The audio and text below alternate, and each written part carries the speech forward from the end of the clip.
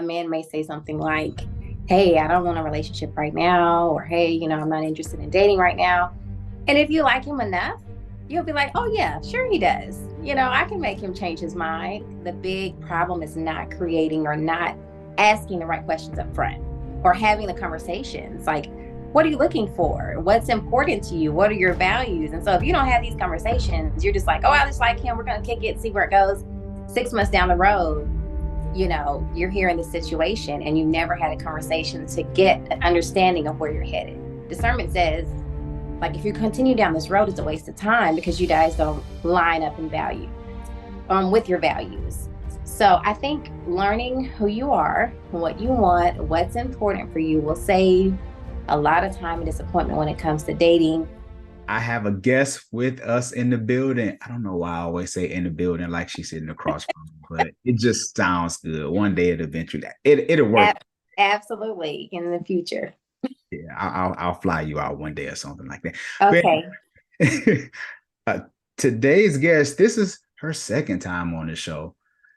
Today's guest is a media personality, inspirational influencer, and communications specialist. She has a huge following on Instagram and on Facebook. Brave Arts community. Let's show some love to Kamisha. How are you doing this evening? Hi, I'm great. Thanks for having me on. Yes, you are back again. Yes, I'm back. I'm glad to be back. For I sure. must have done a great job last time. Yes. So we're back for more, part 2. Yes, the people love Yeah. you. People be, and I don't know if they be unboxing you, but they be unboxing me like, who's that? No, well, I'm honored. Thank Oh, you guys yeah. for the love. Absolutely. Yeah, I'll be getting the inboxes. uh, Originally, there was a video that I shared. Actually, my wife shared it with me first. I thought it was so good. I had to share it, and then I shared it with you Mhm. as well. Where there was a lady, I think she was on Glee. I think that was the girl from Glee. Oh, yes, Amber Riley. Yes. Amber Riley. There you go. Yes. Yes. She said her homeboy told her, I don't have to lie to women because if she liked me enough, she would lie to herself. Mm-hmm. And we're going to Yeah. talk about a woman's discernment. And when I thought about this, I was like, let me hit up Kamisha. What are your thoughts on that reel? I think it's true. And I've honestly said that a few times. I think it is true. If you are not, as a woman, if you are not in touch with knowing what you want, how you want it, and who you want it from, you can absolutely get caught up in this type of situation. A man may say something like, hey, I don't want a relationship right now, or hey, I'm not interested in dating right now. And if you like him enough, you'll be like, oh, yeah, sure he does. I can make him change his mind. And so that's kind of how that scenario comes about. If a man pulls you in, or if you allow him to, and you don't set these boundaries and on the front end and know what you're looking for, you can lie to yourself and then just cause a whole lot of problems down the road. So it's a true statement. It is absolutely true. Okay. Yeah. Yeah, that's interesting because I was wondering, like, what are some of the things that is it something that a man that you might like about him personally, but you kind of see the red flags, like you're kind of fighting with yourself? Is that what Yes, you're that's saying? exactly how it can happen. And to be honest, if you're so involved with someone, you're spending time with someone. And I think the big problem is not creating or not asking the right questions up front or having the conversations like, what are you looking for? What's important to you? What are your values? And so if you don't have these conversations, you're just like, oh, I just like him. We're going to kick it, see where it goes. 6 months down the road, you're here in this situation and you never had a conversation to get an understanding of where you're headed. So yeah, if he says, hey, I'm not ready, you stick around, you like him, you're catching feelings, you're dating, you're intimate, then you're going to think that he wants these things or convince yourself that he does when he's told you the truth. So that's exactly where that stems from. You'll lie to yourself. Mm, Yeah. that is interesting. So, can you tell me about a woman's discernment? Because when I inboxed you originally, I just couldn't wait to hear your answer and when it worked and when it doesn't work. Is that the same thing as far as just kind of having that fighting kind of tugging on yourself and knowing what you should do and what you shouldn't Yeah, because I think you really have to be in tune with yourself. You have to know who you are, like I said earlier, what you're looking for and what you want. And you have to follow along with people that align with that. And so that's kind of how that discernment comes across. I mean, I found myself, I'm dating, I'm getting to know people, I'm single. And so I may meet someone. And I know personally, I'm in my late 30s, I'm almost 40, I'm done having kids. And so I may meet someone that says, hey, I don't have kids. I know I want some. Well, my discernment says, this is not for me because I know that this person wants kids. So discernment says, like, if you continue down this road, it's a waste of time because you guys don't line up in value with your values.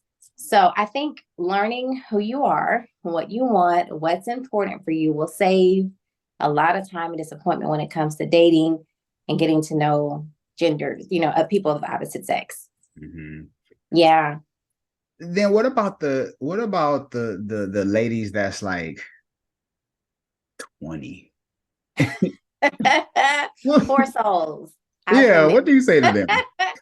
I would say in that age, to be honest, if I'm 20 or if I'm now, my daughter's 19. And Okay. so this is what she's in her second year of college. I'm so proud of her. She's at Bama Roll Tide. But what I would tell her is at that age, focus on finding you, focus on yourself and what you have going on at the moment. Dating is cool, but I wouldn't recommend getting into a serious long term commitment, looking towards marriage until later in your 20s or early 30s.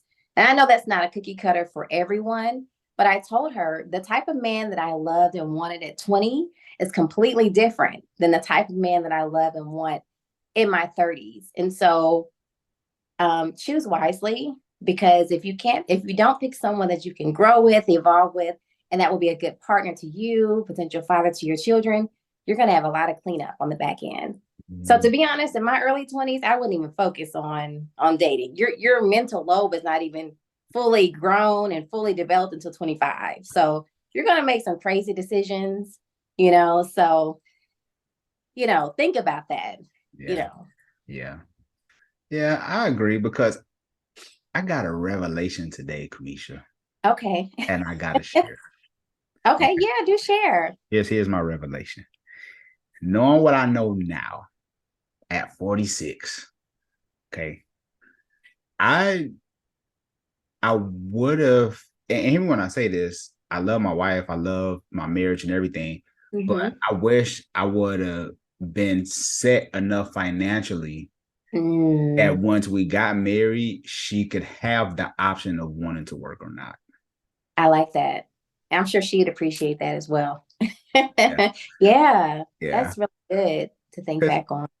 Yeah, because I mean she's she has a career and all other stuff, so and I get that, but to give her that option, I think especially with today, I mean, you're a mom, you know how much it takes to raise kids and Yeah. that nature, so I'm just thinking as I'm older, I'm like, man, I wish I would have just had, my game tight because I'm Mhm. referring to, like you said earlier, like not really even taking dating that serious and stuff. And Right, right. Focusing on the right things. I think another key around that age group is having a good support system or having good mentors or good people around you. And I remember having a conversation with a friend, like when I was young like that, I didn't really have women around me that I wanted to look up to or cousins or aunts or, it's important to have that around you. People who are successful, who are going kind of where you want to go and that can give you advice because that can help you in terms of making decisions on who to date, maybe not having kids so young or maybe getting your education and focusing on that. And so I pride myself in wanting to be the person that I wish I had when I was younger. And that's the key and that's important. So I'll tell my daughter or her friends, like, girl, please don't worry about that boy. Like, go on about your business. You'll run into him later in life or, he's playing around, go on, but I didn't have that. And so I think that's also important to have, and helping you make these life-changing decisions. mm, that's good. Now, I do have a question to ask you too, and this isn't even in my notes because we're Okay. talking about parenting now. Mm-hmm. Do you think it's harder to parent in today's culture when like your daughter, and I'm not saying that she does, but I'm just saying like Mhm. somebody like a Cardi B might have her ear, or somebody, culture has that influence. Do you think it's harder for us to parent today with kids having so many options to hear? Absolutely. And I don't think it's not even necessarily, well, I mean, that plays a part, of course. You're influenced by what you see and what you're around. But I think the kids are exposed to so much so soon. I mean, we were outside playing when we were kids. Like what was the internet, And so now these kids as toddlers have tablets and cell phones and whatever, they're exposed so early to so much. And so it's information overload. They're getting things that they shouldn't get so early. And I've noticed the trend of a lot of the teenagers now are depressed and going through and suicidal. And we didn't really have a lot of that. I mean, I'm sure it was, prevalent, but not as bad when we were coming up as they are now. They have, and they're taking on so much. And our generations are having kids earlier in life. Like, parents are a lot young. Teen pregnancy is, a lot more common. And so it's a little different than when we were coming up. And so it's tougher as a parent. It really is. Yeah, I think so for sure. Yeah. Because Yeah. I think even with kids, even just being younger, we just like talking about discernment, but being a parent and having your kid's ear when they're about to make a certain decision is just like and let me say this too. No shade to Cardi, okay? Because I know I said Yeah, Cardi. because I love Cardi. Yeah, no shade to her. I was like, let me take that back because she might be watching. I don't know. So no shade to her. I just kind of use her as an example. So Right, right. shade. But yeah, I was wondering if it's harder for kids to make sound decisions just because there's so many people in their ear. So when they do mess Yeah. up, do we just really give them that grace, or is it just like you should know better? Yeah, I think that there's a balance, that has to take place. I think we as parents have to set examples and set expectations of what, we think we should expect. But I feel like we also have an advantage in this generation. I mean, I started having my kids young, so I'm able to be more relatable, and I can listen to or I can understand, or hey, like I know you want to go to this party. I get it, go have fun. However, make wise decisions. And my parents, they weren't so lenient, and so, it's a little different in this generation, but still have those boundaries set as parents. Like, yes, you can have a good time. Yes, we can do these things. However, make wise decisions while you're doing it. So yeah, parenting is such a like serious job, thankless job, but it's well worth it. Yeah. Yeah. Oh my God. Yeah, because I have a 19-year-old daughter as well. Okay. I'm from 19 all the way down to 3. So the way my life Woo, is bless set it. up, yeah. Oh, bless. Pray for me. Bless it. Yeah, Yeah. yeah. Yeah, I feel you. My younger two, they're in middle schoolish age. So Mhm. I'm grateful, but it's still a challenge. I've got a preteen. I'm going through round 2 now. So pray church. Oh my God. Yeah, I was about to say, yeah, pray for me because Lord knows. Yeah. At this point, no matter what age, we've got some struggles going on. For real, for real. I have a question, and I want your transparency and whatever you feel comfortable with sharing. Has there Okay. been a time when your discernment was off about someone you dated, and can you tell us what happened? Oh, yes. I feel the trauma unloading. Um, so I won't go into full detail. For sure. However, there was a situation where I dated someone coming fresh out of a situation. And I knew on the Mhm. front end, I knew, okay, someone coming out of something for years is going to need time to breathe. They're going to need time to heal from whatever may have gone on. They may need time to just find themselves again, to enjoy. But the person was saying, hey, I'm ready to date. I know what I want. I don't need time to this and that. And I've been detached for years and this and no. What with on the front end, that's kind of how you need to proceed and how. And so, needless to say, it blew up in my face. The Mhm. person wasn't ready, like they said they were. And Mhm. it caused a lot of heartache on my end. And so I had to kind of pick up the pieces from that and learn that lesson, that what I knew is what I should stick with. And so I think about these situations as, if I'm giving a girlfriend advice, Mhm. what would I say? What would I tell her? And I kind of try and follow that. stick with and go with what you know. No matter what the person's saying, you got to look at the actions. Mm. So that was an interesting situation, you know, but it was a lesson learned. And Yeah. so now when I hear something, I'm like, I don't think, yeah, let me just keep it moving. We'll circle around maybe later, you know, Yeah. but going with my first mind hasn't steered me wrong since. So I'm thankful. Mm-hmm. Yeah. And I hear a lot of women say that, like, I should have went with my first train of thought. Mm-hmm. That's that intuition and discernment. Yeah. Mm-hmm. Yeah. So we know. Oh, We okay. know. Yeah. Because they say study long, study wrong. So I was like, I wonder if once you just kind of give yourself that space to like, oh, maybe, that whole tearing apart, the in between is just like, I want, Yeah. the flesh is It just can be a involved. struggle. Yeah, between your heart and your mind, sometimes it can be a struggle. But I will say, and along with discernment, having a spiritual guidance is important too. And that's something that I can say at that time I wasn't all the way aligned with. Mm-hmm. A situation comes up, I may say, okay, he seems cool. Let me pray about it. Let me think about how this could potentially impact my life and start asking the good questions. Okay, well, have you gone to therapy? Have you taken some time to heal? Have you, and that kind of can help with the process as well. But if I'd never gone through it, I would probably still be stuck in that pattern. And so I've learned from it. Trust me, I've had a couple come with that same scenario. Oh, I'm fresh out. I'm like, I already learned that lesson. No, thank you. Next. Yeah. So if you don't learn from it, you're going to keep running into it over and over. And so that's been my thing. Like, let me learn from it. Let me move on. And then, I know that better is coming. Yeah. I feel that. Do you, if you're on a date, right, and the Okay. guy says that he he's not in therapy right now, does that automatically take him off the table as far as a potential? I wouldn't say it does. I would ask more follow-up questions. I would want to know because you don't have to be in therapy at this moment, but do you believe in therapy? That's a question I would ask.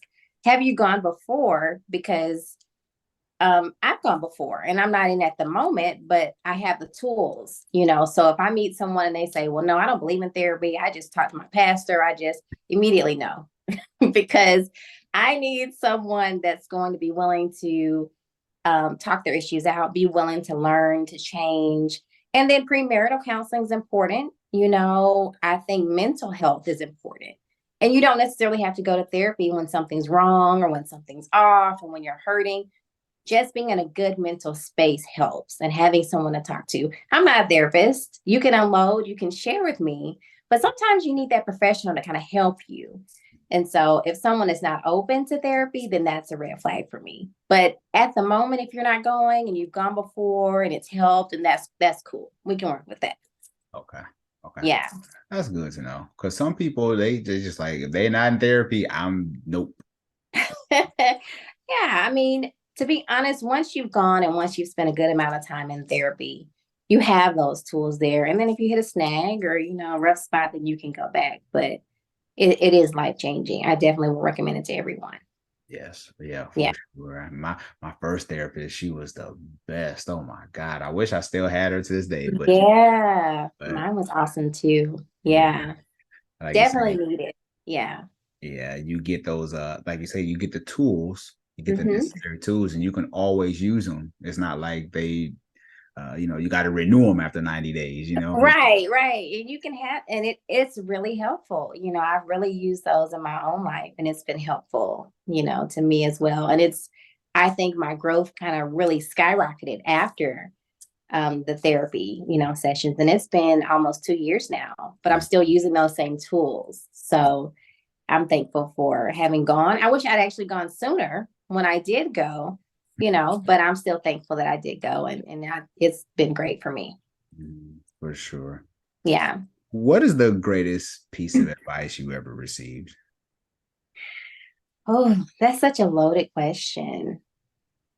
Um, I really don't have an answer for that. Mhm. You got so many. You got so many of them. You just like, Yeah, that's so loaded.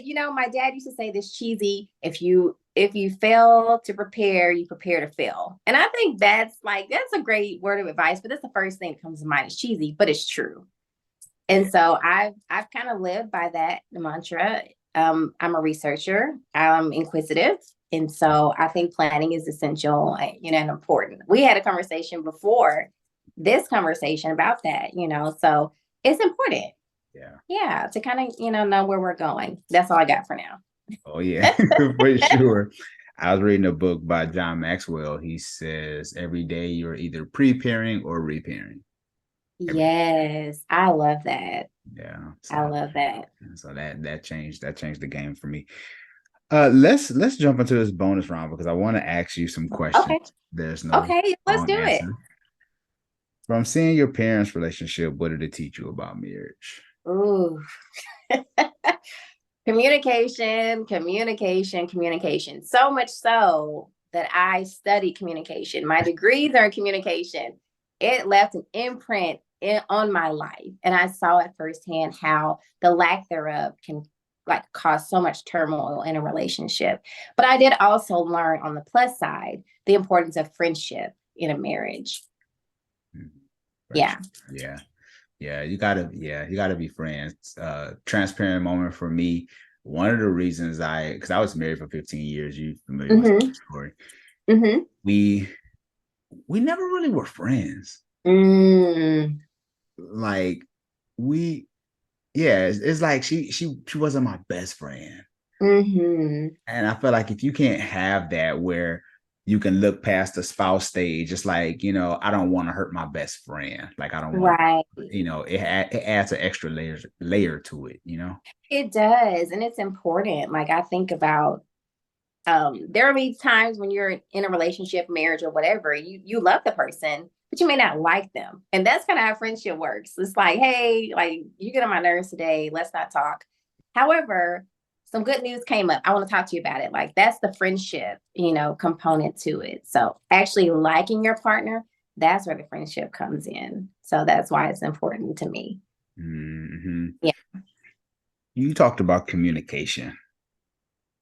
Yeah. Give me, give me your, give us some wisdom on communication. Like, what about communication? Because I've heard this from a therapist I had on last week, and she talked Hmm. about how men need to improve their communication, Okay. and it's making them less effective when it comes to dating and relationships. Hmm. Hmm. So, and I guess I'm asking, like, I had a question because I'll talk to my wife, right? And I guess I'm trying to word it the right way. Okay. She would talk to me and I would repeat back to her what she said to me. Hmm. That helps me with communication. Yes. That's a If great I tool. if I repeat it because she said it, I said it back to her, so now I've heard it again. Hmm. So do you have any communication tools, anything that you can maybe help men with when it Okay. comes to communication? Because I know men struggle in that area. Yeah, most do. And I would say, um, I think the best part about communication is understanding yourself first. Because if you can't understand yourself or your feelings, you won't be able to articulate that. How, Mm. like, for instance, if maybe your wife or your girlfriend, I don't know, doesn't call you or doesn't call you back and you feel ignored, then usually the first response is, well, I'm upset because you didn't call me. And I feel like, but the real problem is you didn't feel important. You felt ignored or you didn't feel as a priority. And so understanding why you're really upset helps you articulate that even more. So instead of saying, well, you didn't call me, I'm upset, or I'm not answering you, or I'm not talking to you, that's more of a female issue. But for the sake of this example, you Yeah. didn't call me, I'm upset. It can really be as simple as, hey, when you called me, I just felt like you ignored me, or like I wasn't a priority to you. And it's important for me to hear from you throughout the day. If you Mm. word it like that, she'll be able to get it. Okay, well, I didn't, make him feel like a priority. So next time, let me make sure he knows, hey, I didn't call you because, I was busy or what was going on, but I look forward to talking to you. So Mm. understanding your own feelings, learning how to process them will help you articulate them, hopefully a little bit more. But I will say from the women, we have to learn how to create that space for them to share And that helps with the communication too. Mm. Oh, I love that. You said, I don't want to mess this up, but you said you have to understand yourself. And your feelings. And And when you get to talking to a man about his feelings, he doesn't want to hear it. He doesn't want to talk about it. But once you understand what is the root cause of why I'm feeling the way that I feel, that will help a lot. mm, It will. Because usually I understand with men, your first instinct of emotion, usually if it's not joy and excitement, it's anger. And so it's good to understand and to be able to express frustration or hurt. Those are other emotions, that we need to work on as well. So understanding why you felt the way you did mm, really helps and aid in communication. mm, Yeah. mm, And being able to articulate that and know that you have a space to do so is important. Oh, that's Yeah. a whole show within itself. That's so good. Yeah. Yeah. Yeah. Part three. I know, right? Because and let me just tell on myself since we're here, because I know for me, I struggled for years, Kamisha, with communication. And Hmm. it was like a revelation to me. I was like, oh, I didn't get to express myself when I was a kid. Like my Hmm. mom was just be like, do what I told you, don't ask me any questions. Ooh, It was just that yep. was it. Yep. That's that black mama for you. Because it's genetics. We from generation to generation, that's how we parent. But we had, and I talked to my therapist about that as well. We had to learn how to respectfully engage, and to make sure that, our sons feel heard. And because if you continuously do that with your sons, they will tune you out. And then when they get married and the wife is like, well, you don't listen to me and you're tuning it out because mom taught you that. So I think it's important for us moms with sons to hear them out and make sure they feel heard. And that will aid in relationships down the road. So I've tried to pride myself with my sons that I'm raising. Listen, I don't want your daughters to have to heal from them because of what I didn't do as a mom. I've dealt with enough sons myself and had to say, Mom, now I'm thankful for you, but let's work with this. So I think that's kind of where it begins. And I think a lot of women need to understand that look at the man's childhood, look at his relationship with his mom, how communication was, I guess, catered to or tended to as a child. And that will show you a lot. Yeah, it will. Yes, that is Yeah. good because, and we have to remember too. And I'm glad you said you had those conversations because you're thinking in the future. Mm-hmm. Because I was telling my wife the other day, I was like, we're raising future husbands, we're raising Yes. future wives, but we just Yes. look at them as just these little kids. Yes. So And it's true. And to be honest, a lot of us take after our parents, whether we want to or not, because it's what we're exposed to. And I had to look in the mirror before, during therapy. Like I realized a lot of my patterns in dating was just like how my mom talked to her spouse and how she acted with, her husband. And I said, no, I'll keep the good and I'll, get rid of the bad. But it's important. Like it's so serious when it comes to raising kids because, they're going to impact someone's life. So we have to take that seriously. yeah. So Yeah. Commissioner, you telling me you used to cuss people out?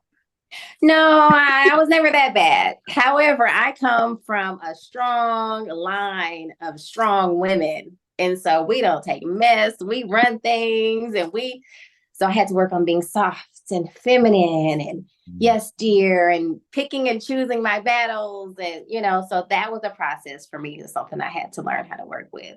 yeah. Yeah, my mom was like, I'm not having it. Whatever. I'm running this. You can.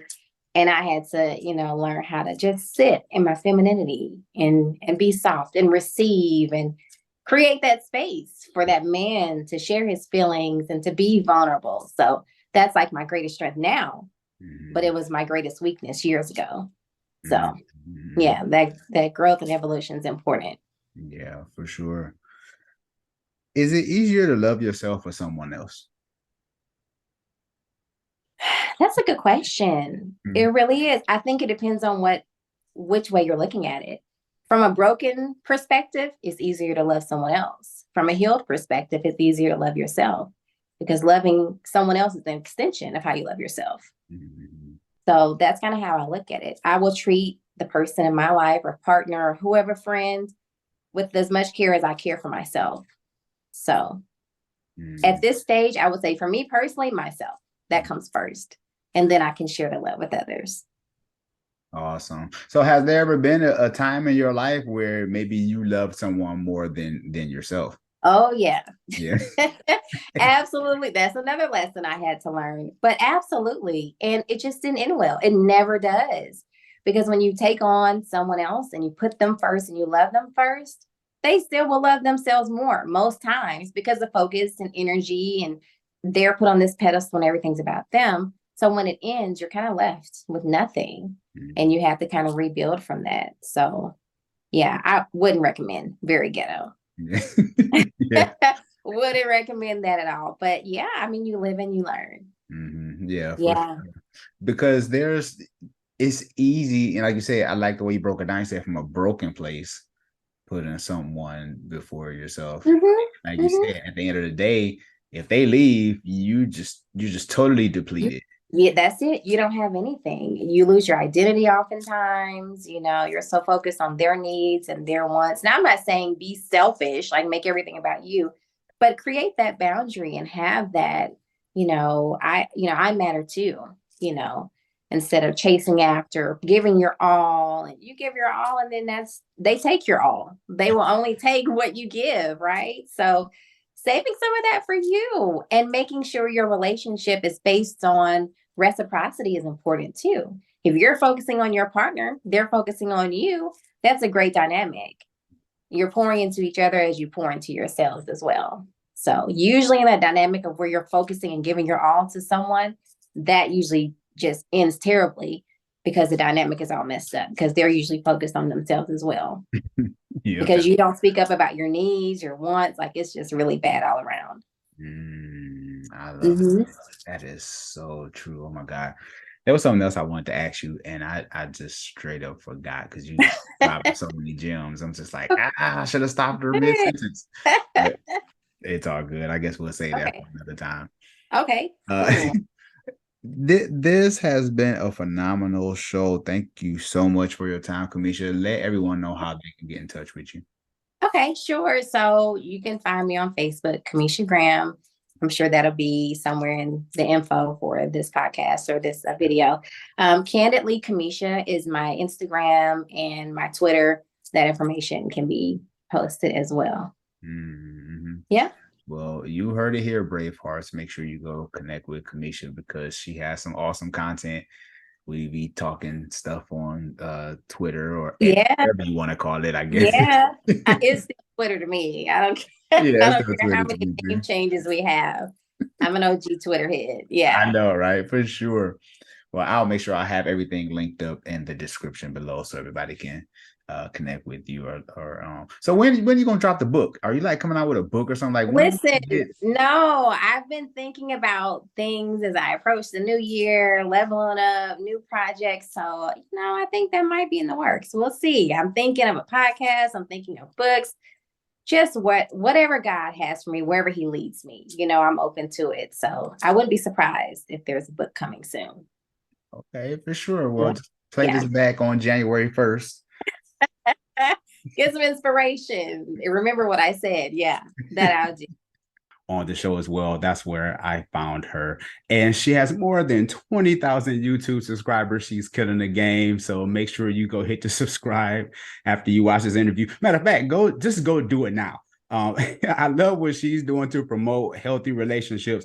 Bravehearts community, let's show some love to Tynesha. How are you doing today? Wow, that was a very impressive intro. Like I feel like I really have to live up to this in this conversation, but I'm doing good. How are you? I'm great. Yeah, you're going to live up to it because you've been doing this for so long. This is probably like second nature to you, right? It does. It's starting to feel like second nature. Yeah. Yeah. First of all, shout out to Alan once again for allowing us both to be on this platform and to be able to touch as many people. I love your videos there. I love your transparency, your honesty, and just being a voice for healthy relationships because we need more people like you. We need a lot of healing. We need a lot of healing is what we need. Well, first of all, let me kind of jump into this because I was watching one of your videos and we talked about promoting healthy relationships. And when I commented in the comment section, I said, we can create change in our culture by promoting content like yours and so many others that doesn't get the attention that they deserve. And we kind of had this conversation. And then you talked about the algorithms. Do you think algorithms will support it? And I said, yeah, algorithms doesn't have a choice to support it because people are sharing and watching, and the time increases. Our people need to promote healthy contents. And you was talking about, you was kind of a little jaded about that. Yes, So yes. let's jump into that. I don't know. You could call me a conspiracy theorist, but I do feel like what we see in algorithms, it's more divisive than it is beneficial. It's like you really, really have to be proactive about digging for the information to find it. I just don't think, kind of like what you were saying, they would have no choice but to support it if people watched it. I think we're having a hard time with our content reaching people because, well, for a couple reasons, the algorithm, but then I also think that some creators, they kind of get discouraged because this type of content isn't always the most lucrative. And so they might go with, what's trending, having the shock value, saying things that are controversial that they might not resonate with because that's what's getting the paycheck. So it's like a balance of those things. Yeah, I understand. Well, and you have good numbers, right? You have over 20,000. You're in a very small group of creators, right? To have the numbers that you have, especially speaking of healthy content. So how did you get there? Mm-hmm. And I believe that you have a decent sized following where people are craving the content that you're giving. So how did you get there? Honestly, just being more strategic with how I put my content out, because my content, it really hasn't changed per se. So quality changes and things like that, but the actual meat and potatoes of the content hasn't shifted a lot. I will say like YouTube Shorts helps. I've realized that people, they have really short attention spans nowadays. So if you can chop it up in little pieces, then they'll come and they want to check out more of your content. But really just being consistent. One thing that I do on my channel is I try to respond to every comment. It does get difficult nowadays, but just building that rapport, that engagement with people, that helps as well. Mm-hmm. Yeah, because I seen you were one of the people who commented on my wife's video on the We Need to Talk. And I was like, ooh, a positive comment. Let me respond. Needle in a haystack, yes. So when I found that, I was like, wait a minute, I need to look at her channel. Let me see, because she's being positive and uplifting. So and that's how I found you, and it was hooked on your content. I would like to ask you, who invested time in you to become the woman you are today? Ooh, that's a good question. I would kind of say that the person who I am today was the result of people not investing time for me to become the person who I am today, if that makes sense. And so I felt like I grew up with very little guidance. I kind of observed things that I noticed people did right, some things that I disagreed with. And so I kind of put together my own value system. But a lot of it is just learning from mistakes, which I'm still doing. I'm not perfect by any means, so I still mess up, but I try to pivot. And therapy, I think therapy is a huge thing, just being able to really break down your experiences, understand how it shapes you today, and come up with a game plan for moving forward. Mm-hmm. So how long have you been in therapy, if you don't mind me asking? Yeah, no, you're good. I think my therapy journey started around 2017-ish. I would say 2017. It's been off and on. I relocated from New York to Georgia, so I had to find a new therapist and things like that, but around 2017. Okay, so you've been doing the work for a while now.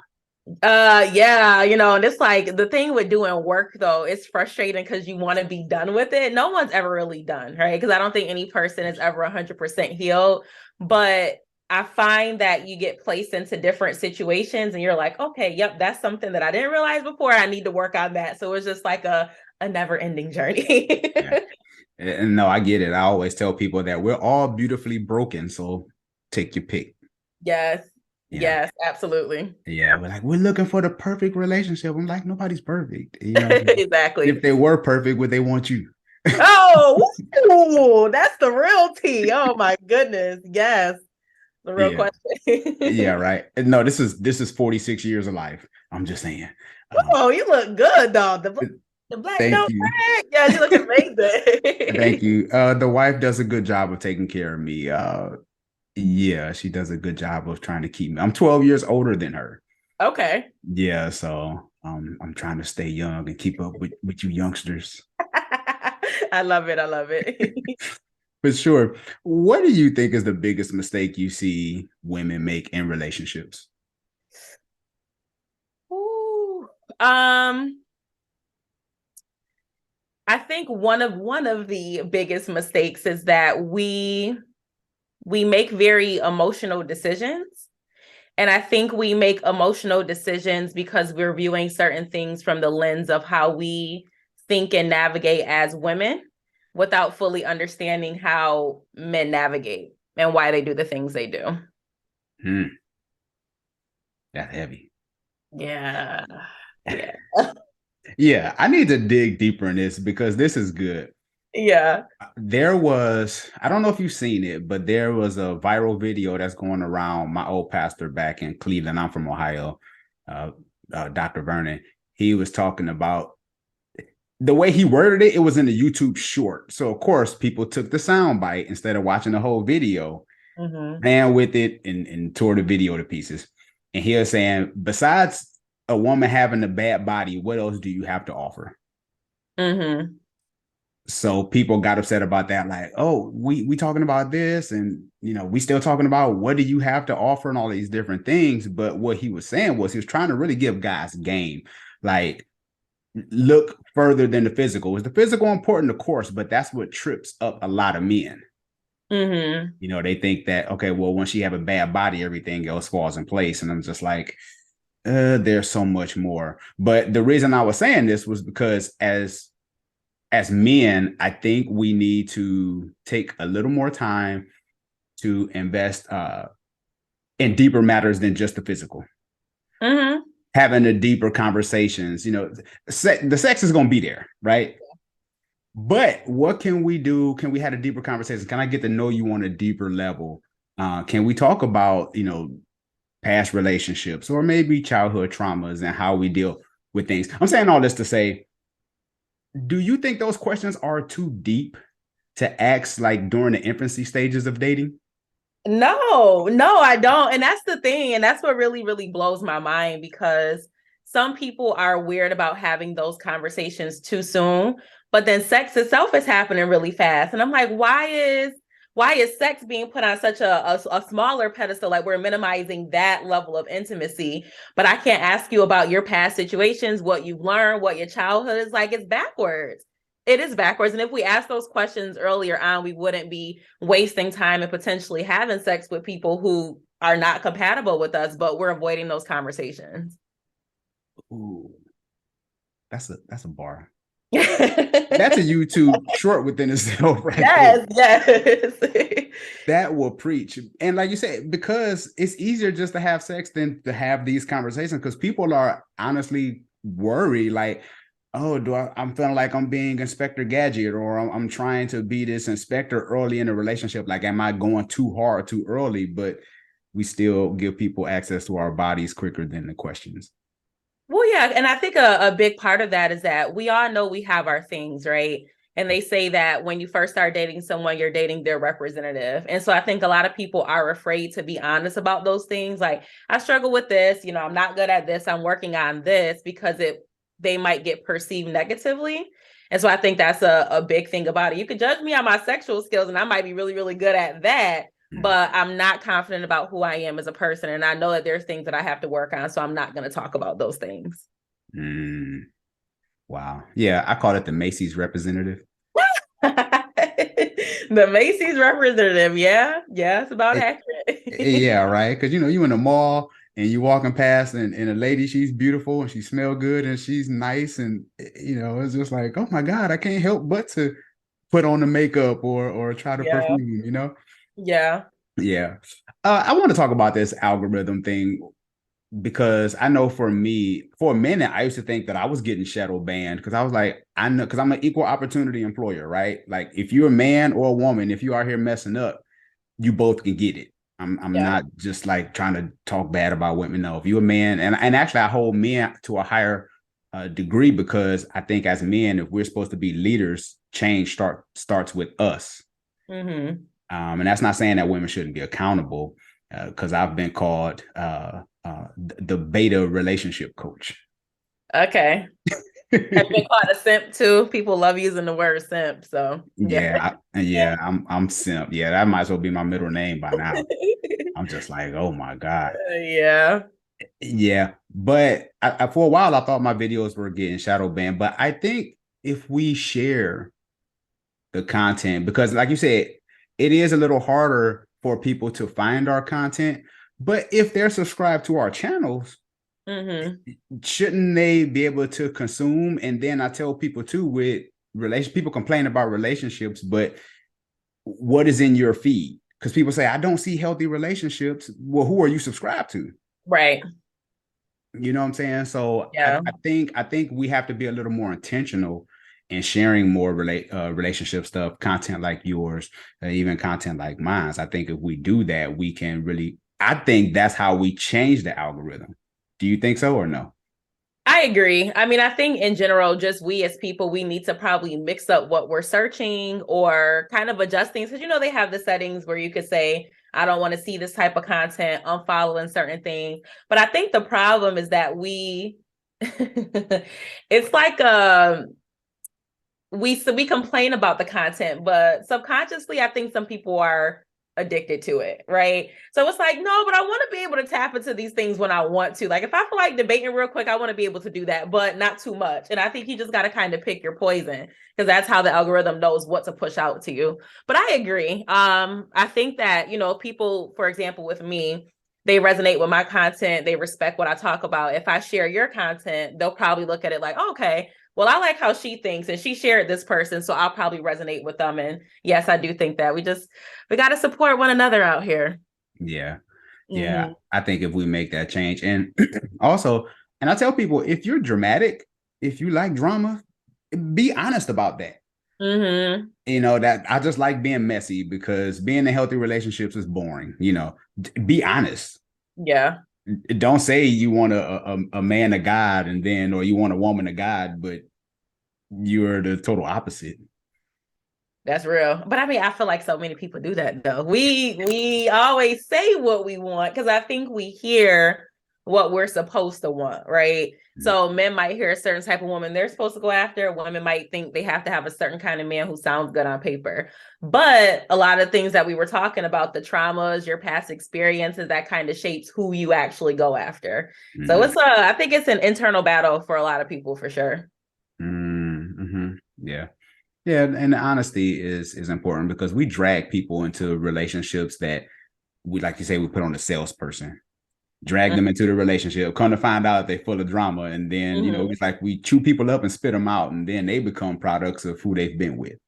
Yeah, I also think that people pedestalize people as well.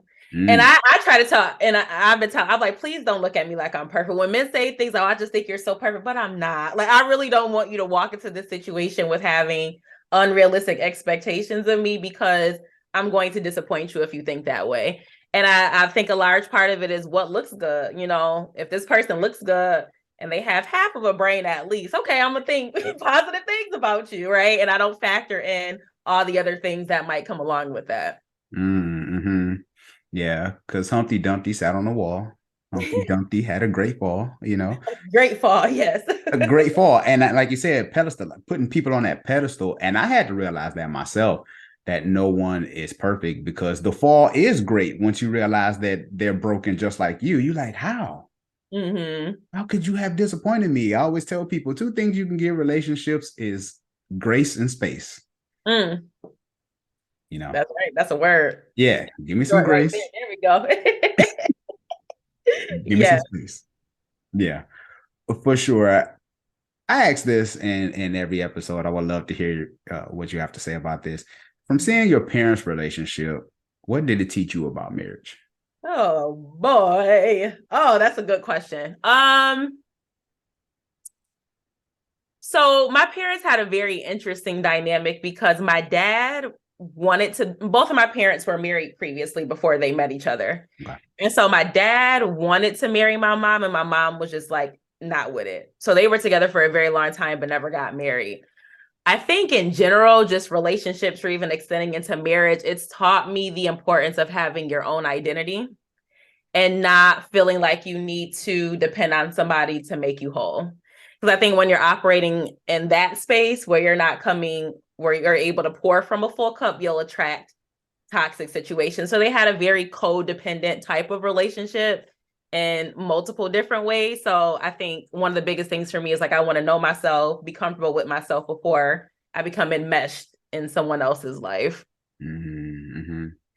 No, that's good. Yeah, there's no right or wrong answer. I just like to ask it because I like to ask because I believe a lot of people, what we see is what we have a tendency to emulate if we aren't aware, Mm-hmm. you know. Yeah. And then even unlearning, like there's a lot of things we need to unlearn. Yeah. Yeah. So tying into like the codependency, or a lot of women struggle with feeling like you need to be a healer. You need to help every man that you meet. Like, he's not perfect, but I can get him there. And it was so interesting because I recently posted like a short about this, and then someone commented and they were like, don't mother a man. If you do that, he's going to end up resenting you because you remind him of who he used to be. And they were like, be a support system, but don't mother him. And so it was very interesting to see that type of feedback, because I think a lot of women, we do try to mother men. Mm. Let's go a little deeper. Why though? Because for the most part, men, now there are the exceptions. So before anybody in the comments say something, wow, there are exceptions where some women feel like they have to mother. I mean, men feel like they want to be mothered kind of thing. But do women believe that they can really change men in relationships? Do women go in believing like I'm going to make him into the person I want him to be? It's like yes and no, right? Because I feel like a large part of it is an ego thing. I think a lot of women look at it and they're like, I'm a great woman. And because I know I'm so great, you might not see it now, but I know that I can get this relationship in the direction that I want it to go in. And so, yeah, I mean, I think a large part of it is ego, partly denial. But then I think that some women honestly like the feeling of being needed. And that's why some women, they don't feel comfortable being with a man who already has all his stuff together, and it's intimidating for them. So it's like, I can go for this man who needs me. If he needs me, again, that codependency is there. And then maybe he's more likely to stay with me because he needs something from me in order for him to self-sustain. Mm. Yeah. So it's true then. So most women do go into See, and that's why I said yes and no, because like I think your brain tells you certain kind of things, but a lot of it is rooted in denial and trying to protect your ego. So I think if women really sat down and had these honest conversations with ourselves for why we do that, it would uncover that. But as a way to have like a coping mechanism, or again, defending our ego, we convince ourselves of these things. Mm. So women have egos too. Oh my God, all humans have egos. Are you kidding me? Yes. Okay, well, thanks for being honest, because a lot of times we always talk about, the man ego and we got to protect his ego and all this other stuff, but women have it too. Yeah. Okay. Because I think that alone can change the dynamic when it comes to relationships, because people are going to be who they are. I always tell people that you can't change people, but you can influence them. Mm-hmm. Because I was married for 15 years. I don't know if you know that whole backstory, but I was married for 15 years before going through a divorce. And so what you're saying now is a total rebrand. Mm-hmm. Something totally different. Hence scary to be married, right? But I remember I remember going into this marriage thinking I cannot change her. It's best that I let her be who she is and love her for who she is and help her become the person who she wanted to become, opposed to me trying to force her to become who I want her to become. And that's good. I think it's good that you talked about grace and, just giving people room to improve. But I think a large problem is that a lot of people just don't want to do that at all. And I've had to kind of learn that about myself. Like I am a perfectionist within myself. And so I have very unrealistic expectations of other people. And so if you didn't meet the expectation that I had, then I just didn't want to deal with you. But now I kind of have the mindset where it's like, I generally care about people. If you came into my presence and we had a pretty good interaction, if it's something that I can help you become aware of, because a lot of people do things and they don't even know that they're doing it. And so I think you interacting with them, making them see it, okay, you presented it to them and now they know how to move forward if they choose to grow or not. But at least I did my work and I told you what I observed so that you can grow. Mm-hmm. Yeah, because we should be able to help each other grow at the end of the day. Like, we should be able to look out for each other. I think it's important to marry somebody who can see your blind spots. Yeah, absolutely. Absolutely. Yes. And being able to have those conversations, because my wife and I, sometimes we have these conversations and they get heated. And it's just like, you know what? Adversity is good because it helps you to grow that muscle. Mm-hmm. That tension helps you to grow that muscle, so you know how to fight fair. Mm-hmm. Because if you're not saying that you should always be arguing or disagreeing, but it just helps you to understand each other on a deeper level. Absolutely. Absolutely. Why do you think that people aren't willing to have that type of dialogue, or why is it so difficult for people nowadays? One is ego. We talked about that earlier. Mm-hmm. I think another one is, who likes to be called out on the carpet when, like, who likes to be on in the petri dish, like, who wants to really take this time to let somebody dissect you? Now, if you really believe that this person have your best interest, I think it can be healthy. Mm-hmm. But if you're looking at your significant other as the enemy, then that's when you're going to get defensive. Yeah, yeah. I think delivery is important too. Yeah. I think in general, we just struggle with communication. And so for a lot of people, communicating is my ability to tell people how I think and feel, right? Mm-hmm. And I think the other half of it is thinking about how the person is going to receive it, or understanding that I might have to not change my message, but just adjust my delivery so that you can receive the message. That's the part that I don't think a lot of us focus on. Mm-hmm. So where do you feel like in your communication skills when it comes to dating, or I don't know your relationship status, but how do you feel like where you're at in communication? Do you feel like you're doing a great job? Do you feel like you need more help? Let's talk about it. Ooh, I know for me, it's gonna be a work in progress for a while. I am single, to answer your question. Okay. I think that I've definitely seen improvement. So before, I was the person who would internalize everything, and I would see things that I didn't really like. It bothered me. I would make a mental note, but not bring it up because I didn't like to have conflict or confrontation with people. And then I would kind of get turned off by the person, but the whole time they're unaware that they're making me mad, right? So then I'm like, okay, that's not cool. So maybe I should start being able to vocalize things. So now I'm in that space where I'm learning, one, how to receive criticism from people without being defensive, but also present it to other people in a way where I know they won't get defensive. And that's the practice part. I think, like you said, it's building a muscle. So that's the part that I'm constantly working to grow. No, I love that. I appreciate the transparency, because somebody in the comment section might be like, "Hey, I'm great at communication. How you doing, Tanisha? Mm-hmm. How you doing?" Yeah. I think everybody thinks that they're better at communication than they really might be. Say that. So yes, I totally agree, because I know I've sucked for years and even still learning. And are you aware of have you seen like the feelings wheel?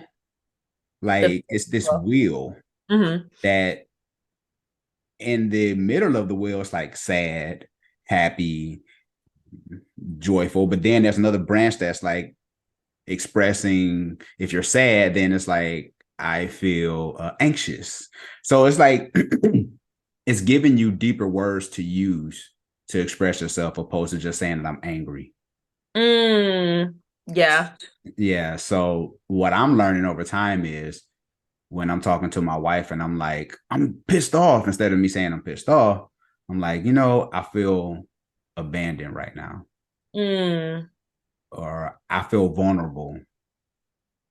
So when I'm using those words, it changes the dance instead of us just having this roundabout conversation because I'm mad.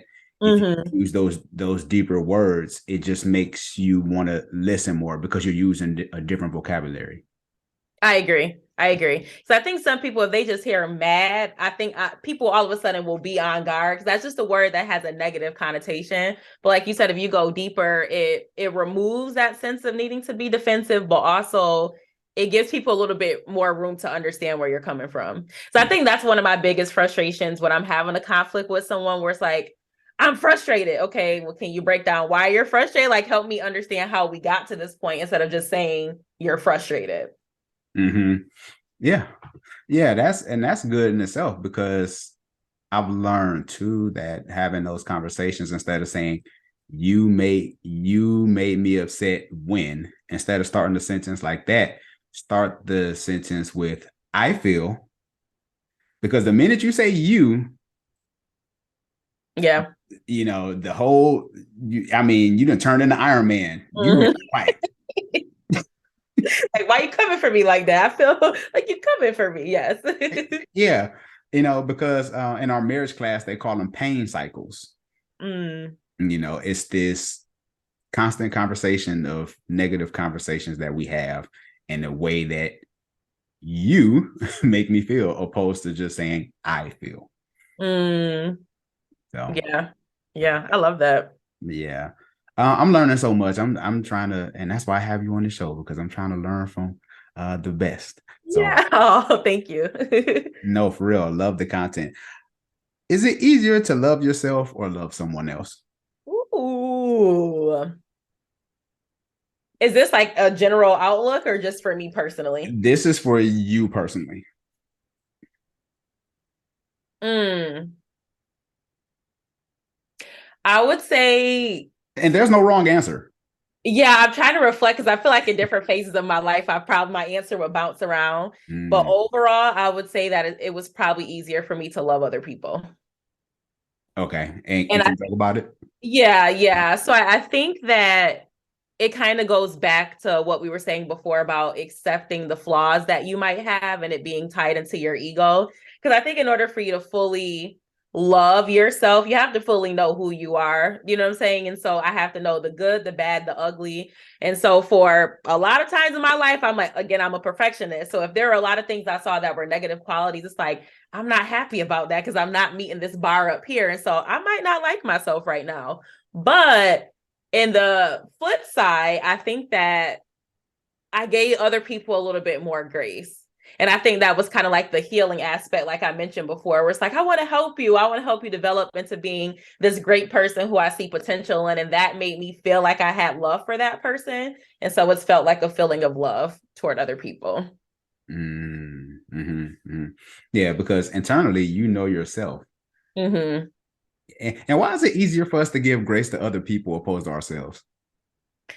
Ooh, I don't know because some people might argue it's the reverse. I know for me, I feel that way, but I Me think too. a lot of people, they are they're quicker to give justifications for what they do, but when it comes to other people, that grace is not there. So I Ooh, don't know. I guess I would question: is it happening more that way, or are we giving other people grace more so than we do ourselves?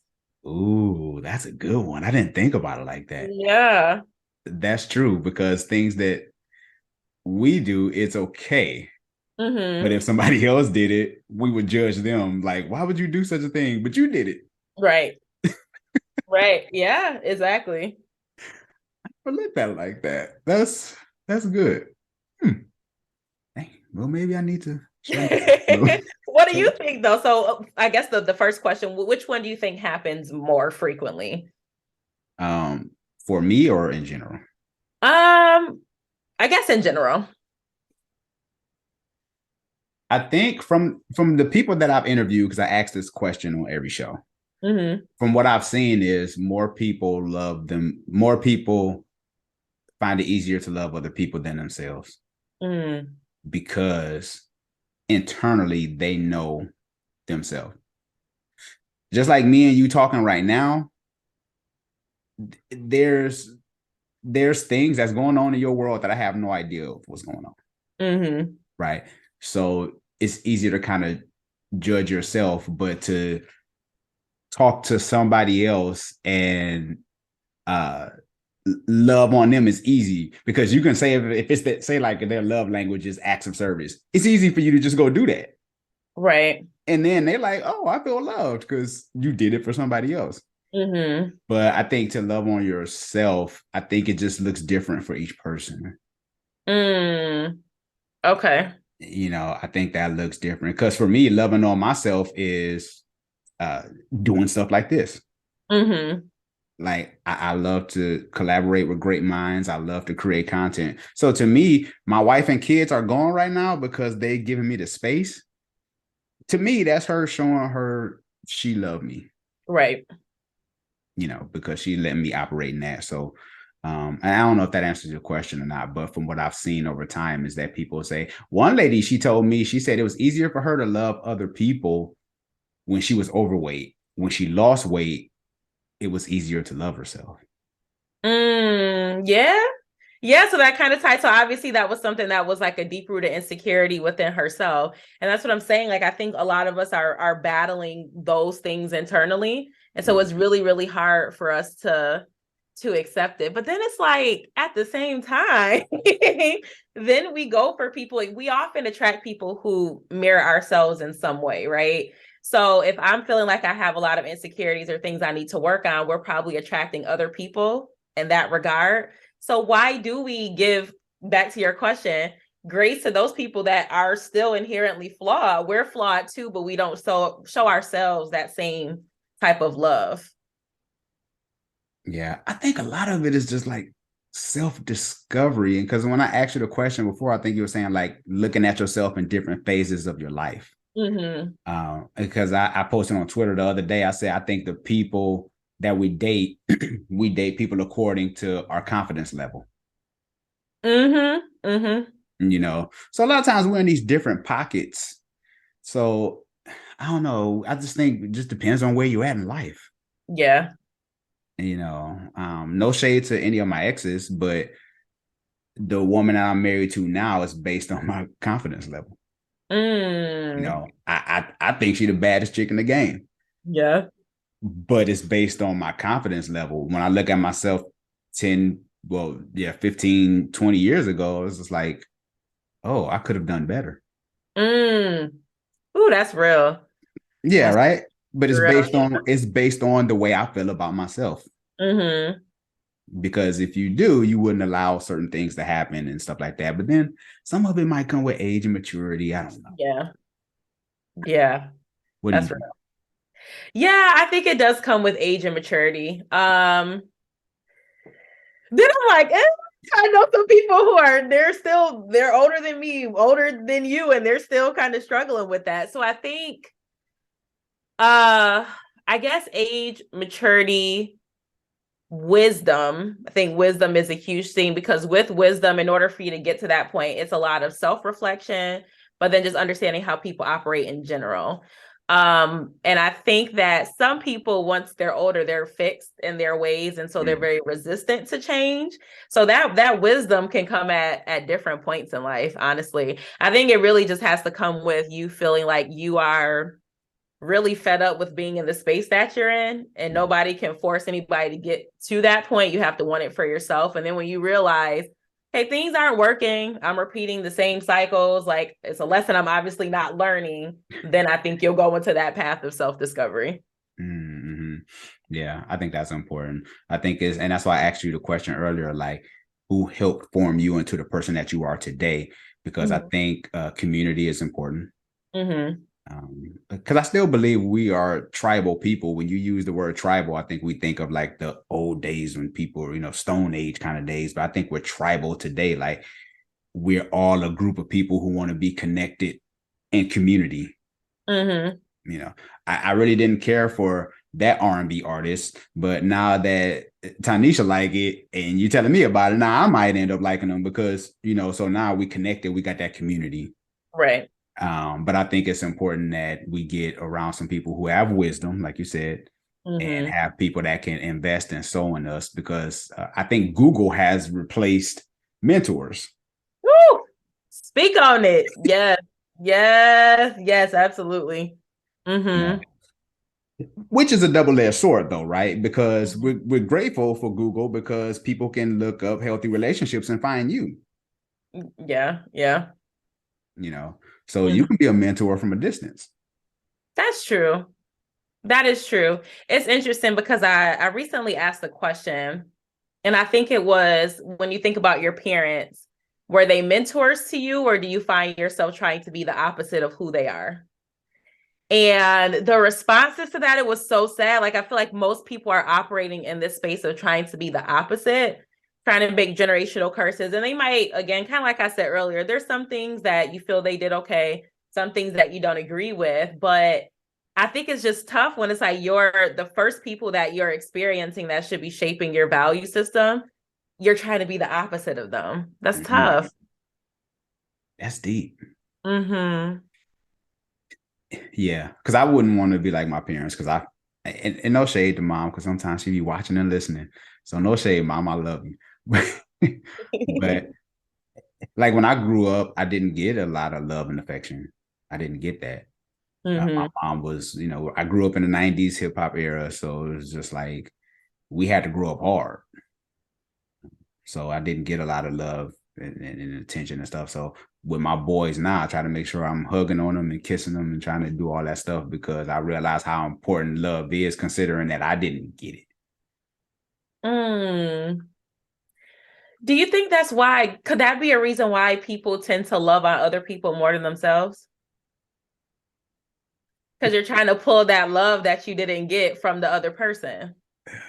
Ugh, good stuff. Yeah, I believe that.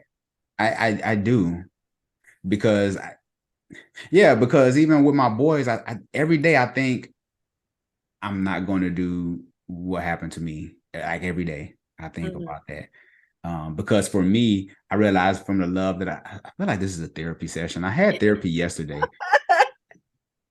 and I'm just like, Every day can be therapy when you learn it from other people.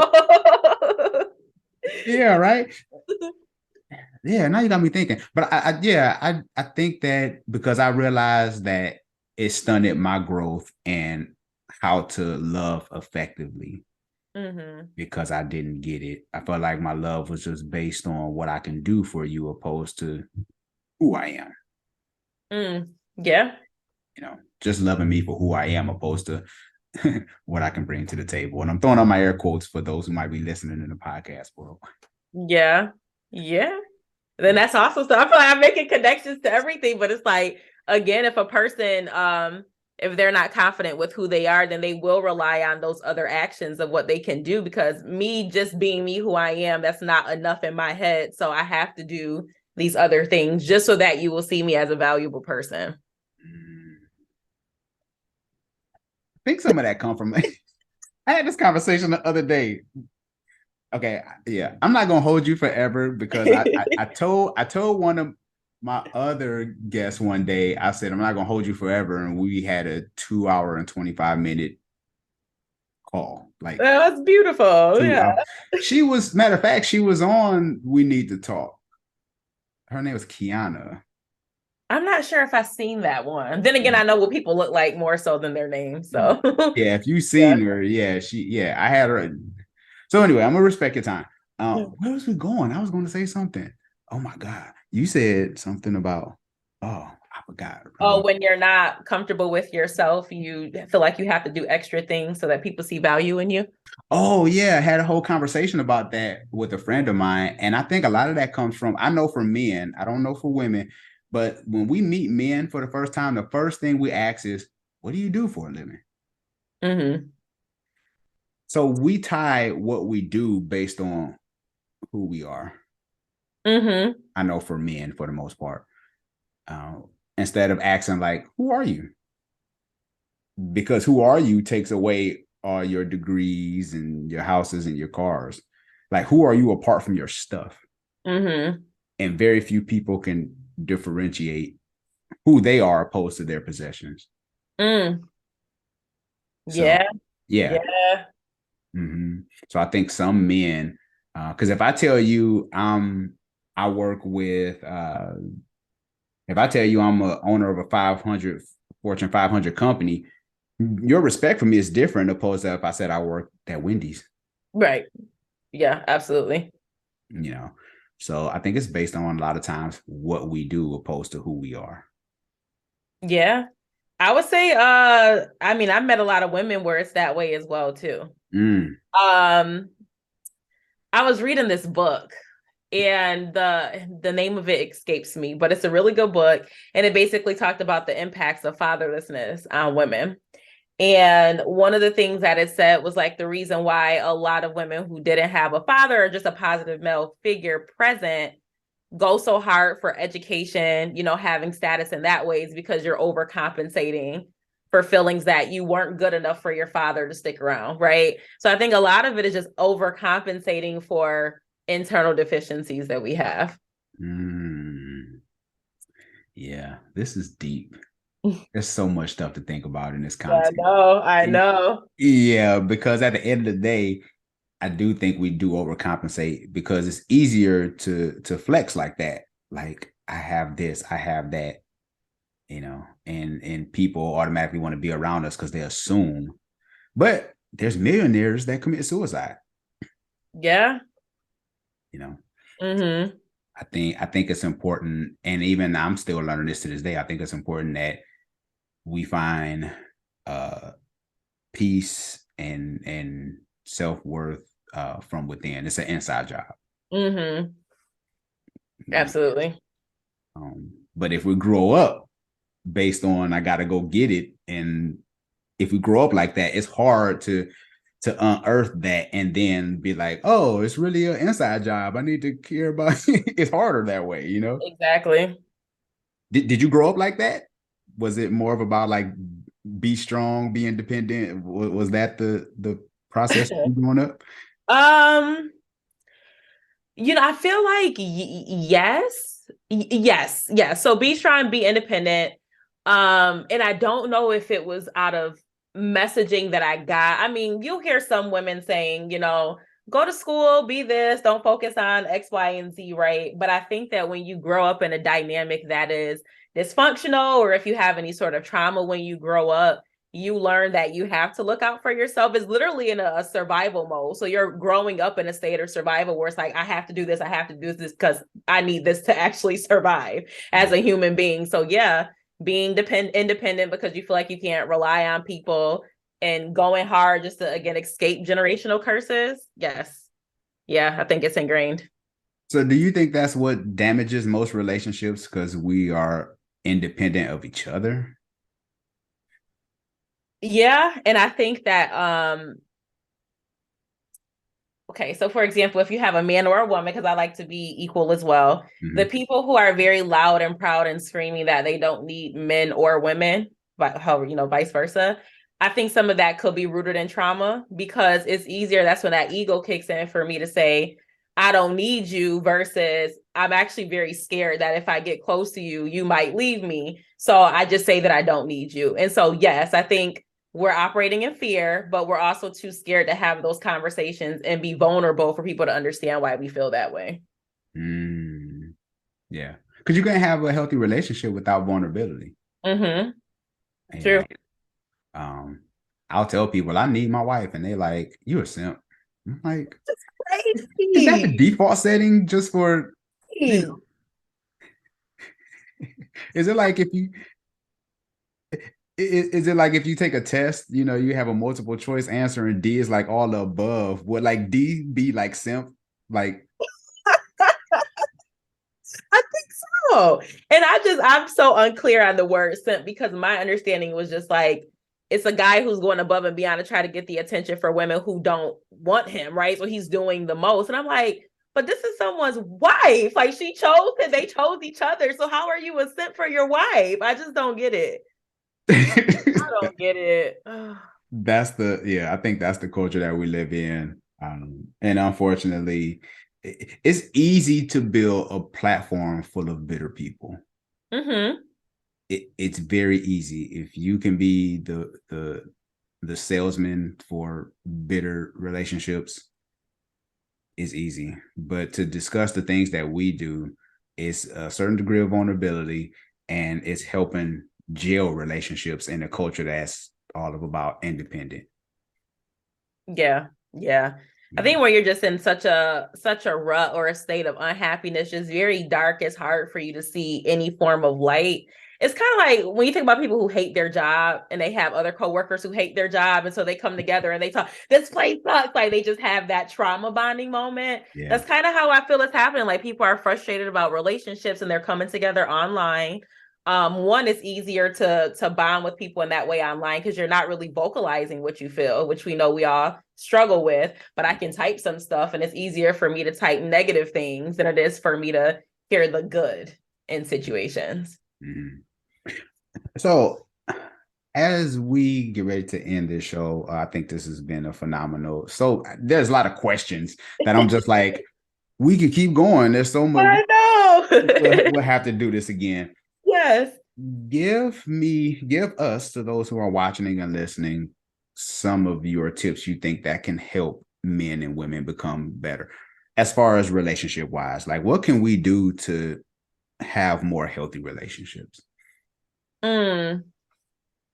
Self-awareness, I think, is a huge thing, and there's so many different components of that. But overall, just understanding who you are, how you feel, and how the way that you behave is impacting other people. I think that's huge. And a lot of it is being open to receive criticism, which might not always be good, but just being open to the feedback from other people and creating a safe space for people to feel like they can approach you and tell you things without you attacking them or getting super defensive. So I think that's the biggest thing. The second thing, like you said, grace, because I think a lot of us are guilty of expecting people to give us grace. Like we acknowledge that we might have our things, but we don't always give other people the same in return. So I guess just trying to break it down from a human standpoint to be like, okay, you might do some things that I don't necessarily agree with, but my background is also different than yours. So just really seeking to understand why people are the way they are versus judging them based on why they are the way they are. And then I think, if you can start with those things and then just have open dialogue, I think that would be beautiful. Mm-hmm. But the last point, and this is something I feel like we talked about those lessons that you have to keep learning, understanding that just because you see potential in someone or you might like them because they have positive characteristics, they might not be compatible with you. So you might learn who that person is, and you have to be okay with walking away because that's who they are, and you can't focus on the idea of who they are. Mm-hmm. Yeah. Because just because he's a good man doesn't mean he's your man. Exactly. Mm-hmm. I'm glad you broke that down. That is so good, because I think if we take the time to listen to each other when it comes to relationships, so if you are speaking about what a woman needs, opposed to me being defensive, let me actually listen to what you have to say. Right.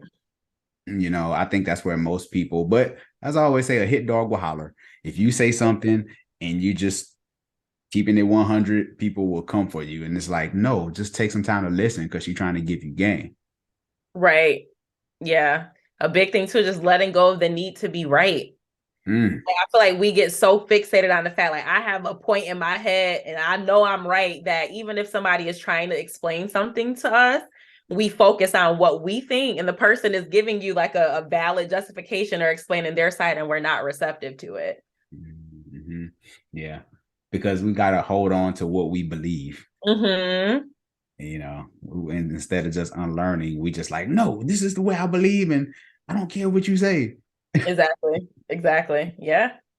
Oh my God, this has been a phenomenal episode. I thank you so much for taking some time out of your busy day to be a guest. Well, Tanisha, let me acknowledge you for being honest about your life, about sharing great points when it comes to relationships. I think we need more voices like you out here. I just want to acknowledge you for putting in the work to create the content and stay consistent with the channel, because that takes work. I don't think people understand what goes on behind the scenes. It's a lot of work. A lot of work doing YouTube. If you're thinking about it, just be prepared. Yeah. But I Yeah. thank you. I appreciate that. Or just, I mean, thank you for even listening and being receptive to my experiences, even if my viewpoints might be different than yours. I think this was awesome. I felt like it was a very balanced dialogue. So thank you so much for that. No, for sure. I appreciate it. Thank you once again. Let everyone know how they can get in touch with you on social media. Yeah, so of course, my YouTube channel, that's like my main baby. It's Tynesha Talks, all one word. My Instagram is Tynesha_Renee. So again, if you like transparent conversations, good vibes, just, working toward growth, change, positive motivation, then go ahead and check me out. Yes, for sure. Brave Hearts community, you heard it here. Make sure you go subscribe, hit that channel, hit that subscribe link below. I'll have that linked up in the comment section. So you all make sure that you subscribe. If you're listening via podcast, make sure you check out our channel as well. I'll have that linked in the description below as well, because we need more voices like you. And so continue to do what you do. I appreciate you so much, because it's like we're drowning out here. We're trying to find healthy relationships. Everybody's always at odds against each other. Yes. I heard this young lady on Mental Dialogue. Shout out to Montoya Smith. I listened to his podcast still. Hey, Montoya. Yeah, right. So this was maybe a couple of years ago, maybe four or five, maybe. Been a big fan of the show. I agree with everything this young lady had to say about relationships. And I was like, who is this? I have to follow. I have to stay in touch. And I think I seen a video or something, and or I heard Montoya give you a shout out or something. I don't know. And then I was just like, okay, I have to follow. So from that day forward, so I've been following this young lady for a while. Let me also say that she's a YouTuber. She's a voiceover artist, event host, and a public speaker. She's all about self-love, abundant life, and relationships. She's the author of the eBooks, Take Back Control, Get Your Life Together in 30 Days, and Why Women Love Assholes. That's the part of the anatomy. It's F voice. Okay. That sounds very interesting. And the book First Date 101, A Man's Guide to Dating a Man. Brave Hearts community, I welcome to you, Yancy. Thank you so much. That was so nice. You actually made me blush. I don't know if you can see. I'm blushing. I appreciate the intro. That was so nice. Yeah, I only want to bring the best. So this topic, relationships are in a state of emergency. I want to talk about this because I watched a bunch of your YouTube videos. They're all my homework, and I figured that you would be the best person to discuss this topic. First of all, what was Yancy like as a little girl growing up, and what were you like before marriage? Okay, so there's a lot I could say, but I would say this: I was a huge ball of energy. My mom said that I didn't walk; I ran everywhere or skipped. And I didn't laugh, I would squeal. I was just very energetic, and I was obsessed with love. Like 5 years old, I was hating on my parents, like bitter because I was sitting on the couch by myself and they clearly had a partner. So I have always been obsessed with love. And yeah, that's my earliest memory. And I remember everyone else in my circle, my peer group was like, I want to be a firefighter, I want to be a nurse, or I want to be a teacher. And I was like, I want to be a wife. My parents just made it seem so awesome having a spouse and raising children. And my mom just embodied she was like June Cleaver, meets Mother Teresa. She just, oh my God, that was all I wanted. So that's how I would sum up Yancy. I moved like every 2 years because of my dad's job. We got transferred a lot, and so I constantly was making new friends. And so for me, I feel it helped me relate to people a lot more because I'd be like, "Hey, I'm Yancy, and this is what it is," and I just jump into new circles. So I love meeting new people because of that. I think it's why. And then you said the other part was you said before marriage, right? Yeah, like what were you like during your single years, like, or before? Because I think you said you were 20. How old were you when you first married? Were you 23? You were young. Yeah, I was 23. So I jokingly say I got married right out of the womb. Obviously, in the Christian community, If you are past like 19, 20, you're like an old maid. It's just like this unspoken thing. And the reason, let's just be honest, the reason why a lot of Christian singles get married young is because of the verse that Paul says it's better to marry than to burn. So, and they don't mean burn in hell, they mean burn down there. Yeah. And I don't mean with the disease, right? Exactly. So you know what I'm talking about. The church folks know the lingo. So that's like, that was a huge push. You don't want to sin. You don't want to be immoral. So let's just hurry up and get married. So I could not wait. My dating experience was next to non-existent. Hey, shout out the PA show. I see some of my people in here. Hey guys. Hey Mandel. And so my parents said, do not date in high school. Do not date in high school. So it was a big, big deal. Even when I got asked to prom, my parents forbade me to go because the gentleman that I had a crush on, who had a crush on me, was Catholic. And so we were Christian. It was this whole thing. So I skipped going to prom because I did not want to go if it wasn't with my crush. Shout out to Robbie. And and they said, stay single in college, please. They're like, we can't make you stay single, but it basically was like, wink, wink, wink, stay single. And they're like, just focus on your school, because so many women go to school, fall in love, and they drop out or get pregnant or whatever. So they're like, if you can, please just focus on school. So the second I got my diploma, I got my MRS. That's what I like to say. I got married like the second I got out. So I graduated in 2002 from Cal State Fullerton, and then I got married in 2003. So got engaged after 3 months of knowing this dude. Yeah. Oh, okay. I'm telling all the tea today. Good Lord. Well, it's like 6 minutes in. That's what we do, because we want to know. Everybody wants to know about your story, because you have a very interesting story. I was married at 24. So right there, neck and neck. Yeah, I tell people too. I guess I was married out the womb. I guess I spent most of my life married, I guess. Yep. So I get it. Why do you feel like relationships are in a state of emergency, and how do we get here? Yeah. So honestly, I feel that the way I'll answer the second part first. I without being churchy, I feel like the reason why we got here is because we actually have gotten away from a lot of the principles, of the Bible. And this is what I'll say before people start clocking out, because it's so funny whenever I say God, Jesus, whatever, I see my numbers like go down. But before you clock out, okay, a lot of not a lot, I think all of the major world religions, the ones that are respected, not like the outliers and things like that, but almost all of the major world religions agree on certain tenets. So those are the tenets that I speak about. I just subscribe to the Bible. So that's what I'm speaking about. But a lot of those tenets are things like, do unto others as you would have them do unto you. Pride goes before destruction, and a haughty spirit before a fall. And so the main thing is that, why I would say there's a couple of reasons why. Okay. One, people do not have a relationship with God, and it leaves this massive cavity in their soul. And people, I call it a mirage, because I don't know if you ever heard this, but if you are severely dehydrated, it can, your feeling that you have of dehydration can also feel like a hunger pain. So imagine someone who's like severely dehydrated, and not even severely, they don't have to be severely dehydrated, but let's just say you're dehydrated. You might feel the hunger pain, so you go eat chips, and then you go eat an apple, and then you do all this stuff, but really it's water that your body needs, right? Same way in our spirits, we have a deprivation, and our hunger signal is different for other people, for everybody. For you, it might come across as, oh, it's a sexual urge. For me, it might be an urge to overly consume alcohol or take drugs. Someone else, it might be fame. There is this craving inside that people want to satisfy, and they don't realize it's that we're not connected to a power source. So we're trying to get juice, and we're not even plugging into the wall. We're plugging into everything but the plug in the wall, right? So that's the first thing. So you're already starting out. Sorry, I'm speaking so quickly, but okay. No, you preaching. Do you have an offering? I get fired up. Do you have like a little offering plate that we can pass? My Cash App is.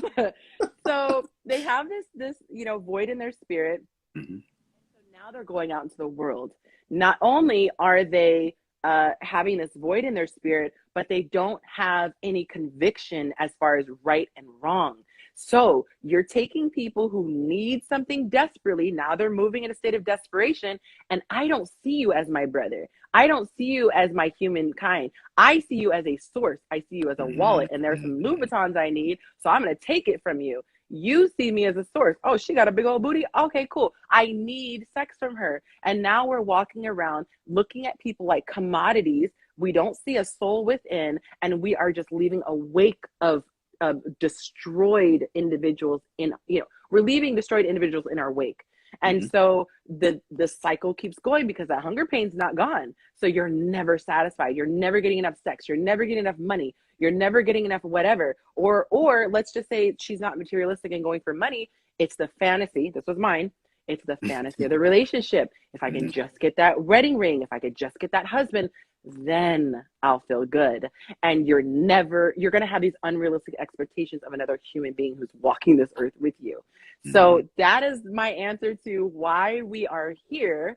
But the good side is that if we now have identified what the problem is, we can actively come up with a solution. Oh, so many. Oh my God. Yeah, that's great because I tell people that, that's an unfair burden to put on anybody to be your everything, to be your source. Like nobody can carry that burden, right? You will burn everybody out. I need you to breathe for me. I need you to eat for me. I need you to sleep for me. I'm living my own life, boo-boo. Like, I can't do that for both of us. Like, no. Yeah, right. Yeah, I love that because I'm not gonna start no church stuff. I'm not gonna do any church stuff. We're gonna get fired up. Yeah. But but I got you, and I definitely appreciate that because there's a lot of people that we leave wounded on our trail for trying to seek more or seek something, and there are so many people that we leave hurt behind us, but we don't know. And then we have the nerve, right? So we leave all these dead bodies, so to speak, right? And then have the nerve to complain about tripping all over the dead bodies. Look at all these dead bodies on the floor. Bro, you shot about 15 of them yourself. Like, sis, you assassinated about 20 of them. But you complaining that, gosh, it's so hard to walk on these dating roads because I'm tripping over dead bodies everywhere and it's smelling and the carcass. Like, own your part. Own your part in the struggle. Oh my God. Great segue to this next question. Is dating hard in 2021? And if so, why? I used to say it's hard. It is darn near impossible without the right tools. And shameless plug, I am creating a course for this reason. I'm creating a course for the single ladies, and it's no secret. I create content for the Yancy of yesterday. So I am working on a course to give women the tools on how to navigate because dating should be fun. That's a title I'm working around, but it's something in regards to dating should be fun because a lot of people say the dating pool has pee in it. And although it might have pee in it, if you have the right protective wear, you can get through it. So not only can you get through it, but it should be fun. So I say it's horribly excruciating if you don't have the right tools. But if you have the right tools, it can be a lot of fun. And I've finally gotten to the place where dating has become fun because I finally have the tools. That's good because I think, and contrary to popular belief, I dated once upon a time. I did, but I think in this day and age, I think dating is almost, I don't want to say it's too easy, but I think it's probably easier because it seems as if people say, I want to date. If you just keep it 100 with me, say I want this or I want that from you and let me decide. So it could all be so simple. Yeah. So should dating be easy if somebody say, hey, I just want to sleep with you tonight, that they put the ball in your court and let you make that decision. And if that's what you do, then that's what you do. But they put their draw four on the table, if you will, I guess in Uno terms, and they let you know what they were doing. So at the end of the day, there's really nobody to blame. So I think dating could be easy. I think when you have the tools, it's a lot of fun. You're in the power seat. And I used to do a lot of content on self-love and helping yourself. I don't think the people were necessarily ready for that. And it could just be that my content was really dry, but I took a little while and I was talking about that. And that's what I kept talking about was your power. There's so much power. There's so many things, that you don't have control over. But when in every aspect of your life, you recognize the part that you do control, once you slip into that driver's seat, because a lot of us, we don't realize that we're sitting in the passenger seat complaining about where the car is going, then get your butt up, get in the driver's seat. Once you do that, it's a whole different game. So like if I let you take the driver's seat, You might take me to Bakersfield, which people in California know what that means. Okay, that's like Nowhereville. No shade, Bakersfield, but nobody is like, oh, where are we going? Road trip to Bakersfield? No, you just don't. You just, if you happen to live there, okay, whatever. Housing is inexpensive. But if I get in the driver's seat, maybe I take us to Beverly Hills, or I take us to Vegas, or whatever the quintessential thing is, Malibu, whatever. Because I'm taking it. So it's not that the United States was terrible. It's just that I didn't get a say in where we were going. So whether I want to go to a cabin in the woods or a ranch in Montana or the beaches of Malibu, I get to decide. So many people are leaving things to happenstance that it doesn't have to be. And the other thing is, people are living with a sense of desperation. So let's take the exact example of you, where you say, put all the cards on the table, right? Let's say you're a guy. I just want booty. That's all I want. Well, if he encounters someone like me, I will say, thank you, kind sir. That's not what I have to give to you. And we move on. But in his mind, if he's in a state of desperation, he's going to panic and go, well, I don't know where else I'm going to get it. As opposed to a person who's all there will go, okay, it's a numbers game. Let me just go to the next person. What we tend to do is we shut down with every single person and want that one person to be end all. We got to get over that pride thing and that fear that there's not going to be someone that fits what you want. Keep it pushing. Just don't try to manipulate people. Push it until you find that person who's like, yes, I want sex with no strings. Boom. Now you got your girl. But maybe it took 3 more phone calls or 4 more phone calls. But you're getting what you wanted, you know? Yeah, right. Oh my God, I love that. Mandel Davis says, dating has always been fun. The confusing part is knowing when to move forward to more than just dating. Oh, I would say that part is the easiest part. Dating has always been hard for me in the past, and I've always known when to move. It's weeding out all the crap in between. But I respect your Yeah, perspective, much David. respect. Thanks for joining us, Mandel. You interviewed Jay Barnett. I'm a big fan. How did that Oh, happen? nice. And it was a great interview, by the way. I think you did a wonderful job. So many Thank you. timeless nuggets. I thought it was great. So tell us, how did that happen? So this is the crazy thing. I don't even know how we became Instagram friends, but for years, I think we met in 2018. So either he followed me and I followed, whatever, but we both follow each other. And so I've always interacted with his posts and things. I, agree with a lot of stuff that he has to say. So over, you just develop like friendships with people through social media. And so I think he tagged me in a post. No, I think I commented on a post. Sorry. I commented on a comment on his post. And I didn't know the relationship between him and the guy who had commented that I commented to. So he was like, hey, because I was joking, right? Because this guy's very sarcastic too. This third guy, he was joking. And I was joking back. And Jay basically was like, oh, so-and-so meet Yancy, Yancy meet so-and-so. And then that guy and I ended up connecting and like really hitting it off. So that guy ended up being, he's won multiple awards. He's an amazing, I don't know if you call him filmmaker, but cinematographer. And he actually was the guy who filmed Jay's video. So, okay, his name is Lateris, and Lateris did a video on Lateris's channel, and it went viral. Like, it blew up for Jay, right? It like introduced him to so many people, and power of social media and YouTube. So this guy, I'm sorry not to cut you off, because he was on Breakfast Club not too long ago. Because of all this attention that's been building, he's been working his butt off and doing different podcasts and things like that. And all it takes is that one's just, So as far as I could see, it seemed like that really had a big impact, right? Not to downplay his contributions, but there was magic when those two came together. So that guy who filmed his episode said, look, this could be magic. If you can get yourself out here to Dallas, where his studio was and where Jay also lives, he's like, I'll shoot it for you. And I was like, say less. Say less.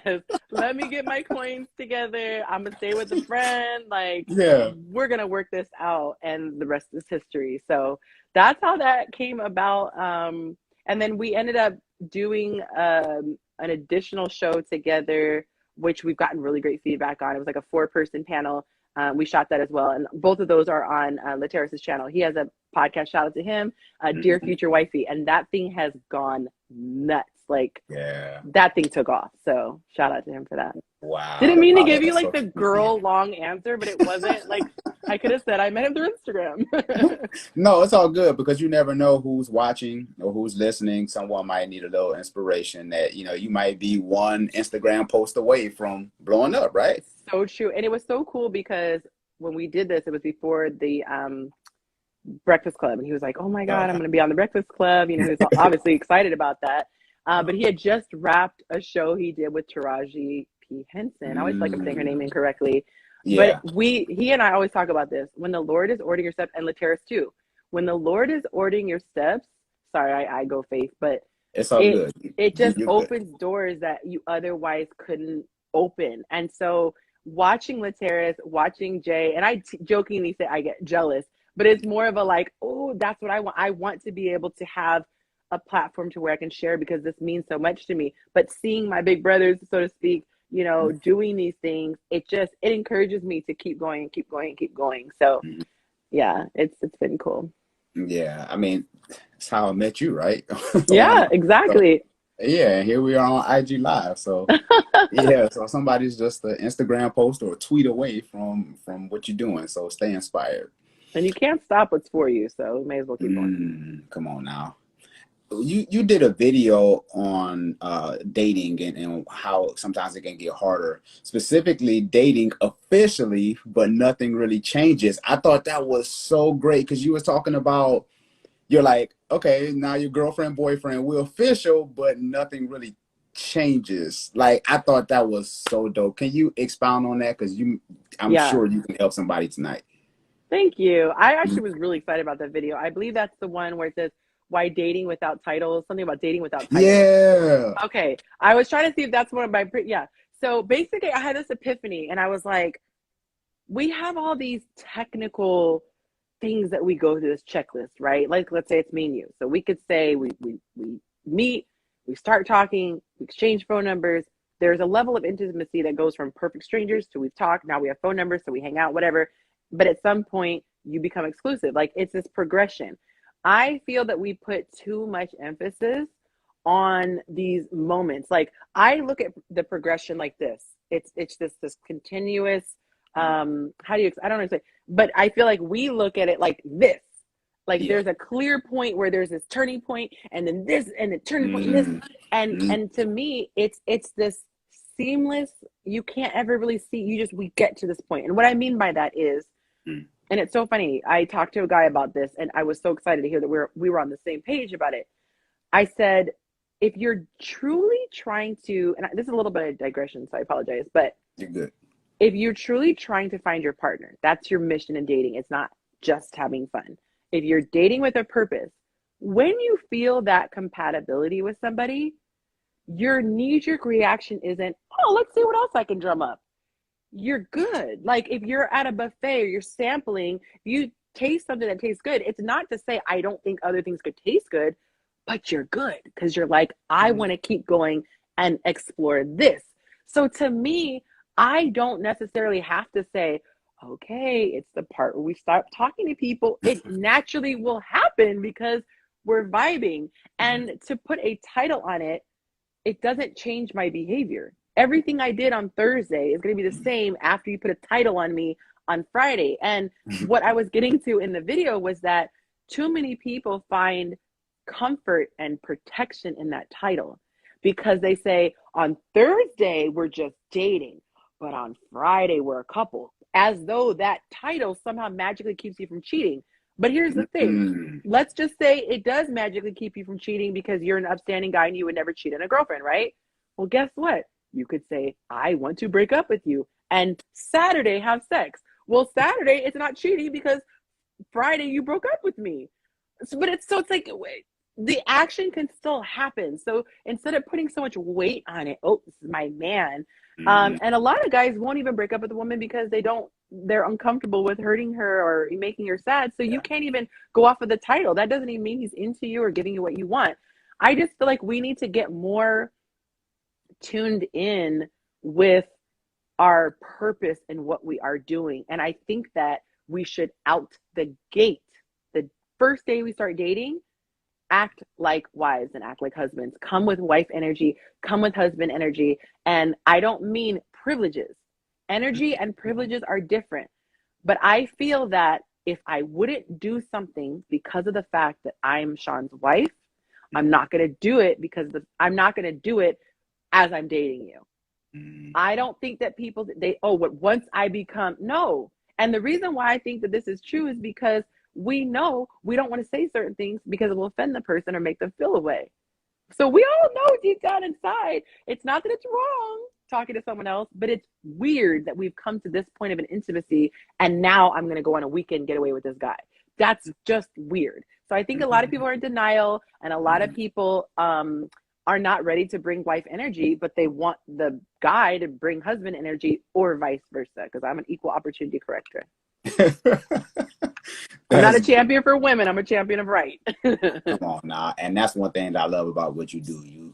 You're all about healthy relationships, not just this girl power man against it. Yeah, you know, and I appreciate that. And there was something that you also said too, because when I remarried, when I met my wife on Instagram, shout out to Instagram, one thing that I loved about her was she was consistent. We used to have Bible study all the time. We dated long distance. Nice. You know, we dated over Skype. But the thing was, when we dated, I wasn't looking for nobody else after I met her, after we got involved, and I was like, oh, this is the one. I'm not about to chase. Because see, this is the thing about relationships real quick. Like you say, we'll find somebody good, and then we'll try to bag them, hold on to them, put them in a little Ziploc, close the little Ziploc bag, and be like, I love you. You're great. Let me sit you here for a minute, but let me scroll on IG and let me see if I can find some more people in search of maybe 90%. Like, I liked you at 80, but maybe I can find 90. I'm going to hold you, so let me see if I can find 90. And yes. You end up losing the 80, chasing the 90. There is this video that I cannot wait to post. I am like out of control with my content. I have so much backlog stuff. If I were to dump everything, literally no one else would ever on Instagram. So, okay, I don't know when it's going to drop, but there's this video that is so freaking good. The cinematography, the script, everything. But it's this guy talking about the dilemma of millennials, and he acts it out. This is great, but it could be better maybe. And it's this torturous thing he keeps. I like this restaurant, but maybe there's one out there that's better. It is so well done, so I can't wait to post it. But that's what made me think about when you said that. Side note, I love watching reality shows, and beyond reality shows, I love reality shows that show interpersonal relationships. So I have been binge watching Bachelor in Paradise because I just love it, and it gives me so much material to talk about. And one of the things that I see over and over again, are you familiar with the premise of Bachelor in Paradise? I haven't got there yet, but my wife and I, we watch some of them shows. But anyway. So this is the basic premise so people can understand why I'm making this point. They put all these eligible people on this beachfront, this property, whatever, this environment. And people start to form connections. And then they toss in new meat. It's literally like there's a pack of wolves, and every now and then you toss another steak over this wall, right? And every single couple, every person in, because it's couples without the title, because you're bonding, right? You cross that line where there's no, but you're kind of like, it's here, it's happening, we all see it. But when that new person comes in, the guy and the girl are faced with this dilemma of, I'm attracted to them, but is it worth walking away? And that's the thing that blows my mind. I could do a whole series on just commentary on that show, because I'm like screaming at my TV, she's amazing. Why go just to taste the water? Like, why? You probably can have chemistry with 50 people. That doesn't mean that you should abandon ship and not build something great. So it ends up just being greediness. That's really what it is. It's this insatiable appetite, and it's this constant feeling of, I want validation. And I think that when you get to that point where you are not defined by how many people are attracted to you, you're not worried about if I still got it. Yeah. You're more concerned about having your partner. You're like, I don't care what supermodel walks in my world. Like, this is where I've invested. this is my baby, like my thing I've invested into, and Mm-hmm. I'm sticking beside him. Mm-hmm. Yeah, right. You know, a little meme. Yeah, Sticking yeah. beside him. That is funny. And, you know, because there's a show, I think it's called Put a Ring on It. I just discovered it. I was binging today. I almost forgot about our live stream. Like, binge watching it while I wash the dishes, and I'm just chilling, having a chill day. And then I happen to need to look at my email. I was like, oh, if I forget a second time, I'm going to die of embarrassment. So thank God you messaged. But I was binging on that today. It's so good. I know, right? Because they end up dating, and then they end up putting somebody in place of sending them on a date with somebody else. We should so do commentary with the new seasons when it comes out, because I have so much to get off my chest when I watch episodes. I'm for it. Are you saying this on IG Live? I'm saying it on IG Live. Okay. Okay. So everybody in the audience section, everybody in the audience, you heard what Yancy said. So we're gonna hold Yancy to that. Z says I just did a TikTok on I'm sick beside him. I love that. I love that. Yeah, I'm so down with that. You might have to commit to watching, you know, some more shows, because there's some good material for interpersonal relationship dynamics, and I'm telling you, I'm putting this out there in the universe. The Lord knows, but one day there will be a show. There will be a traveling show that I'm going to be doing, and we're going to be doing exercises with people, and there's going to be a DJ. It's this whole thing. So when you guys watch this video in 2021, you go back and you see 2021. I said it. Okay, it's going to happen. But marriages, relationships, they are about to just be so exciting when people get these tools. Yeah, because I will repost this video again. So you putting yourself out there, so we're gonna hold you to that. Hey. And I love that. And I don't want to stay here too long because there's so much stuff that I want to ask you while I have time with you. But I think with social media too, it has opened up the door for everybody to look at all of these options. And, you know, let's just go biblical for a second. We have to learn how to be content, right? We have to learn how to we can sit right there for just a whole minute. Go on now, preach on that. Take your time. We have to learn how to be content. And if I had chased, if I would have put my wife to the side and trying to pursue some other woman, I would have missed out on the woman that I have. Trying to chase some other woman. Just dumb. You know? I'm sorry, just dumb. Yeah, so let's learn how to be content in the season that we're in. And like you said, you can have chemistry with anybody. Anybody. Yeah, you could just be cute. You could just be turned on by that person. Oh, we got chemistry. And the beautiful thing is, we're not animals. I did a post where I just kind of got in a soapbox, but I was like, I'm so sick of people justifying things using references to the animal kingdom. I'm like, pause. Animals. Like, they're animals. These are the same creatures that lick their behinds. Excuse me for being so, vulgar, but dogs will eat their own vomit. Animals will eat carcasses. Like, are we really comparing ourselves, who have souls and spirits and intuition and accountability and conscious, minds, and we're really, that's the bar? Well, animals go screw everything, so why shouldn't we? Okay, buddy, that tells me more than I need to know. Shout out to, I'm getting too fired up. And that's real, because I could talk about this stuff all day. Z said, Shauna also told American Idol about your page when I was on there. Okay, well, shout out to Z. She always showing love. That's nice. Brother to the Night for the Drunken Nights. We were on their podcast I was on their podcast not so long ago. Them guys are hilarious. Oh, nice. Shout out to them. Let's talk about this tweet, because I love your tweet. I don't know how often you tweet, but I think you should tweet more often because you have content for days. Do you want to know what I told my social media coach yesterday? I was so embarrassed.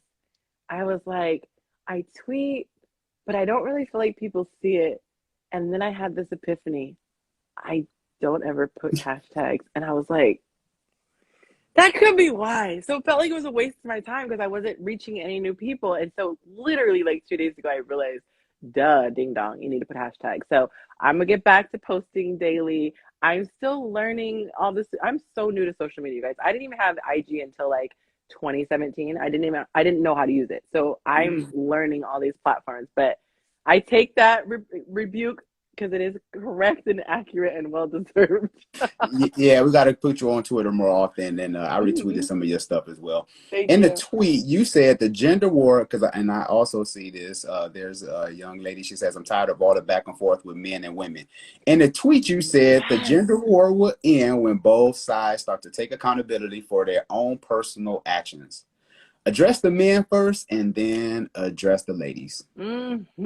Okay, so I think it was 2 days ago, I was on this rant. They know I get fired up. My people know. I get I so see you go passionate. hard. I Yeah, get you go so hard. passionate because I know the power of a changed mind and if you have the right tools. But anyway, one of my pet peeves is when I call a man out for his bad behavior and he goes, "Look at Eve." And then I call out Eve for her bad behavior. "Look at Adam." I'm like, can we just stop and own your stuff? So the go-to is I dog out women and use them for their bodies because I got dogged out and I was used for my resources. So I'm like, let me make sure I understand this correctly. Someone in your past mistreated you. So someone in your future you're going to hurt and mistreat. So what do we get from that? So I was like, now you've just created more and more toxic people, and then you're gonna complain about how many toxic people there are. Got it. So I went off and I was like, guys, if you have an issue with people using you for your resources, guess what? You don't have to spend your resources. Because It's simple. I'm telling you, I guarantee you that if you are burned, if you have been burned and you're traumatized, and you're like, I'm not gonna spend $1,000. There are still women out there who don't need to be wined and dined. You get me with some good conversation, man, I am putty in your hands. You show me that you're a child of God, putty in your hands. You spend quality time with me, I won't even notice that we haven't been to one 5-star restaurant. I actually don't like going to fancy restaurants on first dates. I prefer a walk in the park. And I suggested it one time, and it was so funny because the guy ended up being like a gangbanger who had done time in prison, and we became friends. And he told me, I thought you were like a serial killer when you said, do you want to go walk in the park? We laugh about it now. He's like, I had a shank in my back pocket. He's a Oh just my like, I God, had a that's shank because I was like, what chick is like, meet me in the park, yeah, But right. that's the thing. Let's go bike riding at the beach. To have fellowship, to build intimacy, doesn't require coins. And this is why I say to the young ladies who are like, he tried it. He Yeah, invited me to Starbucks. yeah, I'm like, yeah. sis, it's not a diss. Yes, there could be guys who are just super cheap and they wouldn't do anything even for their wife, but that's the exception, not the rule. If he's Right. asking you that, it's probably because he isn't, exclusive with anyone. And so he's going on all these dates, he's spending a lot of money. And once he realizes that you're worth his time, which God forbid, he actually sees if you're worth his time and not just, wow, she has the butt, so she's worth my time. Yeah. Sorry, ladies, newsflash. Guys want to know too that they're not wasting their time. So it's a whole thing. I don't even know how I got on this because you asked me something and I went really far with it. But yeah. No, no. The ownership. Own your stuff. Own your stuff, right? I'm working on a book, shameless plug, called "Don't Become Who Hurt You," because we become people. Oh, you did this to me, so I'm gonna do this to somebody else. The victim becomes Really? what is it called? The victim becomes the what's I, the word for the person who does the bad stuff?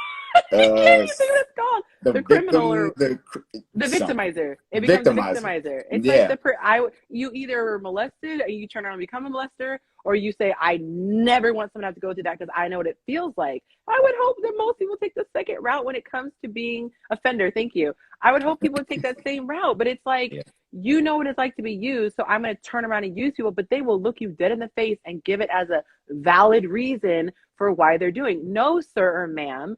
You need to become better at recognizing the signs. So if that means, that's what I said, if you need to start doing coffee dates or beach dates or, walk through the park dates, do that until your radar has become better to pick out the gold digger. Because honey, I could spot them a mile away. Same thing with a guy. I can spot an F-boy a mile away. That's why dating is fun now. Because she doesn't play no games. You will not pass go, honey. Like, I can see you. Old Yancy would have had you wasting my time. We would have gone on multiple dates. You would have, whatever. You can't even get my number now because I can spot you like that. But it's ownership, man. And see, and that's what I love, because what you're doing is, like you said, you're taking ownership. You're taking control of Yancy, opposed to woe is me. Oh, he tricked me. Oh, I did Oh, that he. though. I used to cry all the time in my Facebook group. I hate men. I'm never dealing with men again. And they're like, ma'am. Yeah, right. I'm just like, oh my God, like take ownership, men and Mm-hmm. women. You know, and like you said, if you want to go on a little Starbucks date, that's cool. And if she ain't cool with that, then obviously she's not that interested in you. The math is simple, and people make it so So hard. where's Lauren Hill? It could all be so Be simple. so simple. She said, we are the common denominator in all our relationships. I That's hated right. when people said that to me. I hated when people said that to me. Those were fighting words for me about 3 years ago. Like, you might have got kicked out of my group for saying that to me. And people used to say that to me all the time until I finally heard what that meant. Yeah, I realized that I had to own up to my mess. I realized one of the reasons I was able to remarry was because I owned up to my mess. One of the things that my wife told me was, she was like, one thing I love about you was you owned up to your mess and why you've been through a divorce after 14 years. Because I was like, I was trash. Like, I was emotionally immature. I was stonewalling. Like, my love was conditional. You know Mm-hmm. what I'm saying? It was like, oh, you did me bad today? Shut down. Yep. And it's like, how fair is that to the person that you're with? Child.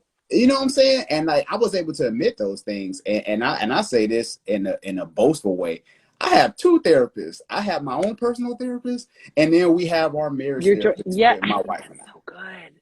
Like, Yes. yeah, like I have my own junk that I have to deal with, but Yep. then there's this dynamic that my wife and I, that we have to work through in becoming whole and complete as a unit. You Can know, I touch on that really quick? Because yeah. See, someone you got said the that.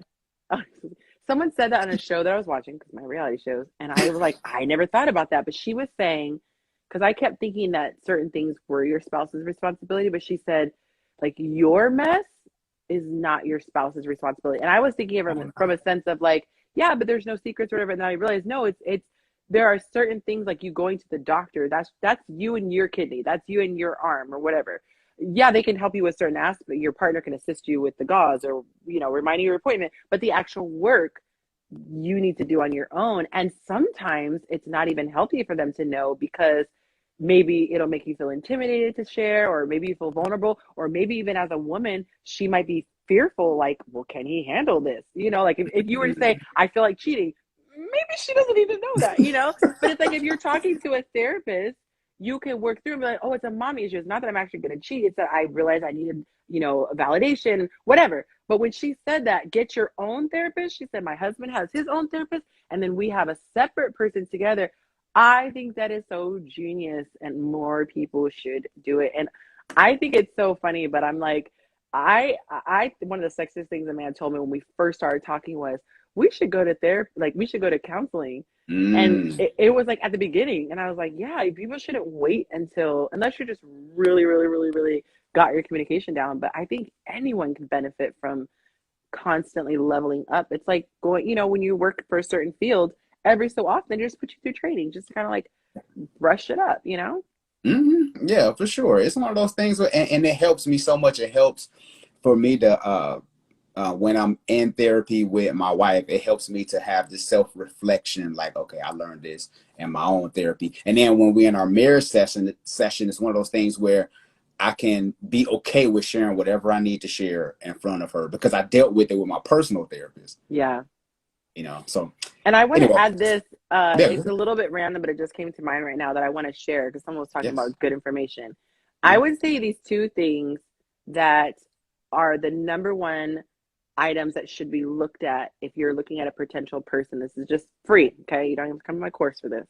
But the two things that men and women should both be on the lookout for is pride and self-centeredness. And the reason for those two is because pride, it doesn't matter if you have a PhD in psychology or relationships or whatever. You could be a dating coach. Pride will keep you from doing the right thing even when you know exactly what to do. And they will stonewall and be stubborn, and they will not move. So no matter how much you explain, no matter how much therapy you get, you can have a freaking like video replay where you're like, here, this is where you did the offense. They will not, concede, because they're prideful, right? And then the other thing is self-centeredness. You can have a person who's not evil, not malicious, they're not even prideful. They can be apologetic, but they're so self-centered. That was her before I came to a saving knowledge of my Lord and Savior Jesus Christ. I'm I guilty. was so right. It's like blinders. It's not that you don't want to turn and look at the person. You don't even know that person's there because you're so doggone focused on yourself. So if you get in a situation with somebody who's so self-centered, that self-centeredness is what's going to make them cheat. I'm so Mm, focused on my ego and what I am feeling, it doesn't even occur to me how this is going to affect my partner. Or I'm just going to giggle and flirt with this person because technically we're not cheating, because it doesn't even occur to me how it's going to make my partner feel. So those two things, put that in your notebook. If you are dating, and you keep getting junk you're dealing with, if you see those traits, run for the hills. Don't even stop to pass go and see what else is behind door number 2. Just run, mm. because those two, you can't work with those things. God has to work on those two things. Come on now. I love Mm, that. J. Cole said, "Pride is the devil," um, man. and that is so true, Yancy. Because and I want to move on, but you said this, and I'm just like, oh my God. Because one thing I had to learn, there was tension when I realized that when I started, because I struggle with pride big time. Like I will be on the struggle bus before I ask anybody for anything, because I don't want you throwing nothing in my face. But Look. this is where my maturity came in, though. It's this tension I had in my heart. I felt it in my spirit every time I feel that pride coming up. And I'm like, I feel this tension. Let me go ahead and expose myself now. Let me put it out there, baby. I'm Take the struggling air with out of the this. balloon. Yep. Yep. Let me say this now, because it hurts. It bothers the hell out of me, Yancy. I'm like, oh, I'm struggling with this. But let me, again, like you said, put the pin in a balloon and deflate the room. And now what this happens is this gives deeper intimacy between you and the person that you with, because It's now you're able to sexy as show them. hell. Right. You show them you being, because one key to a healthy relationship is vulnerability. If I can trust you, that's a different level right there. Everybody Yep. don't deserve your trust. So oh my God, yeah, we can stay I on had this this stuff. exact conversation, and I'm good on time, by the way. I can Okay, do an good. extra 15 or whatever if you want to. Okay. But I was talking Yeah. to my best friend about this, and I said, you know what's so interesting? I said, when you think about things that bother you, it's usually not the offense itself. It's the person's immature and unhealthy or toxic reaction to the offense. Because nobody walks around through life expecting anyone to be perfect. But if you, as my friend, for example, take a misstep, the misstep isn't the end of the world. It's after I say, Sean, hey, I don't know if you realize this, that really bummed me out when you shared whatever you did in confidence or whatever my offense is, right? And Mm-hmm. you're like, girl, you tripping, you too emotional. That's the part that's pissing people off. It's the reaction to it. So I say that to say, when you feel that thing, that's a spiritual war, you know that, the pride, the way you defeat it is by plowing through it like with a Yep. bulldozer. Just Yep. push into it and force yourself to do it, because as it happens, now the memory is, oh, the world didn't end. And you start to have more experiences of the world not ending than this imaginary fear of the world will end if I do this. Because we do things out of instinct. We have this feeling, and you're not cognitively thinking it, but you feel the feeling of this world's going to end. And out of self-preservation, like, no, I don't want the world to end. But when you take the air out of the balloon, the power is gone. And I'll tell on myself, I had a situation recently where I was talking with people. It was a group conversation, and the conversation was wild to me. And I'm very calm and composed when I'm giving my points.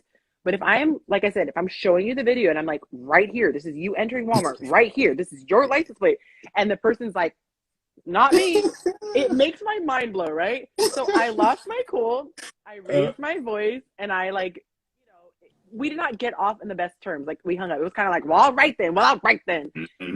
But the spirit in me was like, that's not right.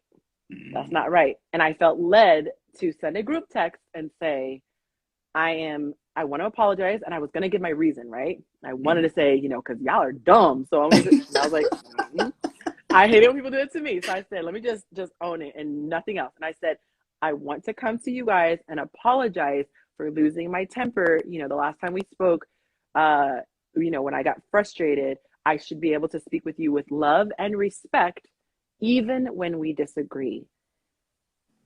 That's all I had to say. And it feels good when you take the high road. I'm telling you, and I know you know this, but it feels so good when you take the high road. But that scary little, it's like the Wizard of Oz. It seems so big and scary because it's unknown. Mm-hmm. But when the reality is, it feels so good when you do the right thing. And then Yes. your partner responds. And then the sex gets really good. Because then it's like two people who are really intimate emotionally are now transferring that energy physically.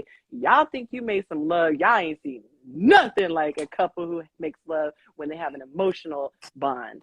You Come know what I'm on, saying? get that emotional breakthrough. Come on now, you preaching. Brother to the Night said the tough part of being vulnerable, though, is how it's being received. Like you said, because one wrong move with you not handling my vulnerabilities, and I'll never give the opportunity to do it again. Oh, can I talk about that? Yes, go How much ahead. time do I have? Okay. Yancy, let's do it. Okay. This is so huge. This is so huge. And I love that you said this. Mhm. This is what you need to look at, brother Brother to to the Night. tonight. Okay, brother to Yeah. night. All right. Driver's seat. Remember you're in the driver's seat. And I did a post, and I wish I could remember which post it was. I remember Is you did the same video. vulnerability scary? That's the video. It was an Yep. IGTV. Okay, so if you guys go on my page, watch is vulnerability scary in my thing. Mhm. And this is the thing. When you are vulnerable, it's when you're powerful. So don't get it twisted and think that anybody has your power. Me being vulnerable with Sean is a gift to Sean. I didn't need permission from Sean to be vulnerable. Therefore, whatever he does with my vulnerability, that's between him and the Most High. When you truly reach a place, and I don't mean this in a condescending way, my brother, because I know what you're saying. I've been there. But when you truly are at a place, even if you throw your pearls to swine, you're not fazed by the swine rolling around in the murk and the muck because you know it was still pearls. You just realize, ew, clutch my pearls. It's not going to throw them to the swine anymore. Okay. Yeah, But yeah. you can continue to be vulnerable with somebody over and over and over again if you choose to. But my thing I would caution is never do something or not do something because of fear. So if your mindset is, hey, wife, I would open up to you, but I'm afraid you're going to throw in my face, you're doing it because of fear. Instead, lean into communicating what you went through, because then we try to play reverse chess. Well, then I'm going to avoid this. And then she's like, well, I'm going to avoid this. And that's where the devil comes in. He's like, hey, got him right where I want him. You have to pop the balloon. And I always say this when people ask me questions. My first question, is it your wife or is it your girlfriend? Is it your husband or is it your man? And because if they say it's a spouse, I'm like, okay, you can go through the fire, okay, because you're gonna work it out. But if it's just your person you're dating, then that's probably a red flag, and you should probably leave. I say that way too much. You should probably just leave if you already have these problems before you walk down the aisle. But yeah, if you're married, you gotta work through that. If you're just casually dating, no. If a person disrespects you on that level, bounce. You know what I mean? Yeah. So I just want to make that distinction. I agree, and this is why it's important to be with somebody who's emotionally mature. This is why you can't, because I don't care how big her booty is, I don't care how big her titties. Anyway, I'm just saying this to the guy. I don't care how good the sex is. At the end of the day, once that vulnerability hits you, the booty don't mean nothing. I gotta say this, and I don't think I've never done this on IG. I've been on here for years. Okay, I've never done this, but I will say I never speak about my dating experience, like in the moment. Exclusive. Okay, I'm like, oh, maybe I shouldn't do it, but okay. So I am getting to know someone, and I literally feel flushed even just thinking about it. That's how cool it is. The single most sexy thing about this man is his emotional vulnerability and his ability to articulate. I never thought in life I would encounter another human being that was able to speak to the subconscious, not even subconscious, speak to just everything. Normally you have to guess, right? Okay, I said this, but I don't know if I offended you or whatever. The conversations we have is because we'll say, oh, I'm such a sapiosexual, oh my God. I'm in the same boat. No subliminal messages, no passive aggressiveness. If I said it, that's what I meant. And if you're offended by it, we're going to stop and talk about it. It's like, that is so sexy to adults. So when you can say, hey, I didn't like this, and instead of them making it about them and be like, I'm going to make you pay for the fact that you said something I didn't like, they just go, oh, noted, you don't like it. And you like, that's some grown folk stuff. Like, that is some, where's my hair tie? Like, that, give me that. Like, you could keep the whole, rich NFL player. You could keep the rapper. I don't want that. Give me a man who knows how to articulate his feelings, my God. Even if it's to say, I need a moment to process. Oh! Take your moment, sir. Playing and then take in the me. Spirit. Man. No, that's real. Man, get your emotional intelligence game up and she will be hallelujah. And that's grown woman talk right there, Yancy. That's grown woman talk. Oh my God. My hair on. Okay. Speaking about emotional intelligence. Ooh. Emotional intelligence, and it takes years, because I know I struggle with that big time, and it came from me growing up having and shout out to my mom, I love my mom, but she wasn't emotionally available for me because she had so much going on. She had to raise us, she had to work every day, single mom, my dad in and out of her life, all these things. So she wasn't there to be there for me emotionally. So I didn't know how to process. And that's where I developed stonewalling. Like, oh, okay, I'm not that important, so let me shut down, or let me put my feelings to the side to make you feel like you're all that and I'm suffering. I'm setting myself on fire to keep everybody else warm. What's that? I could learn that from you. No, because I feel all the feelings and all the emotions. So I've never understood the men who can't process feelings. So I feel like that'll preach having a, sidebar about that and getting and explaining what that is, because I will be able to listen for the women and be able to ask you questions to pick your brain and be like, what is that like? Because I cannot hold back my feelings for the most part. So when I've asked in the past, exes, what do you feel? And he's like, I don't know. I literally thought he was lying for years. And then I realized, like, I can't understand it, but I believe you now. I believe that you don't know how you feel. My son said it before. I don't know how I feel. I'm like, you know how I feel. My daughter and I, we can freaking paint a picture, color by number. Like, I feel this. It wasn't purple. It was a shade of lavender. And then outside the lavender was a great, like, we can describe it. So that would be interesting is all I'm saying. Selfish, I think that would help. Yeah, it's one of those things, because what I realized, Yancy, is that I was hurting myself by not being able to express my feelings. That came out, I will hurt other people. It came out in negative ways. Different ways, yeah. Yeah, right. But I couldn't put two and two together. Oh, this is why I struggle with this. Oh, this is why I treated women like this. Oh, and I could talk about a little bit more in depth in my own personal issues, because I don't mind exposing my issues. Yeah, we should Lord get knows. into it. But I will say, illustrated. But go ahead. Mine was passive aggressiveness. Mine was my default, based on things you see, growing up or whatever. My default was being passive aggressive and manipulative. It was, and it wasn't intentional. I need this to happen. And instead of allowing you autonomy over yourself, I need to manipulate you into getting it. And what's so cool is when you finally get to the place where you realize you don't have to manipulate people, when you find someone who voluntarily does it, that is a lot. Like, you're like, wait, I didn't try to trick you into inviting me out. You just invited me out. Like, it's such a compliment. But people who are like me, that's the guy who tries to play the woman for sex, because they can't imagine that there would be a person out there who willingly spreads her legs. Like, yes, there are lots of those girls gone wild. Have you seen these chicks? They're not even getting paid. They'll just there are pots for lids for every pot. So just keep looking and leave the good girls alone. But yeah, I didn't know that. I learned passive aggressiveness, defensiveness. I was hypocritical. I had like, you had the little tiny, dab, a flick of sawdust in your eye, and I had the entire Los Angeles National Forest in mind. But don't try to talk about what I have going on, because I couldn't see it, probably because of the forest. But yeah, it's yeah, right. And just being open, Yancy, being open, being able to be called out on the floor from somebody who loves you, and let them speak their truth in the way they see you, without you being like, stop, let me explain myself. No, take it on the chin and process it. You know why that happens? I'm sorry, I didn't mean to cut you out. What were you gonna say? No, go ahead, because you're about to preach. Go ahead. Oh, you I son see of you a excited. get the Dickens together. Okay, I was sitting right there when I had this epiphany, right? Mhm. There are two people in the world.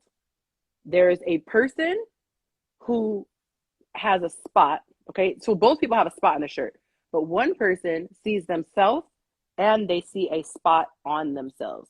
The other person thinks they are the spot.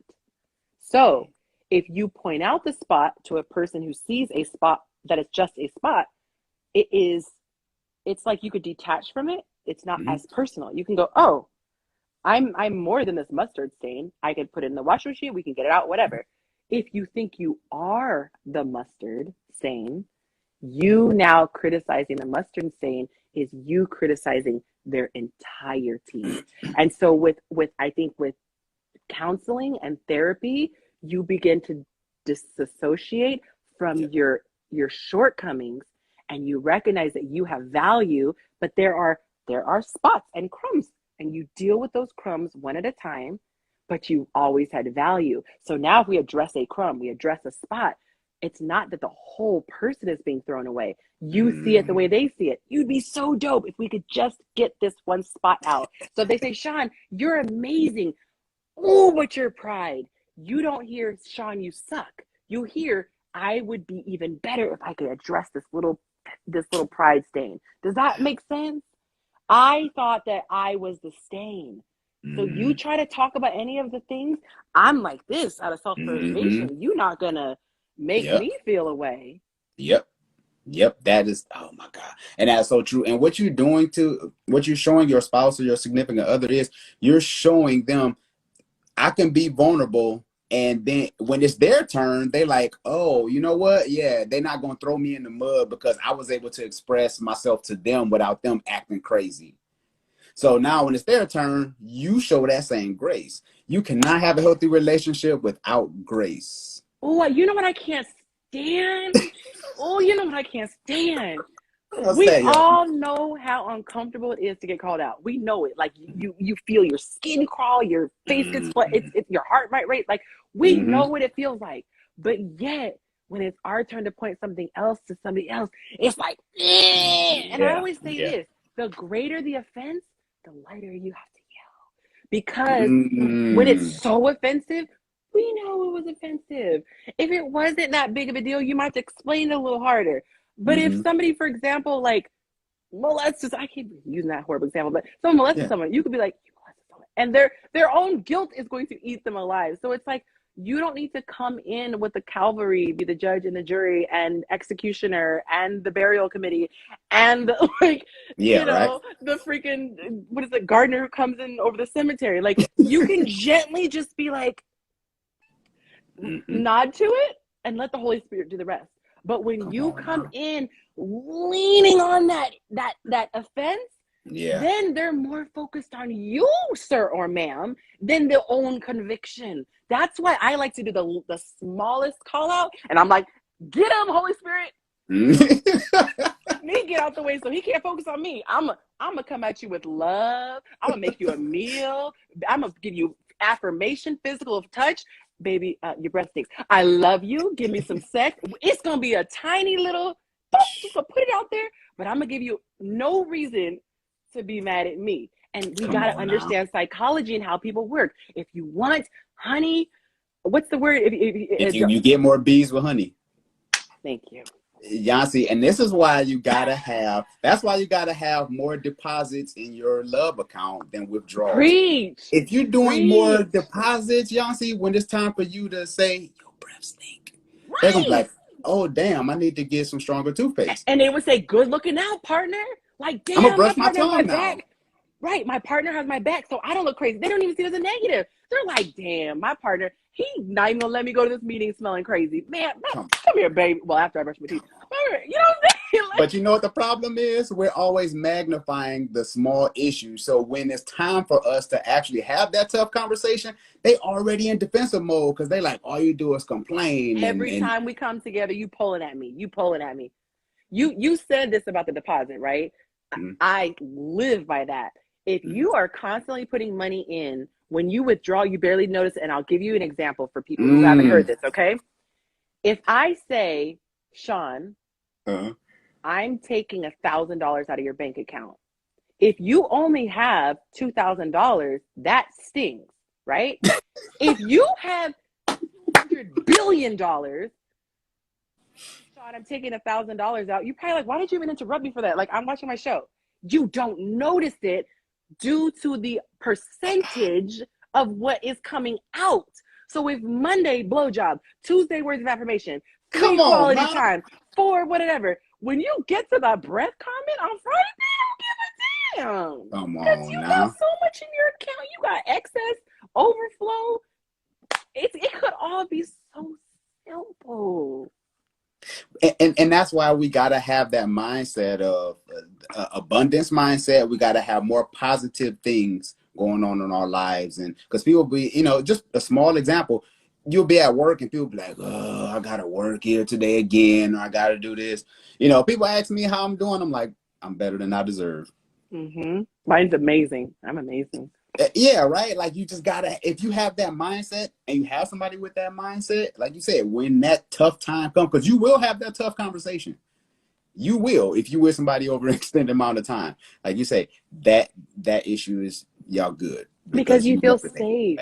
Right. Yep. And that's what it is. When I watch these shows, it's so frustrating because I don't know if it's a gift God gave me or whatever it is, but I always can see the deeper psychological thing. So they're addressing the actual slap or the actual visible offense. And I'm like, no, he thought you were talking about his parenting skills. No, she thought you were saying da da da da da. And they deal with these surface things. And I'm like, if you could get to the underlying things, so if you can figure out how to make your partner feel emotionally safe, they are not going to default to, oh, he's trying to try me every time he talks. It's this, no, my partner doesn't normally do that. So maybe I misunderstood. And they'll second guess something before they even bring it to you as an offense. Like, that's no, my partner never is coming for me. So why does it that this seem like it? And then you explain, oh no, babe, that's not what I meant. I actually da da da da da. And yeah. And and that comes with understanding who you're with. That's understanding their backstory. If you understand their backstory, it's going to help you because you can realize, oh, that's a sensitive place for them because when they were 15, that happened. Preach. So I can't just say anything to them Preach. but you got to understand the backstory. If you don't understand the backstory, you're always going to overstep your boundaries because you don't understand their backstory. And how about you need to know your own backstory? And knowing your own backstory, because right? Since I know my backstory, which I call my triggers, my traumas, I can let a partner know potentially, like, I'll just give you one example for the people watching. One of my things is because of certain things in my past, which I don't like to say anything that starts to tell someone else's story, so I'm very elusive in that way. But because of my past, I'm very sensitive to words. They're powerful. They're my love language, but they are also the way to stab me to the core. So I don't like jokes because put down jokes, there's always a piece of humor. That's what makes it funny. So people who are close to me, I let them know, hey, I tend to be sensitive. And if you're going to use your words, I would rather you use them to build up, because a lot of times you might get something that stings. And there were situations in my past regarding like money and being cheap and things like that. Not even cheap, but like using people, right? There were certain things I won't get into. And so I had someone recently make a complete joke about using someone, like, oh, she's just going to pay for your way, not realizing the person had told me beforehand, I know you're an entrepreneur, I know you don't, but I would invite myself over, and don't worry, not only do I have my meal, I have yours. That offense brought me to tears because that was such a raw thing. But in a close relationship, I can tell the person, hey, from jump, I already know this is sensitive. It's a bruise that hasn't healed yet, and I'm working on not being overly sensitive. But just so you know, and that good partner will go, you know what? It's not a big deal to joke to me, but if my partner has that sensitivity, why not just back up? Why keep going? And just because you can, that's love right there. And that's respecting your boundary. And who are you talking to? Are you talking to 15-year-old Yancy? Are you talking to 17-year-old? Like, who are you? You looking at this grown woman, but are you talking to the 8-year-old Yancy? See, and that's why you have to, there's so much you have to get to know about a person that people, we just throw people around. We just use them and throw them around and get what we want. Wait, you're saying that getting to know the person is beyond asking their favorite sexual position? Is that what I hear you saying? Like we Yeah, need to go yeah, beyond favorite colors in TV shows? What? yeah. We be talking and just talking. What's your favorite position? It's like, really? Yeah, There's it so much shocks more to me it. how people get not only to the point of engagement, but marriage and are years in before they even discuss, do you want kids?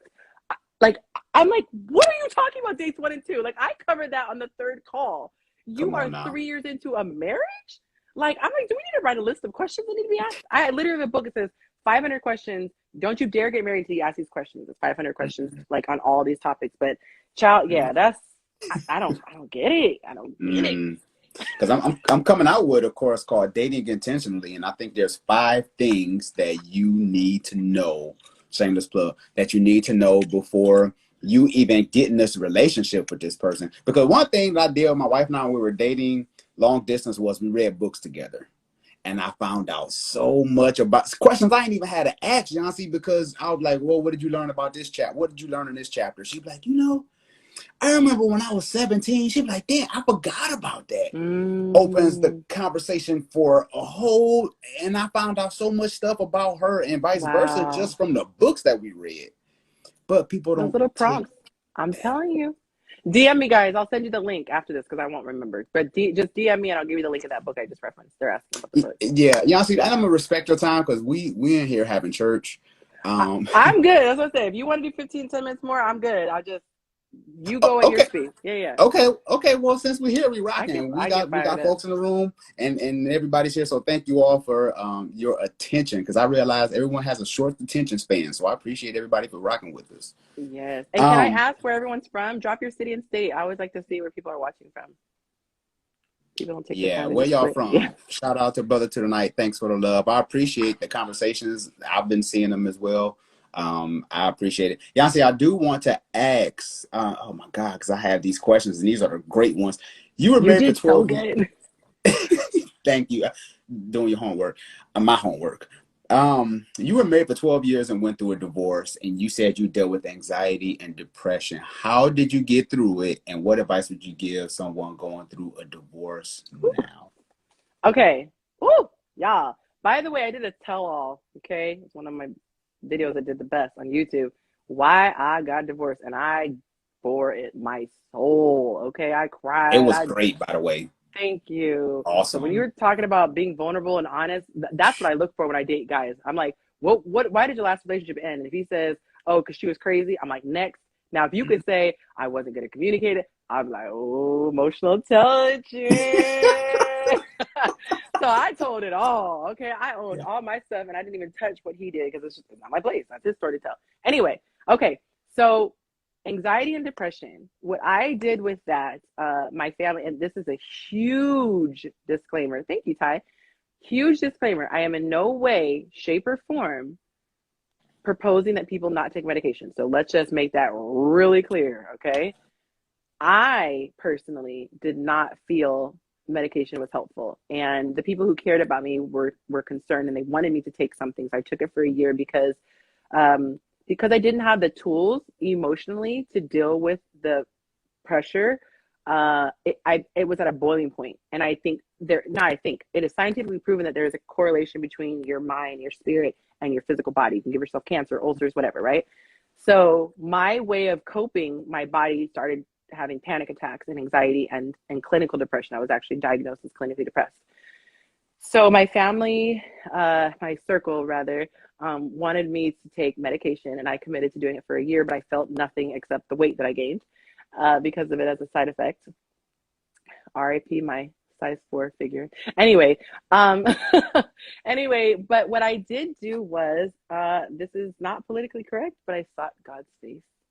I grew up in the church. Dad was a preacher. He started a church at one point, and I was raised in the Word. I had to read the Bible, but it was to the point where I was like, I'm either going to take my life, start taking drugs. I'm going to start drugs at like 30. In my 30s, I'm going to start abusing alcohol in my 30s, or something. Something is going to have to give. And I remember feeling like I believed in God, but I was like, no, this needs to be an intense encounter. And I just remember sitting on the closed toilet. Okay, I wasn't going to the bathroom. I was sitting on the toilet in the bathroom because it was privacy, you know, X was sleeping. And I just cried out to God, and I just kept saying Jesus over and over again. And I remember thinking there was going to be a thunderclap, a lightning, and this, I'm going to get this sign. Ain't nothing happened. And like, so I realized, okay, what power source can I rely on? Because I'm not taking antidepressants. I'm not doing, anxiety medication. What can I do? And I just felt this understanding, or this sense of, just read the scripture. Anything's going to happen. That's the only way I can access God, because clearly he's not coming down in like a thunder, clap. So no burning bush, no angel. Yeah, no burning bush, none of that. So no voice in the night, Samuel, here, none of that. So I started faithfully reading. I had to get my kids up for school, and so I wanted to get up in the morning before anyone woke up. So I'd get up at 4 o'clock in the morning, and I'd go downstairs in the dark house, sit at the kitchen table, and read for like an hour. And I read, and I was like, they say touch the hem of his garment. I was like grabbing it, like, you gonna touch me, Jesus. Like, you're gonna hear from me today, okay? And I just kept reading, and I kept reading, and I kept reading, and I kept reading. And at about the 2-week mark, something supernatural happened. And that's why people, you can't talk to me about religion, because I don't have a religion. I have had an encounter with God, okay? And I continue to have them, but that's what happened. And so my depression begun to dissipate the more I was filled with his love, because this goes full circle back to the beginning.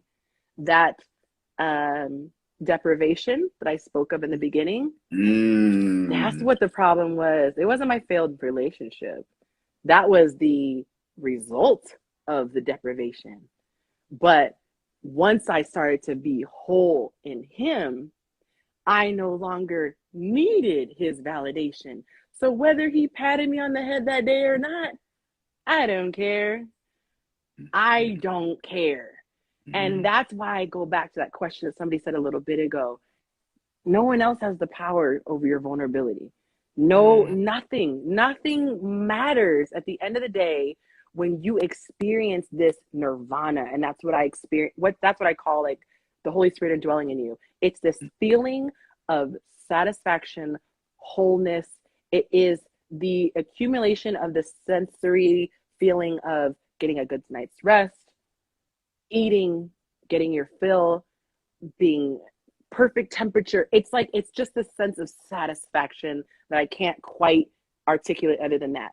And so that's my churchy but honest answer to why that's how I got over the anxiety and depression. And so what I would say to people is, you have to be whole inside. And that's what I truly believe is the only thing that will get you to that place. And I don't think it's about religion, like I said, but I think that you do need to connect with the creator of the universe, and you need to be able to ask to have that thing that's missing from you complete, so that you can stop looking for it in everything else.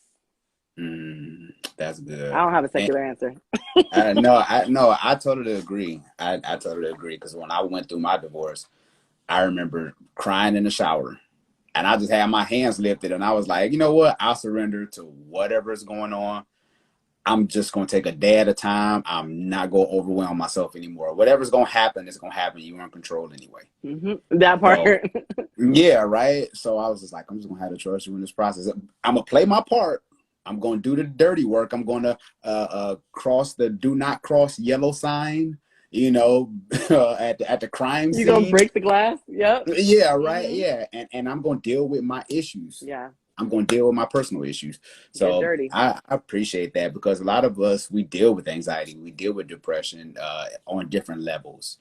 Somebody might be going through it now. And I want to say this, because I don't want it to be this big sweeping. So that's kind of like putting pressure on the wound. Okay. So if you're like hemorrhaging out blood, having the relationship with God is like putting pressure on the wound. But then in the natural, because I was spiritual, in the natural, there still are things that you can deal with.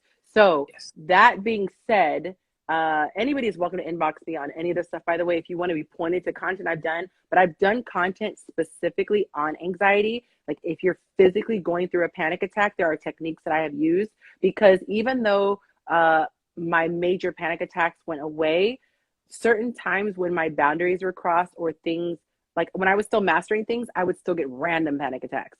And I would have to quickly like do things to get them under control. And then depression. I did a video about mental discipline. That one is not publicly listed on YouTube, but anybody who inboxes me and asks me for that, I do give that for free because it's a part of a course that I'm going to be putting together. But there's so many things I'm working on right now. But I just felt led to give that part away for free. So if you guys want the mental discipline one, that in the natural, that was the most pivotal thing in the natural. That was a game changer when I had the epiphany through that verse, take captive every thought, which I heard all the time. It was this aha moment in the middle of my foyer, like, I don't have to let thoughts bang around in my head like a pinball machine. Wait, I could choose which ones I want to marinate on, and then which ones I want to like throw in the trash, and which ones I want to bury in the seed of my mind, cultivate them and grow. And I was like, change my mind. And I'm not even doing justice on that topic, but trust me, you guys, you got to see that content because that will, because it for me. So yeah, for sure. I'm with you. Oh my God. Yeah, we can go into, yeah, but make sure y'all go and check out Yancey's YouTube channel because I binge watched your YouTube channel. Like I was binge watching Netflix. Let's talk about this video you did, The Truth About Sex Part 2. If y'all haven't seen that video, go check it out. I love it. You kept it 100. You took a different perspective on body count. And granted, we're grown, so let's talk about it. You talked about dating people in your circle and how the people you choose are within proximity of you. And then you got to have this conversation with your significant other or whoever you with, like, before we go to this party, I right, people there. So can you talk about that a little bit more? Okay, I love that approach. So I do remember that video. It's been a while since I did it, so I'll try to not forget anything. But basically what I was saying is that, let's say you dated this guy, you dated this girl, or you dated that girl. Like, most people date within a certain, like, you're not, unless you meet online, you're not usually going after people who live really far away. So they're probably going to all be within like 40 minutes of you or whatever. So, and then especially like, I mean, depending on where you live, anyway, I was going to get into a tangent about black, but that's only relevant to California. You guys are not in California, so forget that point. Anyway, your circles are not that huge. And so the more people that you're hooking up with, the greater the chance is that there's going to be an overlap. Like, two people dealt with the same person, or let's just say you go out to a friend's birthday party or whatever, but maybe you slept with a friend of their friend, but now that friend's going to come because it's a big celebration for someone's birthday or whatever. And now you have your new person there. You're going to have to explain to that person, I feel like if you're a person of character, hey babe, like, that guy is seeing your girl, like, we've known each other biblically. So I don't remember. Well, I think that was one of the reasons why I was saying it could be complicated. Like, for those of you who don't know, I was giving my argument for why I am more of a fan of abstinence than not, taking spirituality completely out of it. Like, forget sexual energy, pleasing God, take all of that. I made it just direct, practical argument for why sex is just, it nets to be worth, what is he called? It nets out more negative than positive when taken out of marriage, when done outside of marriage. So it was my argument for abstinence from a practical perspective. Yeah, it was one of the older. Yeah, it was one of your older videos, but I thought it was just a great perspective. I was fired up in that video. Yeah, I know you went in for real. No pun last intended. question. Yeah, right. I tried to not go in. I'm just kidding. Okay, yeah. Sorry. I'm going to stick to the script. I'm not going to say that. You stated, and I want to end with this one. In one of your videos, you said, "Fast forward to the man of your dreams, but there's still." Oh no, I'm sorry. Yeah, I'm sorry that we talked about that. I'm sorry, but Yancy, I want to say that you were awesome today. This was great. I mean, I believe everybody was impacted greatly. I believe people had a lot of takeaways from this IG live. So I appreciate everything that you're doing for the community as well, because we kind of rock in the same area. So I appreciate all that you do from a healthy perspective and helping people in their relationships. So just want to give you your flowers. Continue to do what you're doing.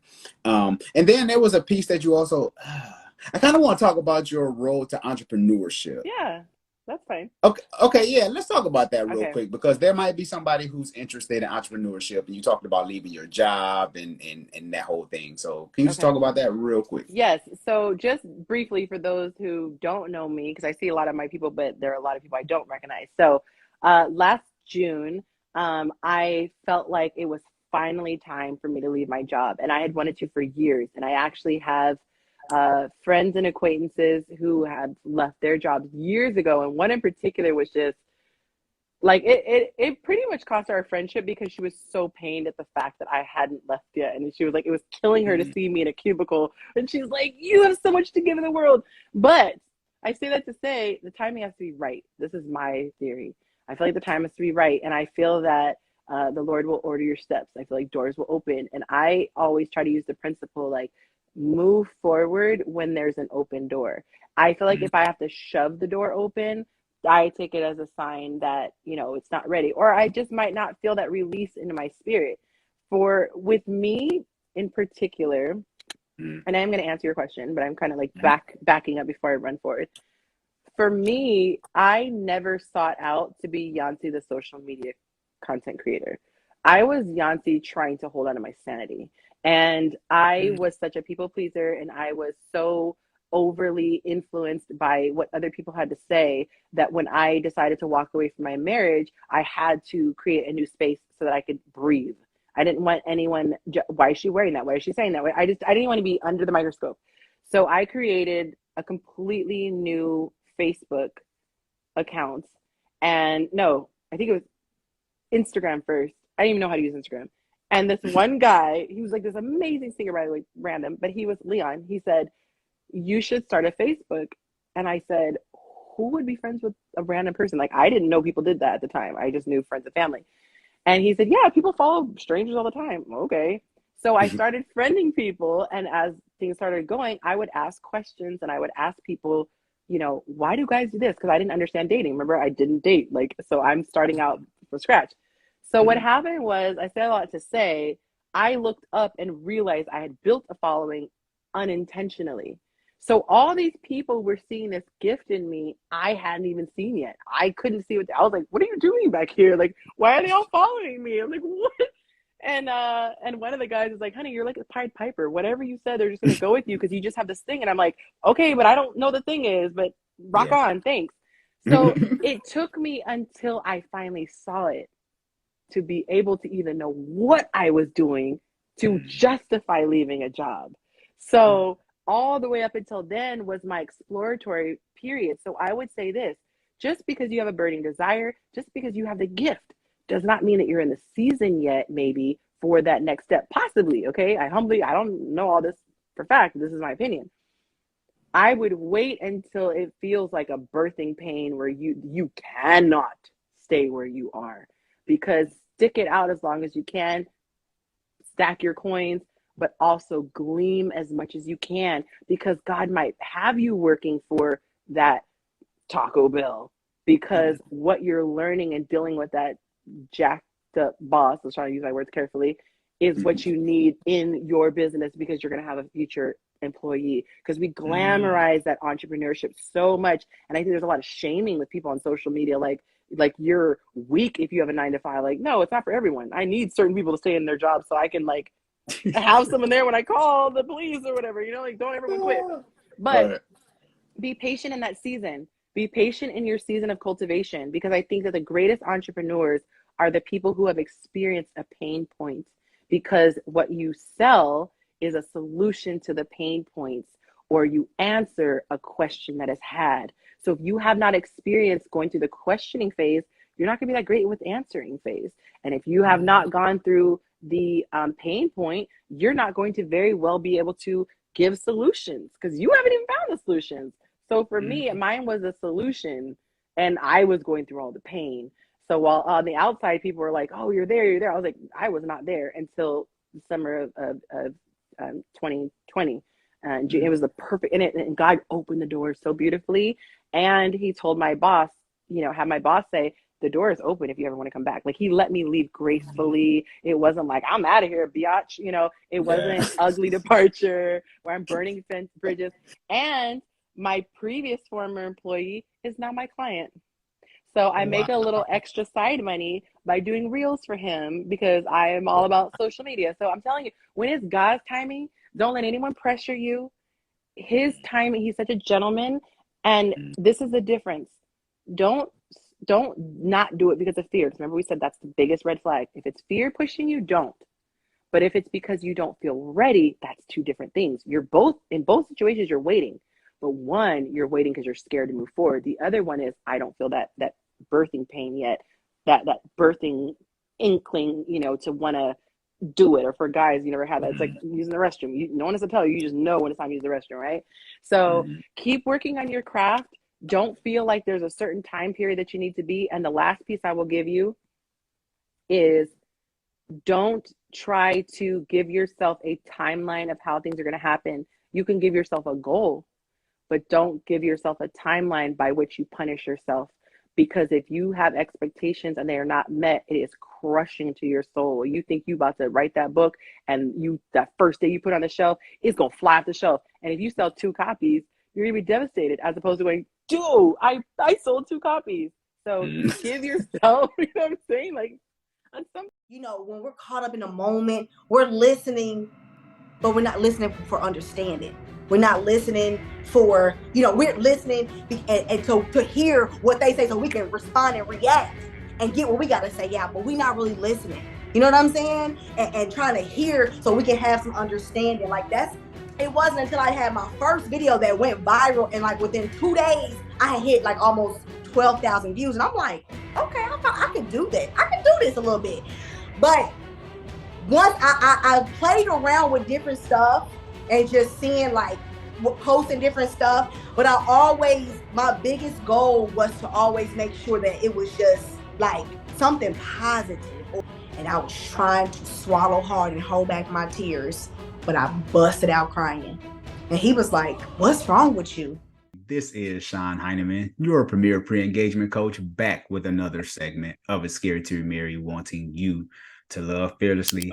I have a special guest with me today. Today's guest is a mom. She's a social media influencer. She has more than 44,000 followers on Instagram and more than 40,000 followers on TikTok. Her content is phenomenal. One of the reasons I had to reach out to her, because today's topic, we're going to discuss dating as an influencer with special guest Sierra Levine. How are you doing this evening, Sierra? Hey. I'm excited to be here. Finally, we can have our time, because we've been trying our schedules, but we finally are able to do it. I'm just super excited to be here. I'm excited to be a guest. And I'm excited. Let's get to it. For sure, because I've been following your content.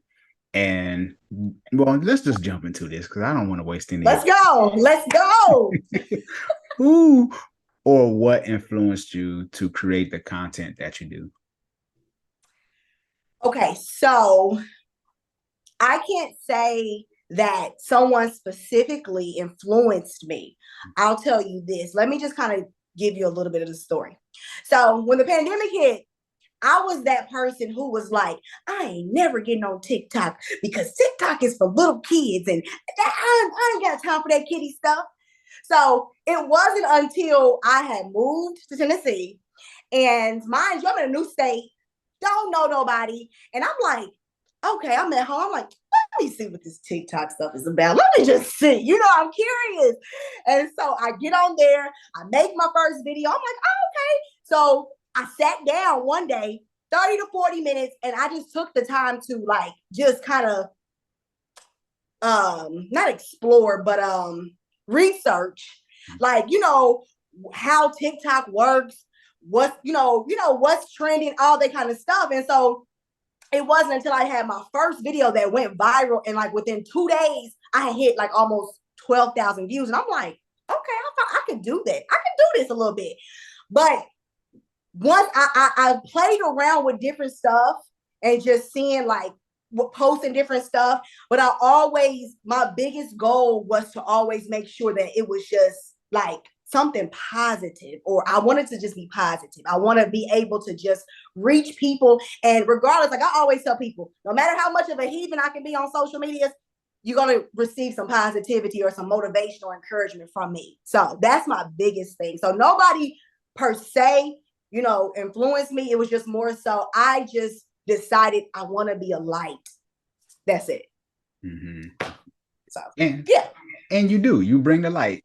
Well, thank you. I appreciate it. That's one of my biggest things. Like I love receiving inboxes from just people who don't even know me. They just follow me and just like, you are just, your energy is just amazing. Thank you. And like, that's what truly makes my heart smile. So even if it's one person, I've done my job. Mm-hmm. I agree. Where does the energy come from? Listen, let me tell you this. Not to be deep, the joy of the Lord is my strength, okay? No, but seriously. Seriously. For real. No, but seriously. So, honestly, this is just me. I'm like this 24/7. You can ask my family, my people. Like, this is just me. I'm just, I don't know. The energy is just, this is just what I bring. I just love just being, I don't know. I just have the energy. I don't know where it comes from. I just don't. This is just me and who I am. Mm-hmm. Mm-hmm. I agree, because I can feel it through the content. I'm like, okay, this isn't just a game, because I see the videos and you're consistent. Mm-hmm. So, and what's so crazy is that I've had people for a minute thought it was just an act, and I'm like, no, this is really me. Like, and that's why I like to go live a lot, because so people can kind of see and get that down to earth. Like, no, this is me for real. Like, even when I'm at family functions, I go live so y'all can see, like, this is what Sierra be on for real. Oh yeah, because I was on your live last night. Okay. You were just kicking it, and I was like, oh, okay, like she's regular people, she's cool people. Listen, like, that's what's up. One thing like I said last night in my live, no matter how big I get, I don't ever want to be that person that just acts so grand, like you can't speak and you can't. Like, I'm telling you, I see people, they know me from TikTok. I'm like, come on, let's take a picture. Come on, like that's how I give them a hug, like, because I want to always, like, my biggest thing, even with the line of work I do, you don't know what these people are dealing with on a daily. So just your simple, hey, let's take a picture, or hey, give me a hug, that might stop somebody from going home and committing suicide or something, because they just like, what, this hugs, what I'm saying? You just don't know. And that's why I'm always preaching, just be kind to people, because you don't know what people are dealing with. So Yes, I agree. And like you said, you never know what people are dealing with, because easily somebody can say something on social media and then it's a different story when they get in the inbox. Yep. Yeah. You slide into the DMs. I mean, yeah, you're right. Yeah, I mean, if you're not familiar with my story, I slid in my wife's inbox. Okay. On Instagram. And we dated long distance, and the Bravehearts community know my story, and we married 6 months later. Oh, you didn't waste no time, did you? I didn't waste. So let me ask you this just real quick, because I'm you shared a little bit with me last night. I remember seeing your comment on the live. What was it about your wife that said, you know what, I'm gonna marry her? It was. There was so many different things. I'll give you two of them. One of them. Okay, give me two. She had a heart for people who couldn't help her. Okay. She has a heart for homeless people. People who just can't do anything for her in return. Mm-hmm. Just love them so much. And I'm just like, if she has that kind of love for them, how much love will she have for me, who's willing to put it, for me to be put the work? Yeah. Yeah, that was Oh. one. Two was we used to have Bible study over Skype. Oh. So, and this isn't about me real quick. So let me just, since you asked, let me just give you this backstory. I did ask. Okay. There was a girl that I was talking to previously before I met my wife, and we were just conversing or whatever. She lived in a different state. And I remember asking her, I said, would you like having Bible study with me? And she's like, yeah, we'll do it. It's like, okay. A couple of days go by. She's like, you know what? I haven't had a chance to read yet. This whole thing. Kind of repeated over a week, because I'm just asking like once a week. That's all I'm asking. Let's just break down the word. What is God saying to you? So eventually she came to me. She's like, Sean, you cool. Me and God just ain't in this place right now. I'm not feeling that right now. Okay. One, I respected the fact that she told me that. Because that was very important to me. Like, I need you to have a personal relationship with the Lord outside of me. Yep. Right. Yeah. That's good. Yeah. So when that happened, she dropped in the friend zone. It was like, you know what? I'm not trying to go there with you. So my wife, she like, when I start talking to her, she was like, you want to have Bible study? Let's do it. And then we started having Bible study every week over Skype. And nothing deep. Us just talking about what do you feel like God is saying to you in this season. And we read books together over Skype. Oh. So, because I always joke with her. I'll say, look, when I started to date again, I'm running you through the ringer. I need to know what things we can work with together. You know. Yeah. Oh. Yeah, and look at y'all married. How long have y'all been married for? It's been 6 years. We crossed 6 years in October 27th. Yay! Congrats! So thank you. Okay, I guess I'm in a hot seat now. Oh yeah, because when everybody see this and they listen to this, there's gonna be some comments going on in the comment section. Let's get it. I'm not scared. Let's go. Let me ask you, how has being an influencer impact your dating life? Well, let me just say, so I'm currently single at the moment right now. And prior to me getting, receiving the following that I have, this is just me being transparent 100% with you guys. Guys are always in my inbox saying stuff. And, it's just like, okay, yeah. And then now with a little bit of following, it's like, it's an everyday thing. And it's like, okay, and it's to a point now where, I kind of I'm really hesitant on conversing in DMs. I'm really hesitant. And so it's just kind of like, but the dating, I'm just real hesitant right now. I'm just hesitant. Let me just say that I'm hesitant. Okay. So since we're here, because we're kicking it now, right? Okay, let's go. Why are you hesitant?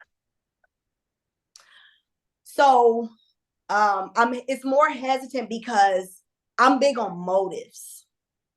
And when I say motives, like I've said this before. I said it in my live last night. I think men are infatuated with the fact of being in close proximity of me or having conversations with me. And I'm not even trying to gloat on myself and be that person, but there are really people, not even just men, there are women too. But you just have to be careful. That's why sometimes when people are commenting on my stories, I don't even respond half the time, because just a simple, oh, thank you can be, they think that's a leeway for conversation. Or even I'm hesitant on even double tapping and putting a heart sometimes, because you do that, they be like, oh, well, hey, beautiful, where you from? I didn't even say nothing. I just put the heart. Like, you know what I'm saying? But I don't want to be mean. So I'm just, sometimes, I'll be like, hey, I'm from Indianapolis, but I'm blunt though. And I keep it real. But I'm just hesitant because I'm big on motives. That's a big thing. like I said also last night, you don't know. These people want to just be in the know. Some of these people, they want to know your business. They want to know what you got going on, know how much money you make, know who you talking to. You have to be really careful. And I told y'all last night, I'm really mindful of who I have around me. And now, especially in this season of me having a following and growing, I'm extremely mindful of who I have around me and what I'm saying. You know what I'm saying? So yeah. Mm. I understand. Well, I don't understand because I'm not on your level yet. So oh, stop. Guess what? After this video, they're gonna be following you. Watch. Hey. I feel that. That's what's up, because I got Sierra on here. Yeah, once I put this out there, everybody's gonna watch it. For real. There was something that you said last night on your live. Now, can we talk about it? We can talk about whatever you would like. Okay, I'm cool. a transparent person, so I let's go. Okay.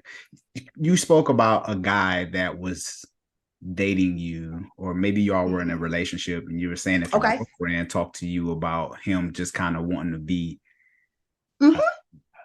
with an influencer, I guess. And I'm just kind of I'm just putting it in my own words.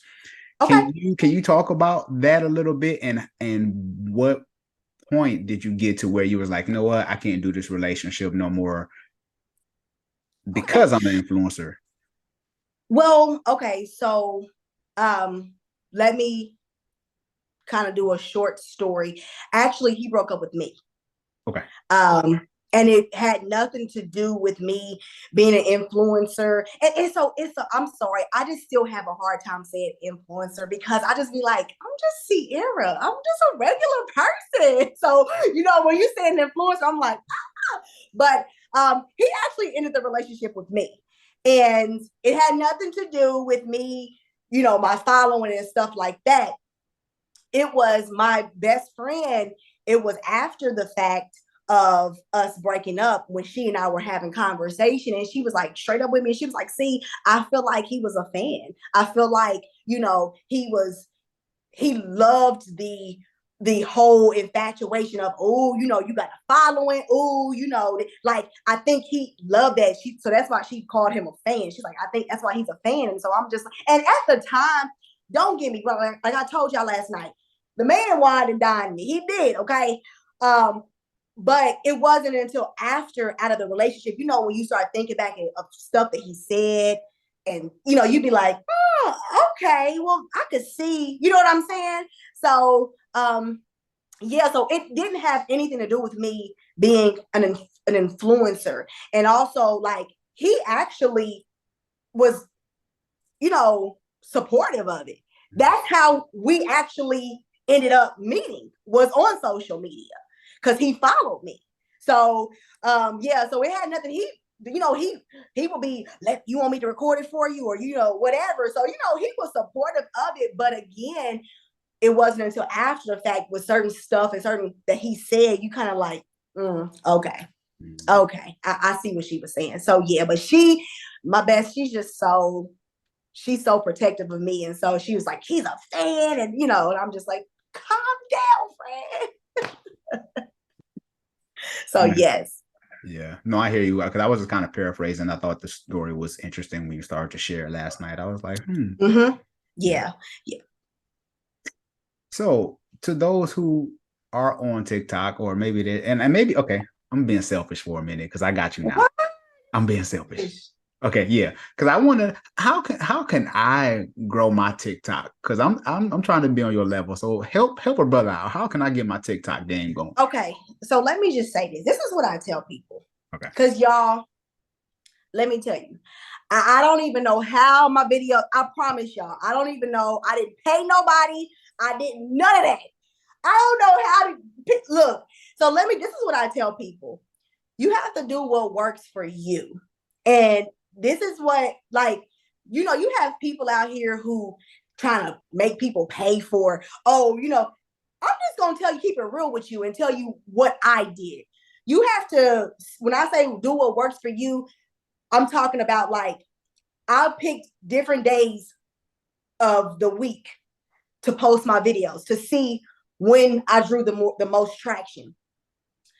On those days, I will pick certain times to see. So I tried the morning early view. I tried the afternoon. I tried the evening. You know what I'm saying? To see what time slot works for me. So what tends to work for me is early morning. You think about it. People are just waking up. The first thing they doing, they grabbing their phone, they scrolling. So boom, you getting them because your video's gonna start.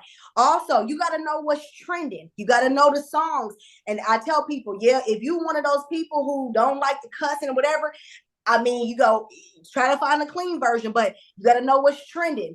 Hashtags, you got to know what hashtags to use and stuff like that. So that's really, you know what I'm saying? And then too, the main thing, being authentic. If you got personality and being authentic, boom, you in the game. You are in the game. Mm-hmm. That's so good. Yeah. I hope that helps. No, for sure. Because I can see opening up my phone and then seeing you starting your morning off and you turned up and you kind of give me a jolt of energy, Yeah. So I can see that. I can see that. And correct me if I'm wrong. I think I seen a video you had where you were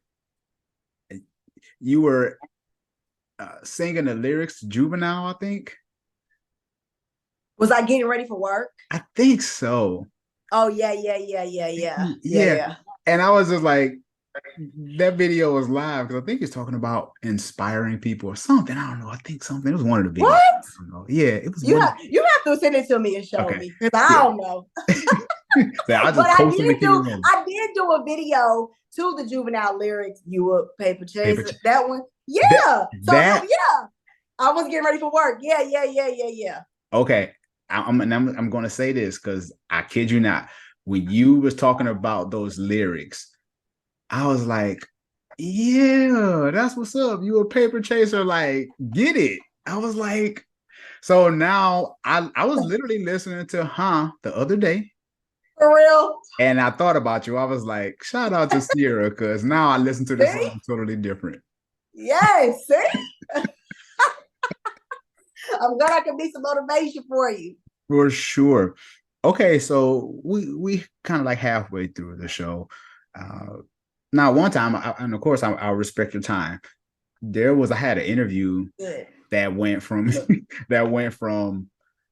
supposed to be a 30-minute segment to like over 2 hours. It was crazy. I was like, I'm not going to turn this off because we got to get this content. It was crazy.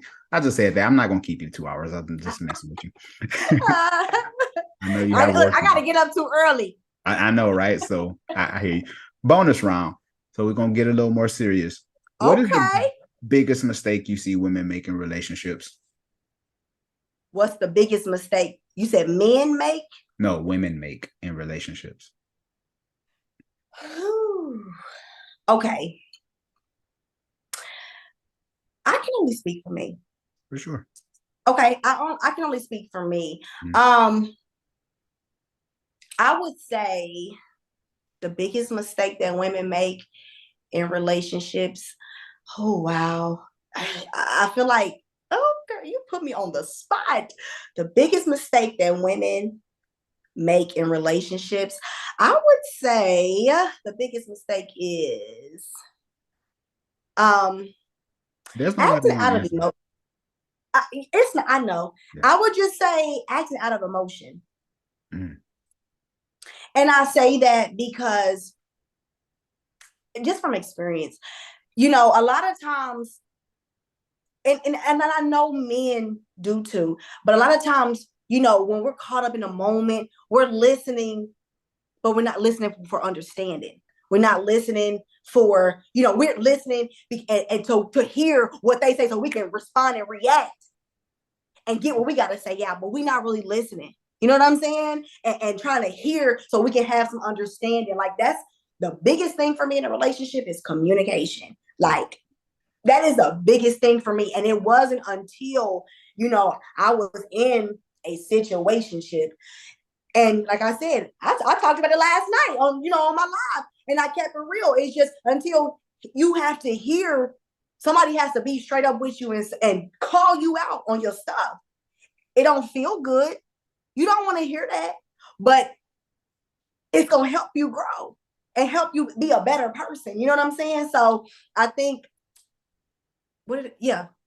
listening for understanding.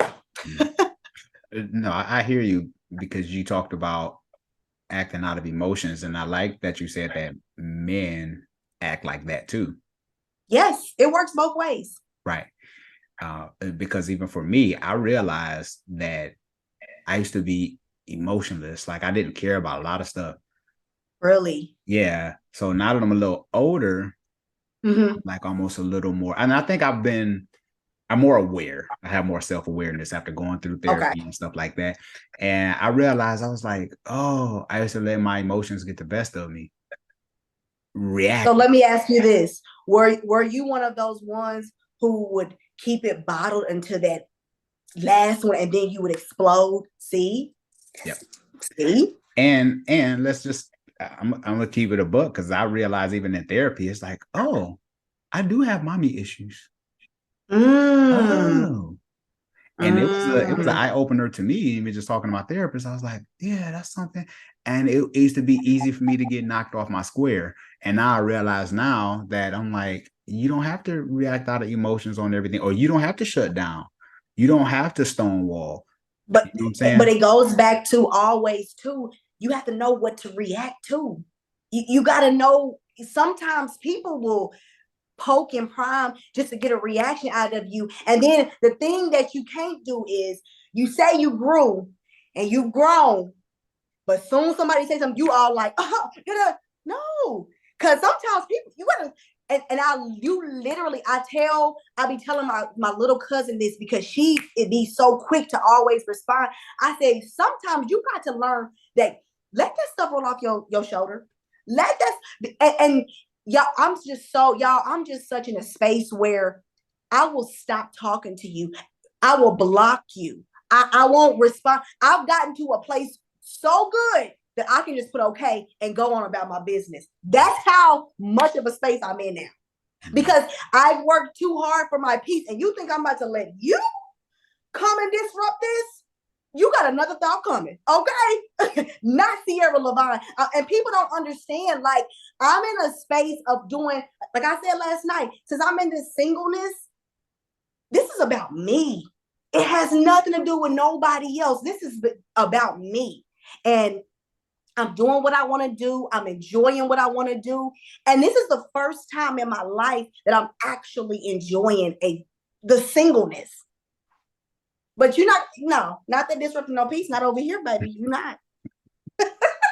I love not it. over here. I love it. I love it. Yes. I'm all about that peace. I mean, yes. I'm 46. I don't have time. At all. Yeah. At all. I don't. And life is just too short for the nonsense. Like, we got people out here literally dying on a daily. And you trying to argue with me about, get away from me, please. Get away from me.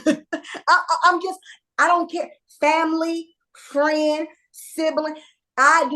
Listen, my own mother, I have told her, I'll call you back, and I've hung up, because I'm not going there with you today. Yeah. I'm just not. Yep.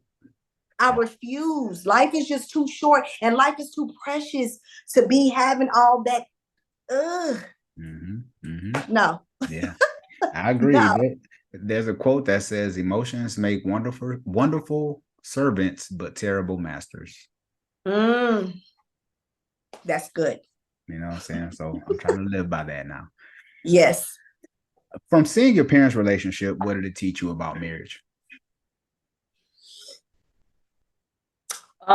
Good and bad, or just? Yes, good and bad. Okay. So good. Let me start with the good. My parents were married, I believe, 18 years, or a little, I think 18 or 19 years, one of them. They divorced when I was in 7th grade. But I love the fact that my parents, okay, let me not say my dad, my parents, they were workers, hard workers. My mother made sure we ate dinner every night. We had food on our table every night. Like my dad was just a go-getter, like always working, and like he couldn't sit still. My mom, she was just a hustler. Always, my mom baked, so selling pies out the back of her van, catering. Like, I mean, and I love that. You know what I'm saying? Now, and you know, for the most part, I had a good childhood. You know what I'm saying? I can sit here and tell y'all, I had both of my parents, and I still do have both of my parents. Now, as far as the bad, I would say conversation, and I say conversation because, you know, first of all, I grew up in a household church. So when I say church, Pentecostal Apostolic, we was at church all the time. Okay, we had to wear the skirts, that whole thing. You know what I'm saying? And I say conversation because even with my parents, I really, and this is just me being transparent, I don't really remember seeing a time where the love was like, you know, like hugging and, you know what I'm saying? Like, I can't think off top. You know what I mean? But my mom, I would say my mom, I remember being a little girl and my mom would take me to like morning care and she would hold my hand and she would tell me I love you and stuff like that. So my mom was, you know, she was affectionate, but my dad, he really wasn't affectionate like that. So I was, and I say conversation because even being a teen, I didn't really feel comfortable enough to be able to have those real open conversations about sex and about, you know what I'm saying? So that's why now as a mother, my daughter will be 16, February 16th. I know I don't look like it, but even as a mother, the biggest thing for me is I want my daughter to be able to come to me and talk to me about whatever. And it's like that now. Like, it's so crazy because we was in the car last week and she was like, okay, where did I leave off at last time? I told you about this. Okay, so let me tell you this. Like, we sitting there talking. So, and that's the type of relationship I want to have. I have always wanted when I had my own child. And I'm so grateful for that. So, yeah. That's beautiful. Okay. What's harder for you to say? Is it A, I apologize, B, I need help, C, I love you, D, I was wrong? I need help. Now, I don't have a problem apologizing at all. If I'm wrong, I will say, okay, you know what? I'm sorry, my bad. I love you. That's not an issue. I was wrong. I don't mind taking accountability, but that I need help, it is. And I'm telling you, me and other people, it's that pride, boy. It's that pride. You be like, oh. And so if I'm asking you, I legit need help. Like if I'm really legit laying, you know, pulling down the mask, hey, I need help. I'm gonna just be real with you. So yeah, I need help is the hardest for me. okay. Last question. Okay. Is it easier to love yourself or someone else? Oh, this is a good one. But I'm speaking now, the space that I'm in, it's easier to love me because in past times, just for my relationships, putting people first and neglecting me. But now the space that I'm in, I will always choose me and I'm choosing me. So that's why it's easier to love myself. And when did that light turn on for you? Has there been a certain time that you was like, okay, like, has there ever been a time in your life where you was like, you know what, I'm done? Was there ever a certain time that you maybe remember when that changed for you? What, me choosing myself? Yes. Mm-hmm. I ended my relationship in Tennessee. I had relocated for a relationship in Tennessee. And this is the first time I ever lived with a man in my life. And my biggest thing was I didn't want to move with a man that I wasn't married with. Because I always, you know, no matter how much I might have played house, I didn't want to move with no man that I wasn't married to.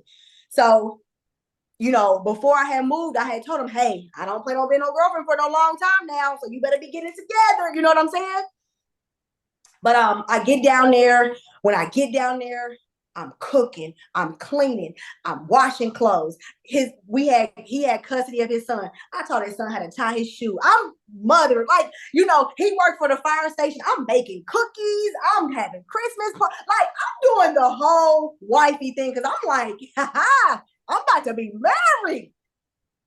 And it wasn't until that second month, going to the third month, it started wearing off. Okay, started wearing off, and I'm in a new state. Don't really know nobody. It's just me and my daughter, and you know him. Know some of his family, but he was a firefighter and he worked a lot, so he was always gone. So I was home by myself, so with the kids. But I started feeling lonely, and so, but I don't just blame him. I blame myself too because he would always be like, you cool with me working overtime? And I'm like, oh, okay, cool. So it got to a point where he wasn't there all the time. So when he would be there, I would be like, why are you here? You know what I'm saying? So fast forward, arguing starts. We should start arguing real bad. I tell him, let's go to couples therapy. Kept putting it off. Okay. It just got to a point where I just started pulling away. Eventually, I started sleeping on the couch. He's sleeping in the bedroom, you know. One day, he and I would go work out at the gym together. And one day on the way home from the gym, I was looking out the window and the ride was just so quiet. And I was trying to swallow hard and hold back my tears, but I busted out crying. And he was like, what's wrong with you? And I was just like, I just miss home. I just miss being home. And he was like, oh, do you want to go home? Do you want? And I'm like, I just need to get there for the weekend. I just needed to feel like be around my family. And so moving on, fast forward, I'm sorry it's so long. Fast forward, moving on. I went to church one day and I just prayed and I said, God, if this is not for me, please get me out of this situation. And time just kept going and it was just arguing. And it got to the point where I said, I can't do this no more. I can't do this. And, you know, God worked it out for me and set me up to be able to leave. But I sat him down at a table and had a real conversation with him. And I said, hey, I can't do this. And I chose myself. So I'm proud of myself because in past times, I wouldn't have been bold enough to have that conversation. I wouldn't have been bold enough to say, hey, I can't do, like, I would have just punked out and try to make up an excuse. No, I couldn't do it because I said, I was driving down the street. I said, can you really see yourself doing this for the rest of your life in Memphis, Tennessee? Mm-hmm. No. Mm-hmm. And the answer was no. And I knew then I got to get out of this thing. So 2020, even though it's been 3 years, 2020 was when that I was like, yeah, I'll be choosing myself from here on out. Mm-hmm. So, yes. No, that's a beautiful thing. I always like to ask my guests that question and like to know when did that light actually turn on? Because unfortunately, a lot of times women are valued based on what they can do for others. Mm-hmm. You know, mm-hmm. It's about how I can make sure that the kids have their meals, that my husband is fed, that he's, you know, sexed up, you know, and all other stuff. And women have more value than just what they can do for others. Yep. And I promise you, I'm sorry that was so long. That answer was so long. But I'm in a space right now and I try to tell everybody that I can. I'm just in this good space where I just refuse to be unhappy. If it's somebody around me who's bringing a negative vibe or something, I will literally stop talking to you. I don't have it in me for nonsense. I just don't. I'm quick to like, no. And I will tell you about yourself. I don't mind telling you. And again, it's all about the delivery and how you say it. But what you're not going to do, you're not going to come around here and disrupt this because I've worked too hard to get to where I'm at. And then especially with where I'm going, you definitely not about to, you not. So I'm just really big on just pushing. Please do what makes you happy. I've lived in that life where I couldn't really freely live because I'm worried about what others think and what, like, especially church people. Don't get me wrong. I love church. Y'all know, I love me some church. But I want people to be released from the shackles of people's opinions. Please, y'all, like, do what you want to do. And I always tell people, I don't have a heaven or hell to put you in. That's between you and God. Like, I try to tell people, my relationship with God, that's between me and him, not you. Not you. So you let me and God do this. Don't worry about what we got going on, okay? I tell people, touch your nose. Don't stay out of my business, okay? But I just, for real, if you don't take nothing else away from this interview today, y'all, please make sure you are doing what you want to do and make sure that you are living your life. Life is too short to be unhappy. Life is too short to be working a job you don't want to do. Life is too short to be in an unhealthy relationship. Like, it's too short. And I refuse to live my life like that. I refuse it. Mm-hmm. So please, right. But if you don't take nothing else away, take that away. Live your life. I know that's right. Ain't nothing wrong with that, Sierra. This has been a phenomenal episode. Yes. Thank you so much for your time, for your wisdom, for your gems, and you're gonna help everybody grow their TikTok channel. Yes. I want to hear some stories about some videos going viral too. Yes, it's truly been an honor being on your show. I am so excited that I finally got to come and sit down with you. So I'm grateful for the opportunity. And I really want you to know that I'm really grateful for it, and I'm excited, and I cannot wait until the people are giving us feedback about our interview, because I'm going to share. You know, all my people going to be watching. So thank you so much for the opportunity. I appreciate it. No, I appreciate it, because I was thinking, I was like, okay, I slide in her DM and ask her. I'm thinking, oh, she's going to have to sift through 10,000 emails. She probably ain't going to even respond. You responded. And I was like, that's what's up. I did. Well, again, there are people I literally go through and I will just but you know, this is a wonderful opportunity, and I don't take it lightly when people ask me to do stuff like this. I'm grateful, and I so mean it, and I want you to know that. So that's why, yes, whatever I can do, let's get it. Whatever I can do. For sure. Well, Brave Hearts community, you heard it here. Make in the comment section, let us know, about your TikTok and all the other good stuff, and let us know from these results, because Sierra is putting us on game. Let everyone know how they can get in touch with you.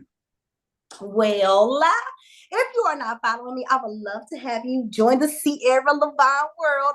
You can follow me on Instagram at _Levine C2_, or on TikTok, Sierra Levine, and Facebook, I'm on there too, Sierra Levine. But whatever you choose, I would love to have you as a follower, and I'll follow you back. Thank you so much in advance. For sure. And I'll have everything linked up in the description below, so that way you can just click to go to your page. I think when you love yourself, it also reflects in your dating. It reflects in who you're with.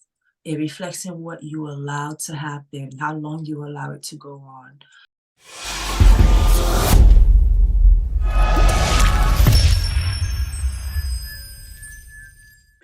What's up, Brave Hearts community? This is Sean Heineman, your premier pre-engagement coach, back with another segment of A Scared to Remarry, wanting you to love fearlessly. We have a special guest with us today. Let me tell you a little bit about today's guest, because this is going to be a good one. She's an entrepreneur. She's a herbalist. She's a doula. She does hair. She also has her own self-care products and so much more. And for those who saw the Instagram post, who saw the picture of my wife, and it went crazy on Twitter and on Instagram, she did my wife's hair, okay? Brave Hearts community, let's show some love to Preska. How are you doing this evening? Hi, I'm great. How are you? I am good. Thanks again for taking some time out of your busy day, because I know you have a lot going on. Of course.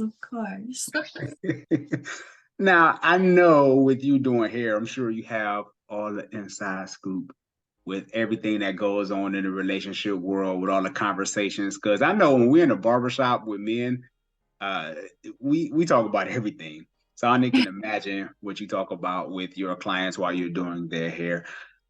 First question is, how has dating been for you post-divorce? And is there really pee in a dating pool? Mm. Ooh. Dating for me personally has been,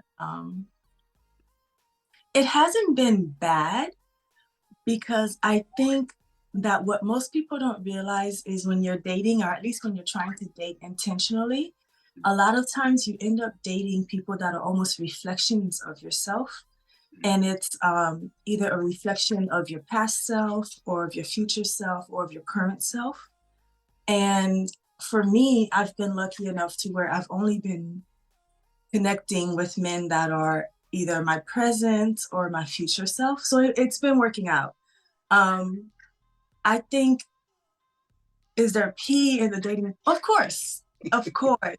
But I don't think that's changed. I don't think even in the time with Jesus and Mary that all the men were great, you know? So I don't think it's changed. Yeah, I think it's literally just about making sure of what you allow yourself, who has access to you. Because, people are going to be attracted to you no matter who you are. Everyone is going to be attracted to you. Everyone, or more people, are going to be attracted to you. Now it's up to you to decide who you allow into your circle, into your energy, close to you. It's up to us to really filter all of that out. But yeah, dating hasn't been terrible. I feel bad when girls are like, girl, I hate it. And I'm like, I don't know. I just had dinner on the lake. I don't want to say I hate it. It's going well for me. But yeah, I also go out very much only desiring really good experiences. And if I feel like it's going to be a bad experience, I just won't put myself in that position. So that may be another reason why my dating experiences have been different from others.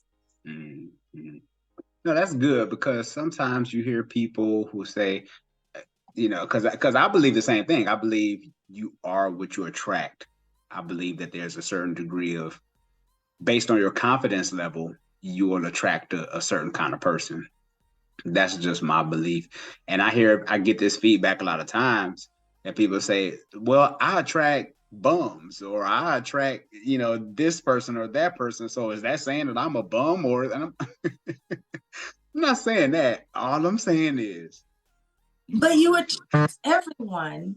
It's not just bums. I think depending on your confidence level and your level of healing at that time, you only communicate with the bums, right?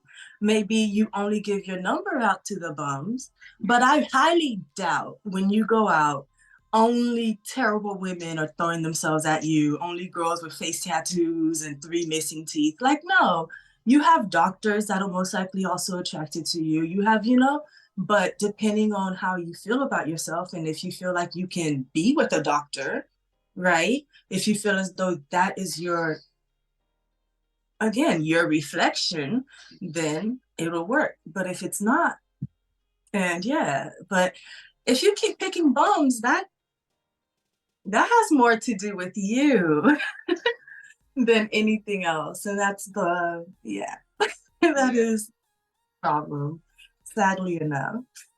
Yeah, man, I agree, because I'm remarried now, and my confidence level this time around is higher.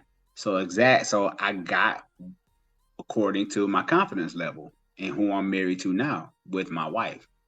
And I know from past relationships, no shade to past exes or whatever, no shade. If you're watching this or listening to this, all I'm saying is my confidence level isn't where it is today where, you know, my confidence level was lower back then to where I am today. And that took some maturity and some growth and stuff like that. So that's just my belief. Yeah. And the right person also grows your confidence. Mm. So it continues to grow, you know, compared to it just being where it was when you met. It continues to grow, it continues to be better. Yeah, you know, and I think sometimes people connect. What did you learn from your divorce? Ooh, that's a good question. I wrote that down. Hold on. I wanted to be ready. Okay. So I learned that my desires are not automatically somebody else's desires. Mm. I think at the time I wanted a family. It does not mean that my partner wanted a family, you know? And making sure that communication continues throughout almost like every 6 months. I'm at this point now where I'm like, my next relationship, I want weekly meetings, the same way people do it at work. Are we on the same road? Are we going to the same place? You know, we can be in the same car, which is what the marriage is. But if we're not going to the same destination, this is going to be a long ride. So, yeah. What else? Yeah, I learned to be patient. Just to have more patience in general, whether it was with myself or even just with the divorce process. That that's not fun. So yeah, you really learn. You learn to stand still when lawyers are telling you to stand still. So it gives you a lot of time to really reflect and really figure out what you did wrong and what was done wrong in this one so that you could better yourself for the next one. I went to therapy because of divorce, and I'm still in therapy. I love my therapist. I want that lady at my next marriage. I don't think that I would be who I am if I was still in my past relationship. And it sucks to say because you don't want to say that, you know, like, oh, person and I married them and it was my choice. But thank God I'm not with them. And that's not something you want to say, you know, but I'm grateful for the growth and yeah. Mm. I was gonna say I do it all over again, but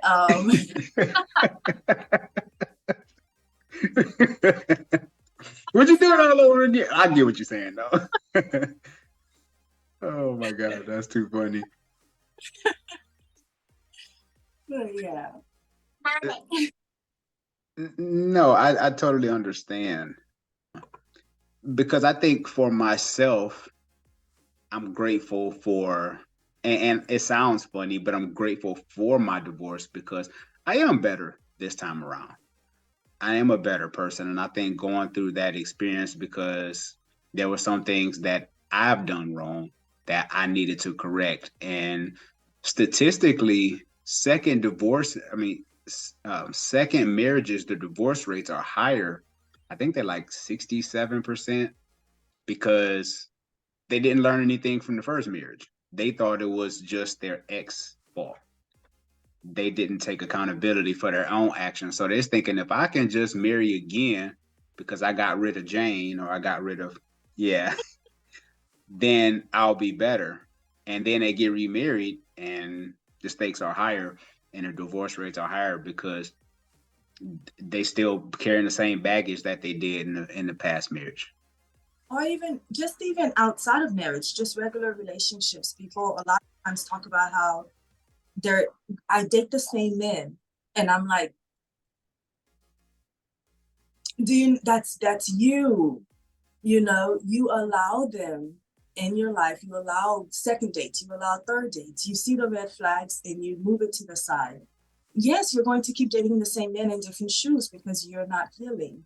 And the moment you heal, the moment you, yeah, I saw a hat that said go to therapy. And I was like, I need to buy that so people know that the moment you start to reflect on yourself a little, the moment you just even, sometimes it's also a heartbreak. You know, you're still heartbroken from this last one, and then you jump into this next one thinking that it's going to magically fix things. And that's not even how magic works. So that doesn't make any sense. I'm always just like, that's not even magical, because that's not even how magic works. Did you not read the book? Because that's wrong. But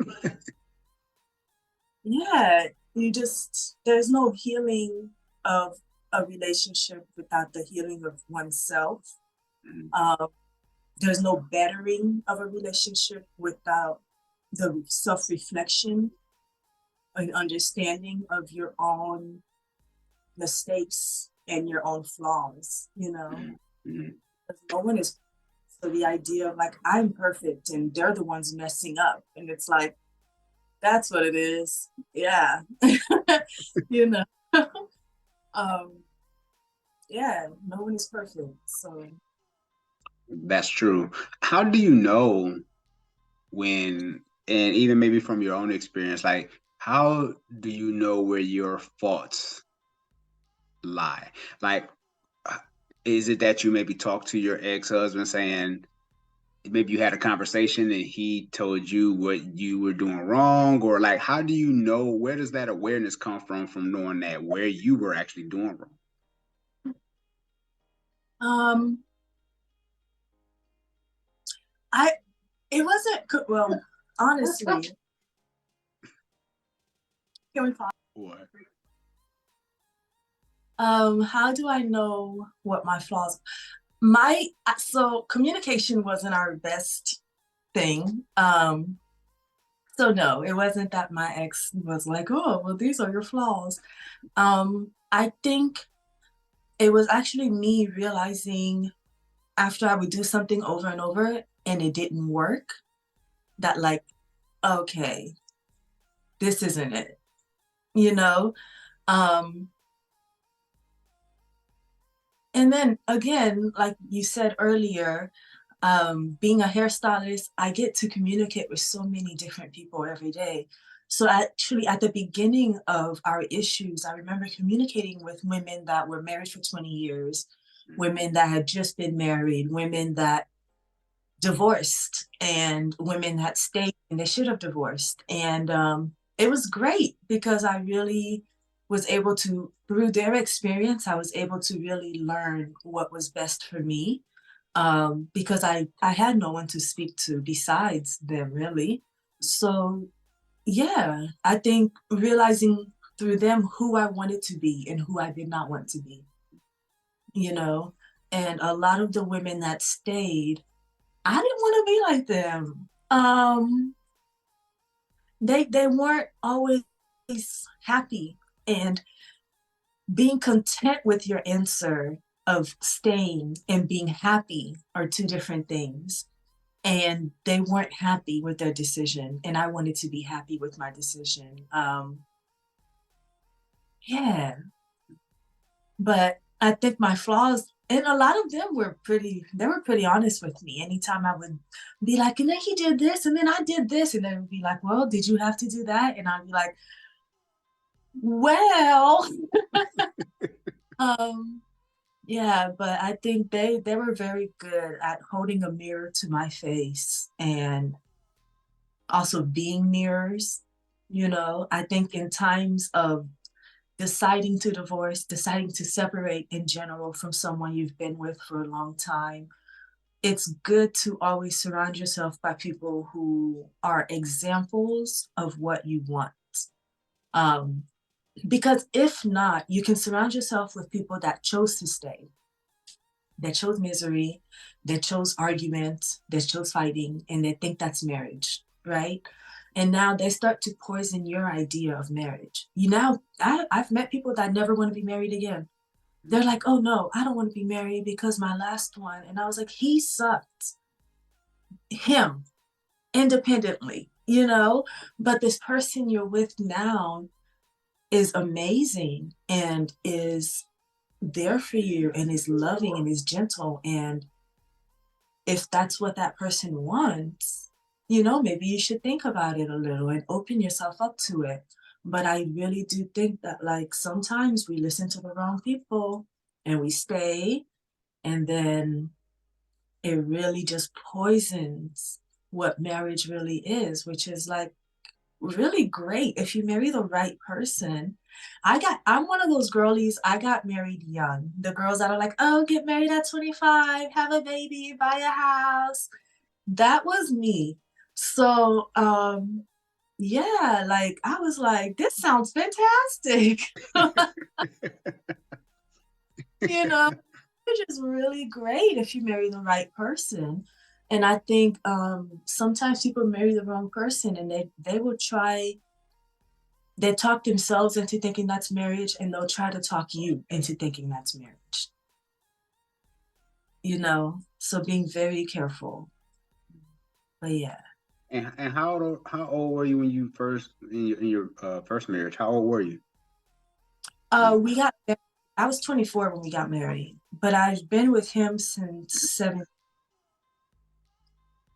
So I met him in high school, all through college, and after college, we got married. Yeah, I married when I was 24 too. Yeah.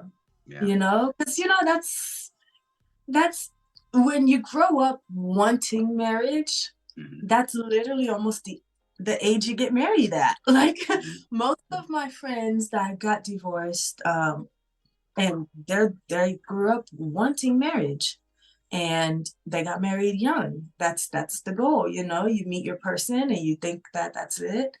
And yeah, but the brain isn't really developed until 27. And now I'm like, no one should be allowed to be married before 27 because you're not thinking. It's just scientifically. That's a new rule we should implement. Nobody marries until you're 27. It's like getting your driver's license. I have to get a petition or something going because maybe we should name this show No One Should Marry Until After 27. Maybe we should name it. No marriage until 27. Yeah, because that is, I'm like, only then do you think clearly, because before then all you have is love. When you're in college, you're poor. You're eating ramen noodles, 1 pack of ramen noodles splitting it for 2 meals. Like, all you have is love, And then once you become an adult, you buy a house, you have children, you're like, oh, we need a little bit more than just love. Yeah. So I'm big on, like, now I look at my little sisters and they're like in relationships and I'm like, no. Like, not until you're 27. Yeah, because right now I'm like, girl, he gives you a steak and you think it's love because you're poor, you're in college. Like, right now, a good steak and potato meal, you would be like, he's the one. I know, right? Yeah. Oh my God, that is funny. What is the biggest mistake you see women make in relationships? Letting things go. Like, I don't think men are as forgiving and as allowing of red flags pass as women are. And I think a lot of women, or at least a lot of the women I speak to, even me, I'm like, sometimes when I tell my story to people, I'm like, damn, that was a red flag. Anyways, girl, don't listen to that. Moving on, Yeah, I think we could really save ourselves if we catch the red flags at the beginning and we just And that's for both. I think not just women, but I think for both men and women, it would really keep us out of trouble. Because a lot of times those red flags become red balls, and red balls become red bowling balls, and red bowling balls become, a red dog, and it grows, and it's not always small. It continues to grow, yeah, I think that. Another one, what's another? Actually figuring out your communication skill is huge. I think just being a hairstylist, I'm able to speak to a lot of women, and I don't give advice that I wouldn't take. So sometimes I'm like, oh, have you considered sending it in a text message? If speaking to someone is too hard for you to do, to where you get emotional, you start crying, and you don't, then write it down. And maybe if you communicate with him that way, but I think actually figuring out your own particular communication style and not just hoping someone figures it out for you. I think that'll be, yeah, those would be. Mm-hmm. Yeah, because I ask this question every show. So if it's I'm interviewing a man, I usually ask him what are some of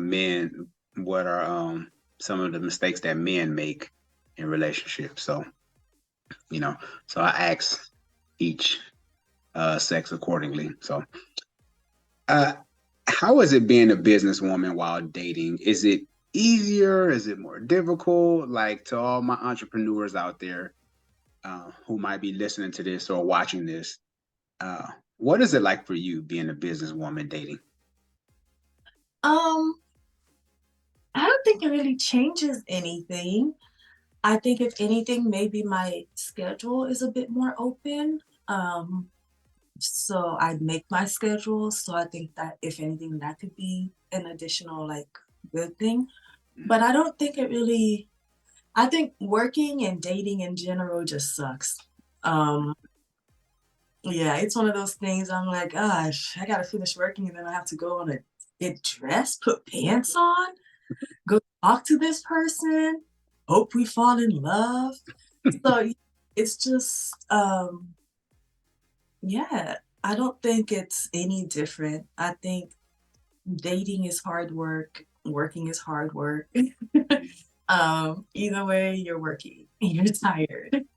So yeah, I don't think it's not special. Mm-hmm. Yeah, I mean, I see what you're saying, and the reason I ask that question because sometimes being an entrepreneur and running your own business, and say you're dating someone who's possibly just working a 9 to 5 kind of thing, sometimes I wonder how that conversation goes during the dating process. Like, are you two speaking two totally different languages? And trying to make those two worlds mesh if you end up potentially being with this person, so that's why I asked the question. I didn't know if it made a difference or not. uh from seeing your parents' relationship, what did it teach you about marriage?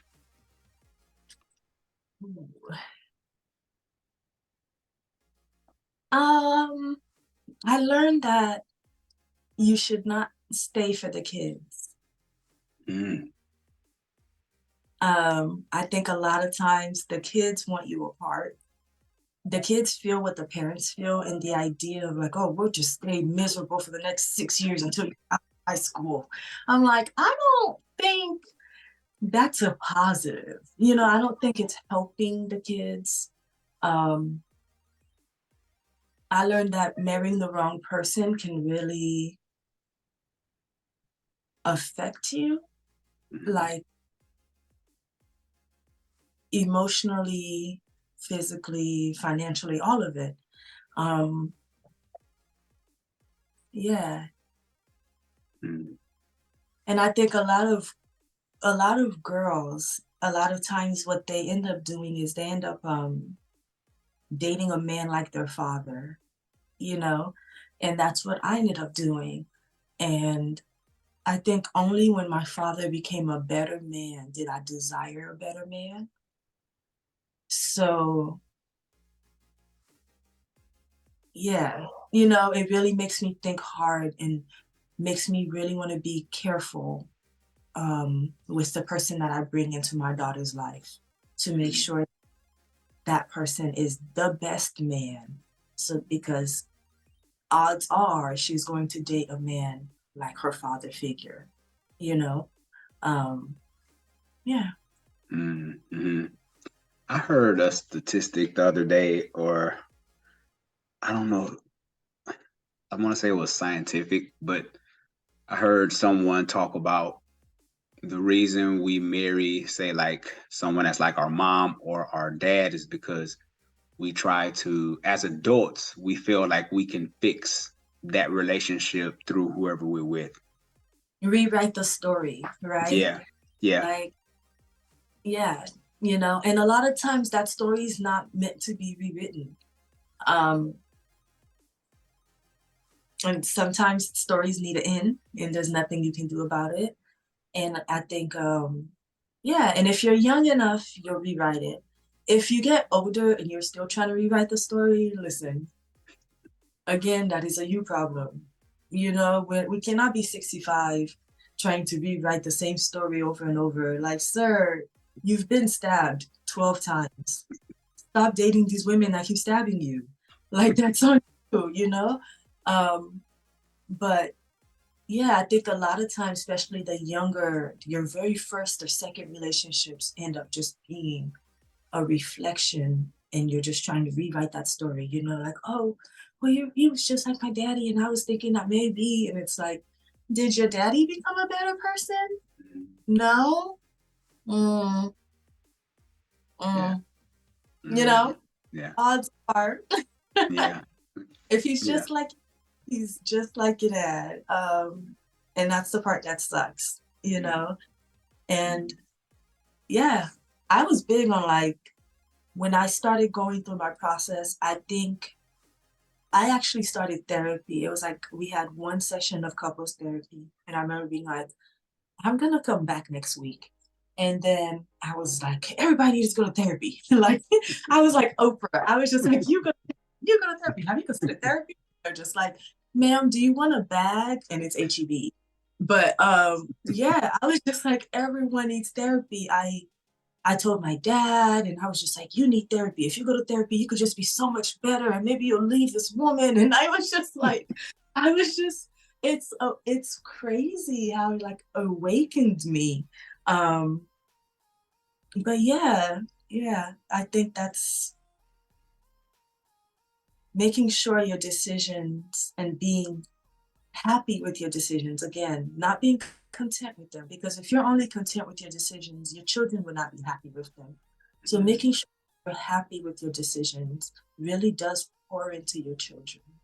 And that's something I really learned from my parents' marriage. That's good.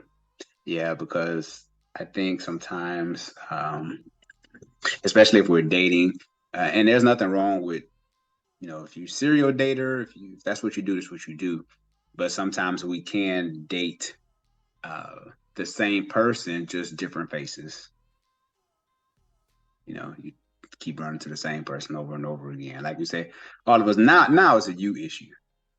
It's a you issue because they're a reflection of you. And then again, girls are always like, well, I attract all these guys. And I'm just like, people have eyeballs, they're going to be attracted, so it's bizarre. It's what you allow, I attract men with literal face tattoos. Does that mean that that's who I'm going to go on a date with? No. But if that's who you choose to give your number to, go out with, go on a date with, and then now you're mad that he's doing things that he looked like he was going to be doing. Like it's bizarre. Yeah, don't hire somebody for a job and then be surprised that they don't qualify because they didn't even want the job. Like, I don't, or rushing. I think a lot of people also rush. They go on 2 dates and they're like, that's my boyfriend. And I'm just like, do you know anything about him? Like you guys went to the movies, which is silent for 3 hours. I don't think that qualifies. And now, 4 months later, you guys are broken up. And yeah, that's because I wasn't, you didn't do anything too bad.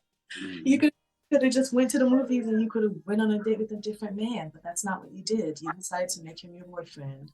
And now you broke your own heart. You broke your own heart. I love it. That's real. I love it because you can say no. And I tell singles this a lot because if you go on a date, one date, if you didn't like it, it's okay to be like, you know what, we can be friends or whatever. It's cool.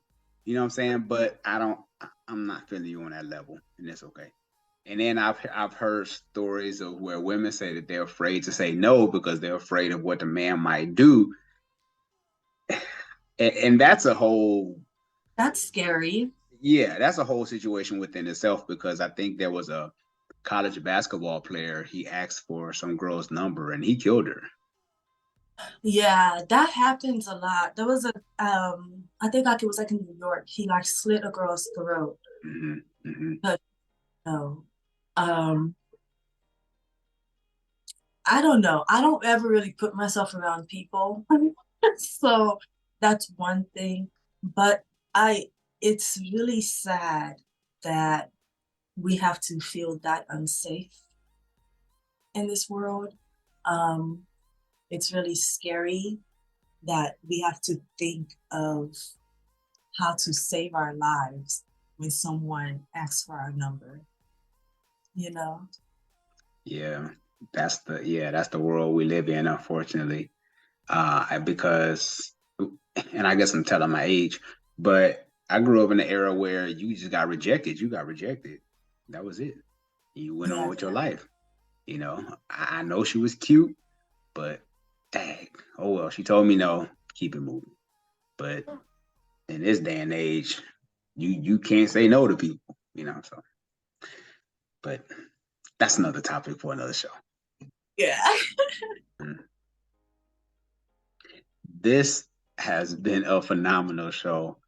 Thank you so much for stopping by and taking some time out of your busy schedule. I have one more question to ask you before we leave. Okay. And this is no trick question, no anything like that. Just let me know what you think, in your opinion. Is it easier to love yourself or is it easier to love someone else? Ooh.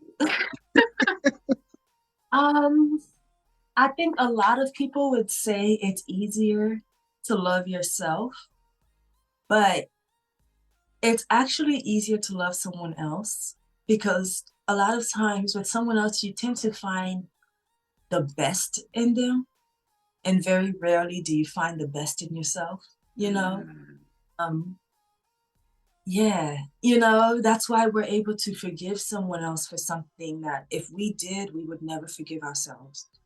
But if someone else does it, you're able to forgive them, you're able to move past it. You're able to, oh, we can talk about it and, but if you did it in your own head, you would just be eating yourself up.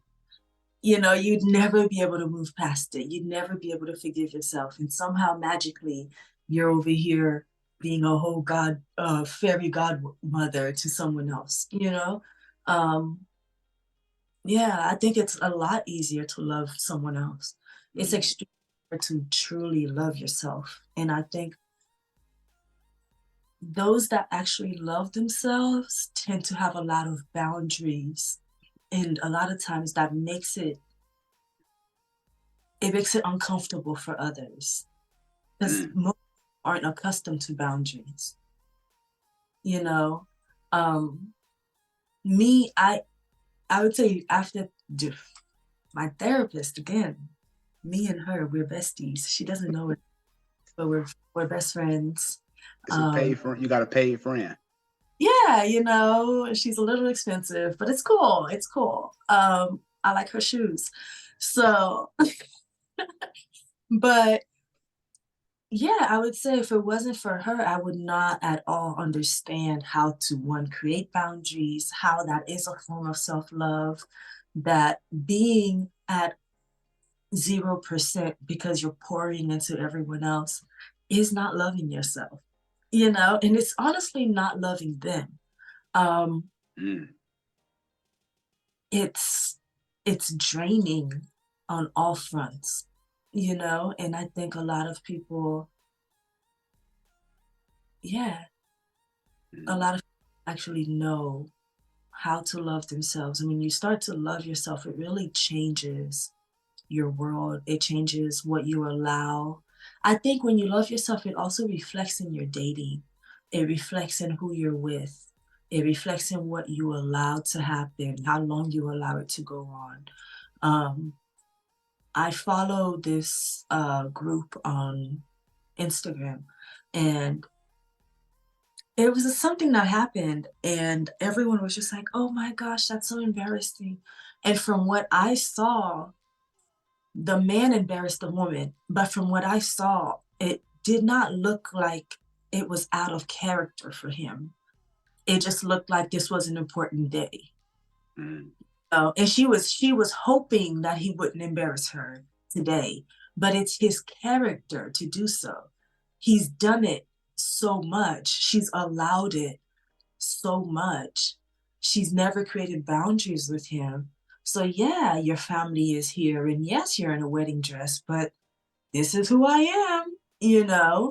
And that to me was a reflection of her lack of self-love, because that wasn't a different day for him, like Mm-hmm. this was a special for her, but to him, he was just like, what do you mean? I gotta be a goofball. Like, oh, this is who I am. Like he didn't care that he was going to be ruining her dress or ruining her day or making her mad or sad. He had no interest in that.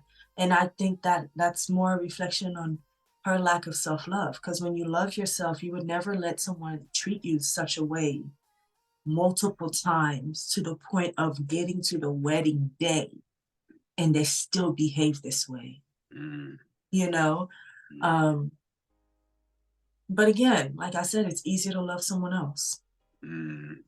That's good. I hear you. Because a lot of times we get caught up in the physical and the things that they possess opposed to what's their heart.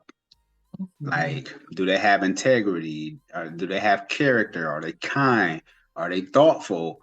Are they mindful? Just these different things. Do they have empathy? Stuff like Mhm. that. It's not sexy, it doesn't sell well, but when you have those traits, more than likely that person's a keeper. But we get caught up in the physical, and then he was sexy when you first met him, but he's not sexy anymore because Right. now you realize that his character doesn't match what he looked like. You know, it's not even a now you realize. It's the fact that a lot of times we realized it then. We Mm. just didn't leave. Like I can't possibly be like, oh yeah, after 12 years with my ex, he magically started acting, it's like, no, I have to, again, when I tell people the story, I'm like, anyways, moving past that red flag that happened in the first year, like damn. But it's us, and it's the fact that at that time there was no self-love, so you let it go. Mm. You Mm. know, let it go, you let it go, you let it go. And then the moment it starts to grow, you're like, wait, you can't do this. You can't do that. This isn't okay. This isn't okay. And it really changes everything. It changes your relationships with friends. It changes relationships, dating. It changes marriages, relationships with parents, Yep. Mm. everything. That It changes. is that is so true because there's a book my wife and I are reading now called Set Boundaries, Find Peace Mm. by Nedra Tawwab. Really good book. We're reading it together. And like you said, boundaries, I'm glad you brought that up because very few people like to enforce boundaries because they're afraid they might lose somebody if they set a boundary. And sometimes you're supposed to lose those people. You know, I think the idea that everyone is supposed to stay in your life forever is a bizarre concept. Yeah, if you create a boundary and you lose someone, you were supposed to lose that person. The end. That doesn't mean you move the line so that that person fits into your group. It doesn't mean you take the boundary away. It means you have to stand firm on it, you know, because that also speaks to their character, you know, to create a boundary and then you lose a person that you supposedly think you know you're supposed to be around forever. That speaks to their character more than yours, you know. um but yeah, a lot of people are constantly just like, you're just so happy, you're just so peaceful, and it's because I don't talk to nobody. Like, you stress me, we're done. You will stress yourself before you stress me, and you'll stress yourself trying to call me, you'll stress yourself trying to get in contact with me with your nonsense before you can stress me, because I can't, you know. I am in my own delusional peaceful world, and you can't come mess it up just because you don't have boundaries, and just because you're deflated because you're giving 100% to the world. That is a personal problem. You deflated because you're giving 100% to the world, and I give to you. You can't give anything to me. So where do I win from this? You know, so it's weird to me that, yeah, I used to be a very big people pleaser, and I'm sure those same people are just like, she has changed. And yep, I have. You know, like, yep, she sure has changed because boundaries came into play, you know, and no's became no's and yeses became yeses. And there is no more maybes. I think taking away maybes is a big thing. Um, but yeah, I see a lot of people that are drained. They're drained daily because they don't have boundaries. And it's not even that they do physical work. Drained because from morning to nighttime, they're dealing with the world's problems, and they only have 12 seconds before bed to deal with their problems. You know, and it's like, you're not Superman. What are you doing? Like, because Superman has, like, I totally agree. I'm the same way because I'll be 46 next week, and I was like, I don't have time. Like my time is too valuable, and anybody's not gonna get it. I've been around for a while, so I'm like, if you're not about peace or about building or about future things, foundations and legacies, I don't have time for it. and that goes for, that even goes for friendships, Mm-hmm. because if you're also a reflection of your friends, right? And I think people are like, oh yeah, my friends do coke and they stay out with strippers, but I'm not that type of guy. And I'm like, you kind of are. Like, if you're a married man and none of your friends are married, you're a single man. And you're going to continue to act as a single man. You're never going to magically start thinking, oh no, let's not have holes in our face. Like, no, it's not going to magically stop because you're around a whole bunch of single men doing single activities. But yeah, I never really understood that mindset of giving too much to the whole world and then leaving for yourself. And they call it selfish if you give to yourself first. They're like, well, why would you do that? And it's like, even in the airplane, they tell you to put the mask on first and then you help the child. You are the child. I have to save myself. I know that's right.